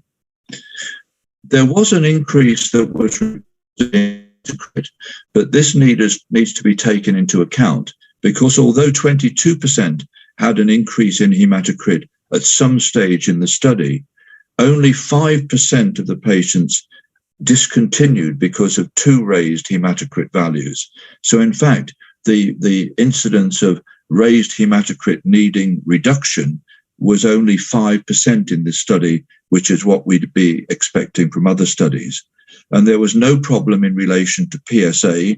There were 8 patients who discontinued because of a raised PSA, 5 in the testosterone group and 3 in the placebo arm.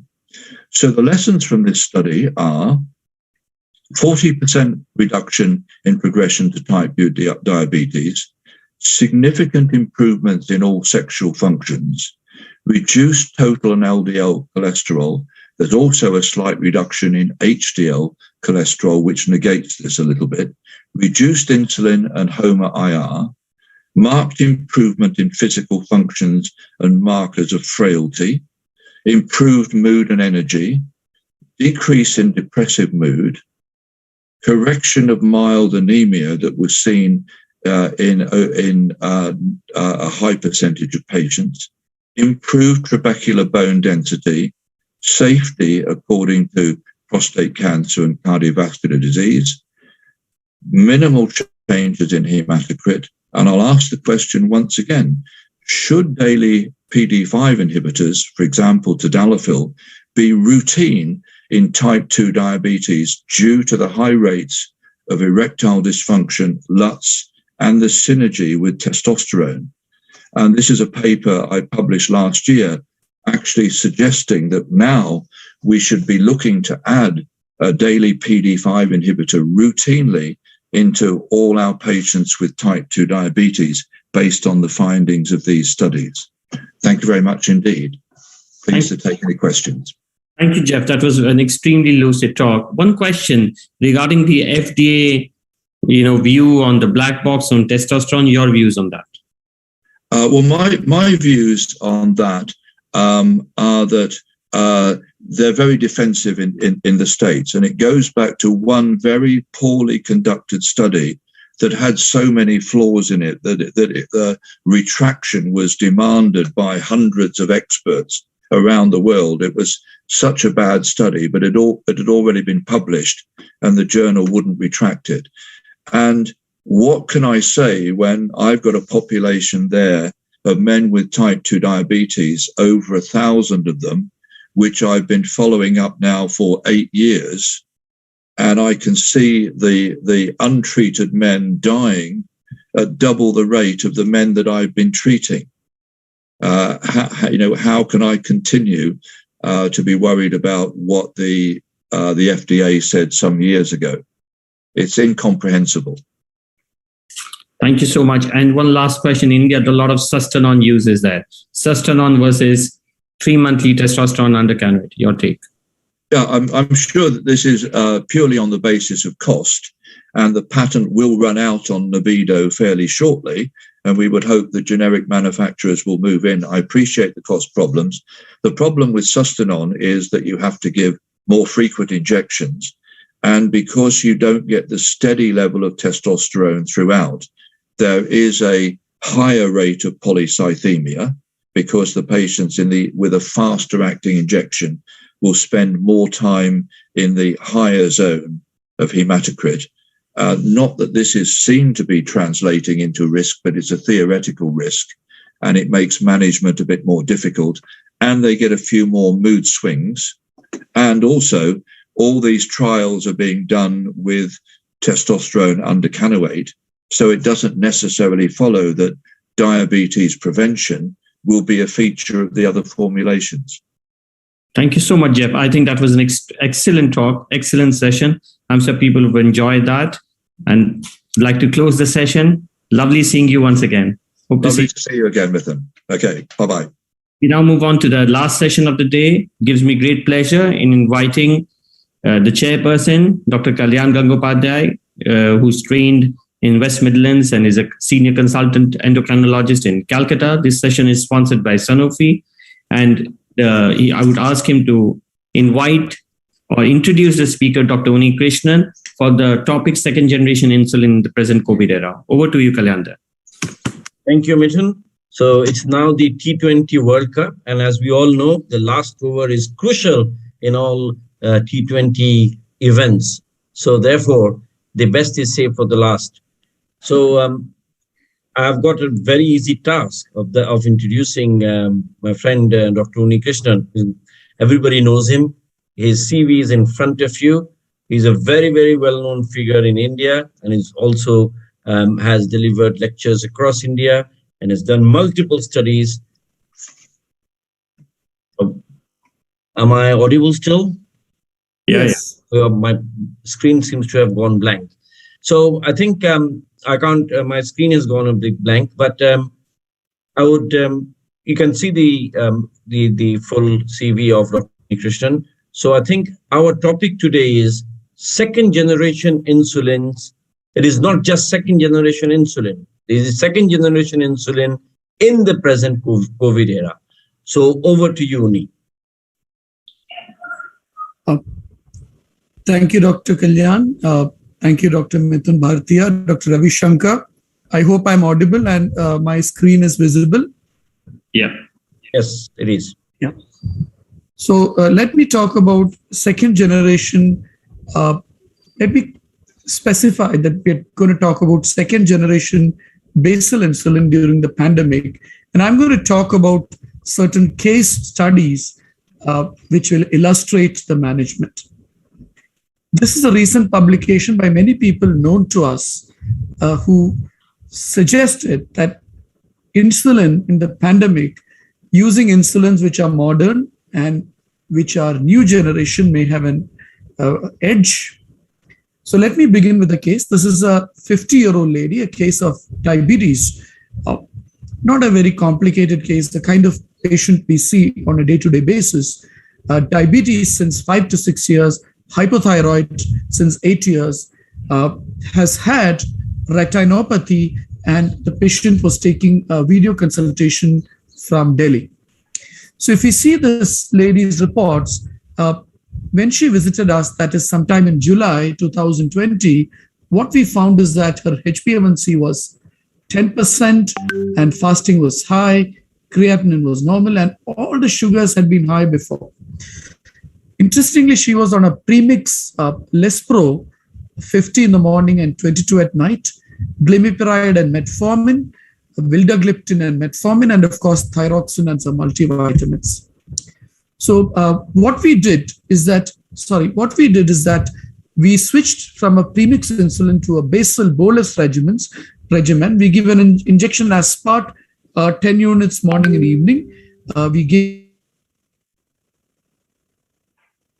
the time we continued the medicine, added repaglinide with lunch because she didn't want to take 4 injections. She just about agreed to 2 injections, and we gave levothyroxine at the same dose. She was also started on CGM remotely to have better monitoring. And this is a schedule. Dose initially was increased to 10 to 12 units. And then when the fasting was 273, it was increased to 14 units. Remember, glargine U300 has to be titrated ideally once in 3 days. And then it was increased to 18 units. And again, it was increased to 20 units. So this is her time and target. As you can see, this lady's time and target initially was 0%, and it became 50% later on. So this is to highlight that in the pandemic era, when a patient calls us remotely, and if you're thinking of insulin, I think basal insulin is an easier start, especially the second generation insulins like glargine U300, because they are long-acting, have less hypoglycemia, and that's also true about glargine U300 as well as degludec. And chances are, studies have also shown that using can improve the time in range, and we've shown that. Now let me show you another case, and this is a post-COVID situation. Now this is a 62-year-old lady with type 2 diabetes. Again, I'd like to rare or complicated cases. These are just cases we see in our day-to-day practice. This is a 62-year-old lady with type 2 diabetes. Now, she was started on medication from 2014, started on insulin, and once she had COVID, she was started on insulin and she was discharged. Now, when she was on 3 injections of regular insulin, 10 in the morning, 10 in the afternoon, 10 in the evening, and there was no basal insulin. She's had a history of ischemic heart disease and had a stent also put in. So initially what we did is we immediately stopped the regular insulin because, as you can see, the fasting is 103. We started her on glargine and glipizide, metformin, gliptin, and then you can see initially that we started May, and you can see the 7th May to 15th May, the 8 weeks AGP. And you can see the time in range was very good at 71%, but the time below range was 23. And this was a situation where we could actually stop, we could reduce and eventually stop the insulin in this case, because this is just to highlight that in the post-COVID setting, when there's a lot of steroids being given during COVID, suddenly the tendency is to stop insulin altogether. But instead of stopping insulin altogether, a good idea is to discharge the patient on a dose of basal insulin because patient might need it. And poor glucose control after COVID may also lead to problems like mucormycosis, etc. So this is just to highlight that after COVID, if the patient is on multiple basal bolus injections, continuing on a basal insulin like a glargine U300 is going to be very effective. And as in this case, sometimes you may be able to taper and stop the insulin also. You can see the time in range is 81%, but the time in range still 18%. Daily average is 98, and the glucose management indicator is 5%. So really a situation where we could stop insulin and the patient was very happy. Very important to note that in the COVID situation where the patient is calling you on teleconsultation or diabetology, it's very difficult to start insulin. But if an insulin has been started, it's best to choose a basal insulin, and it's better to choose a long-acting basal insulin, an ultra-long-acting basal insulin like glargine U300 or degludec. And this is what the guidelines, the assessment and severe of risk, mortality and glycemic control in people with diabetes and COVID. And the authors suggest that to minimize the exposure, even a single per dose of long-acting basal insulin could be an attractive option. And the Indian consensus, I wasn't part of both these papers, just want to highlight that the once daily dosing, which is offered by basal insulin analogs, is also a very attractive option to minimize risk of exposure to healthcare providers who are seeing the patient every day in the hospital. And that was suggested. I don't know if I completely agree with that, but I do agree that basal insulin is a simple and early start. So I want to look at my final talk, which is a look at some unmet needs in basal insulin therapy in type 2 diabetes. So glycemic control could be very challenging because to achieve insulin initiation itself is difficult. So there is a delayed initiation of basal insulin. Sometimes initiated but difficult to titrate. Sometimes there is a failure of the patient to adhere to the prescribed basal insulin regimens. There's a lack of patient education, limited resources. So therefore, basal insulin, you need to have individualized technology and treatment regimens based on patient needs. I'm not saying that every patient with basal insulin needs to be put on CGM. It's unaffordable in India, and I don't do it. I've shown you a couple of cases where I use CGM, but I'm not that tech savvy to put lots of patients on CGM. No, this is just to highlight that studies have shown that glargine U300 can improve the time in range. You don't have to do time in range in every patient, but it's just to highlight that in the very few patients I've done time in range basal insulins, I found that glargine U300 improves it. So the solution is there are lots of apps that help the patient to drive dosing, including apps for dulaglutide, insulin dose calculator, basal insulin titration app. And this is a very simple My Dose Coach app, which is an FDA cleared device available for free. This app is available for free. It's a app created by Sanofi. It's available free, and the patient has to enter their blood glucose levels, and the app will tell you how much insulin to take. For example, here the app is suggesting that you need to increase the dose to 20 units. How is the app suggesting it? The app is suggesting it because the doctor is actually has actually set the protocol for the patient, which means that you can decide. Supposing you're seeing an elderly patient whom you think the blood glucose should be kept between 90 to 140, you can select your own protocol. If you're seeing a younger patient, you want to keep the fasting between 80 to 110, you can select your protocol. You can tell, for example, the time to take basal insulin. You could specify it as 10 p.m. and you could specify the time to check the fasting glucose. It is 7 a.m. And you can also tell the patient to enter the low blood glucose reading. So how do these apps work? The doctor downloads a software on his or her computer, adds patients to the list. The patient downloads the app, registers, and gives permission to the doctor.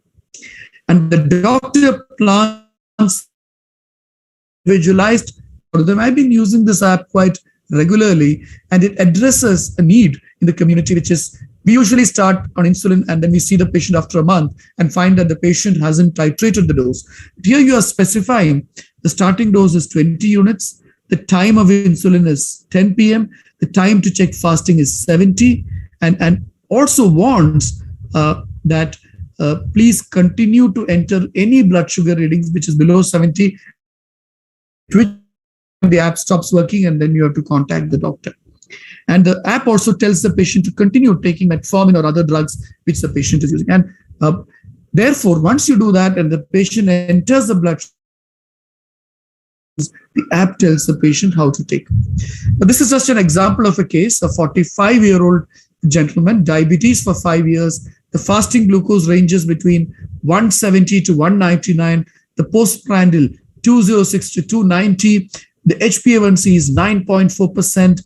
Patient is on dapagliflozin, glimepiride, vildagliptin, metformin, has a BMI of 21, and was started on glargine U300, 10 units at bedtime, and oral drugs were continued. Remember, the patient was on glimepiride 2 mg, dapagliflozin, vildagliptin, metformin, which was continued, and the patient was also started on a CGM as well as the MyDose Coach app. So this is a CGM, and just to highlight that in patients treated with basal insulin, type 2 diabetes, treated with basal insulin without prandial insulin, this is a study which was published very recently in the JAMA, and they looked at, this is a randomized trial in which they looked at one intervention.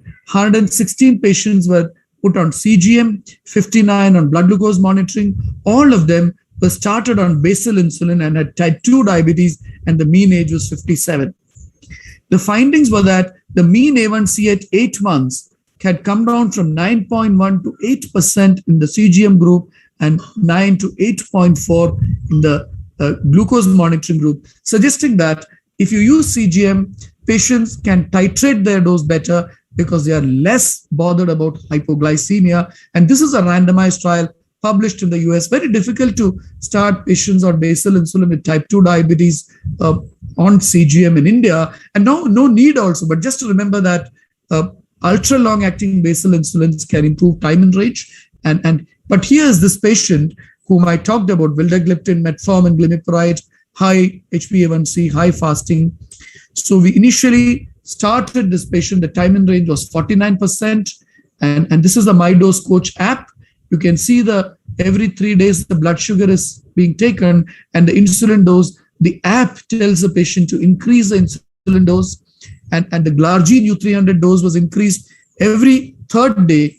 And once the dose was increased, immediately you can see this is on 20th February to 6th March, and this is from 20th March to 1st April. So just a few weeks ahead, the time in range, which as you can see was 49%, has come up to 62%. There's no hypoglycemia. Time above range is 38%. The average sugar is 168. And you can see the median showing that, yes, the glargine dose, the glargine U300 dose can be increased further. So this is a patient in whom we use both the app and the CGM, but the patient depended on glucometer tests at 7 a.m. to adjust the dosage of basal insulin. So yes, you can see eventually the fasting came down to 118. The titration continues. You can keep on titrating. So this is an abstract we presented, and the abstract was published. Myself and my collaborators, Dr. Vijay Vishwanathan, as well as doctors from other countries, we looked at this app and we looked at the details of how people on this app did.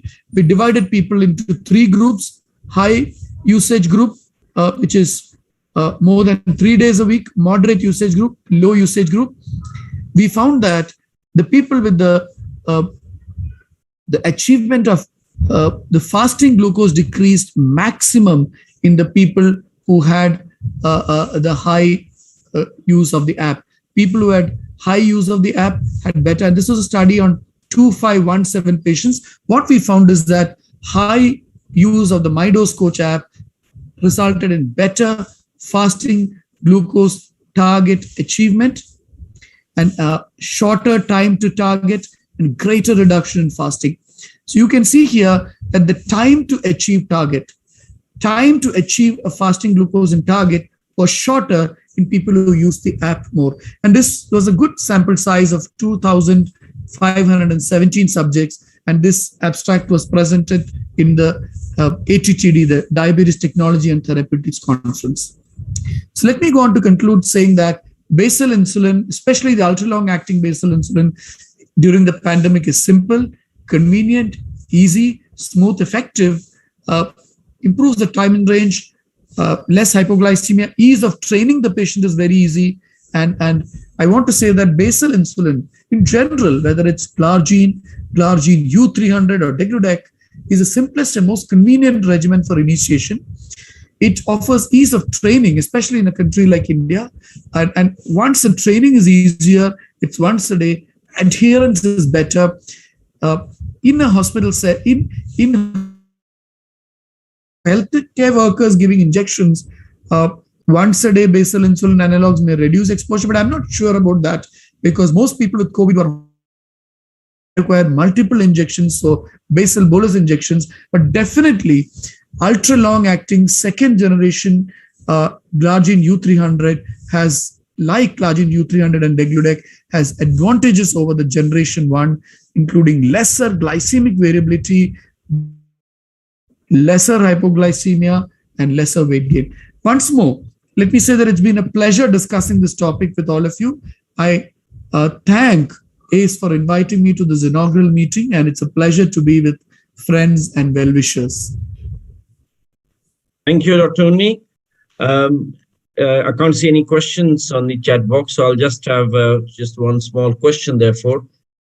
So what's your experience in using the latest generation basal insulins in inpatients? Do you initiate in inpatients?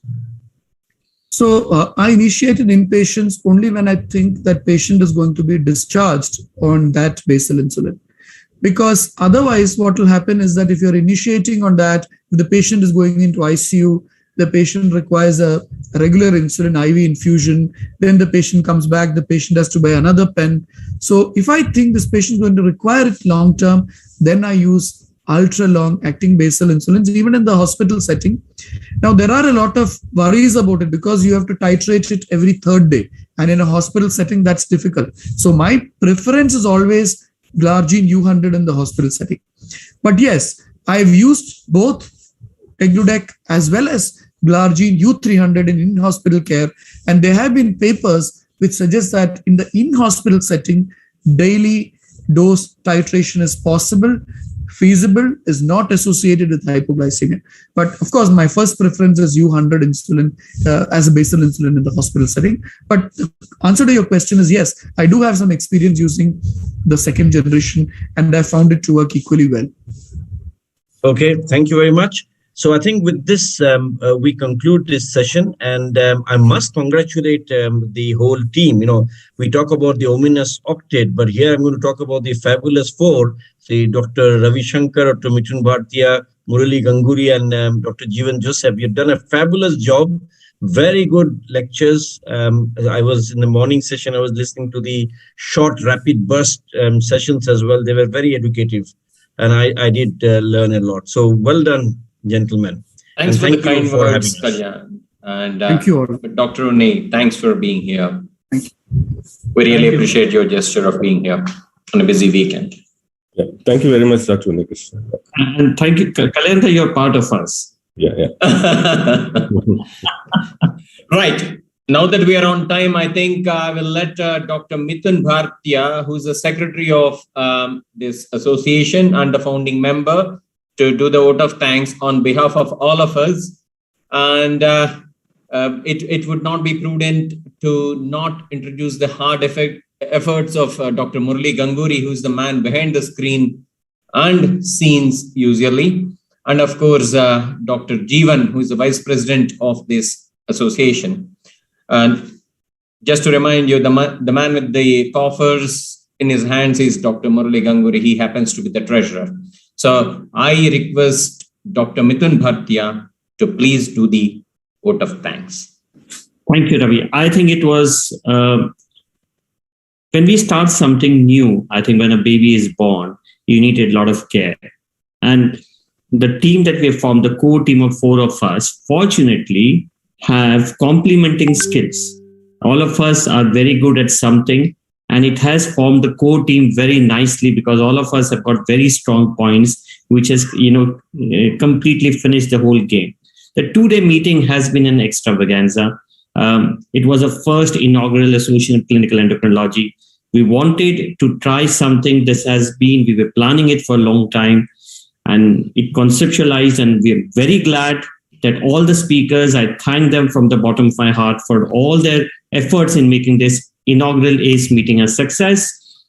It would be wrong not to acknowledge the support of the pharmaceutical companies, Cipla, Torino, Nordis, Sanofi, Dr. Reddy, Microlab, and Wokhard, who came forward and helped us make this inaugural meeting a lot of success. With that, thank you so much, and have a great day. And it's nice to say it's 5:19 p.m. on our program. We were finishing at 5:20. Proper time. We are closing this session. Thank you. Mithun, let us also pass on our heartfelt thanks to Stuti and RX Events, who made it seamless and very smooth. Yes, Stuti, thank you so much. I think I've called her enough so many times, disturbed us. So thank you very much. And thank you so much, sir. My pleasure. There are many well-wishers who've been supporting this silently, quietly behind the screens. And please accept our sincere thanks, heartfelt thanks to you all as well. Thank you all. Have a nice day. Good night. Stay safe. Enjoy the cricket match. See you soon later. Right.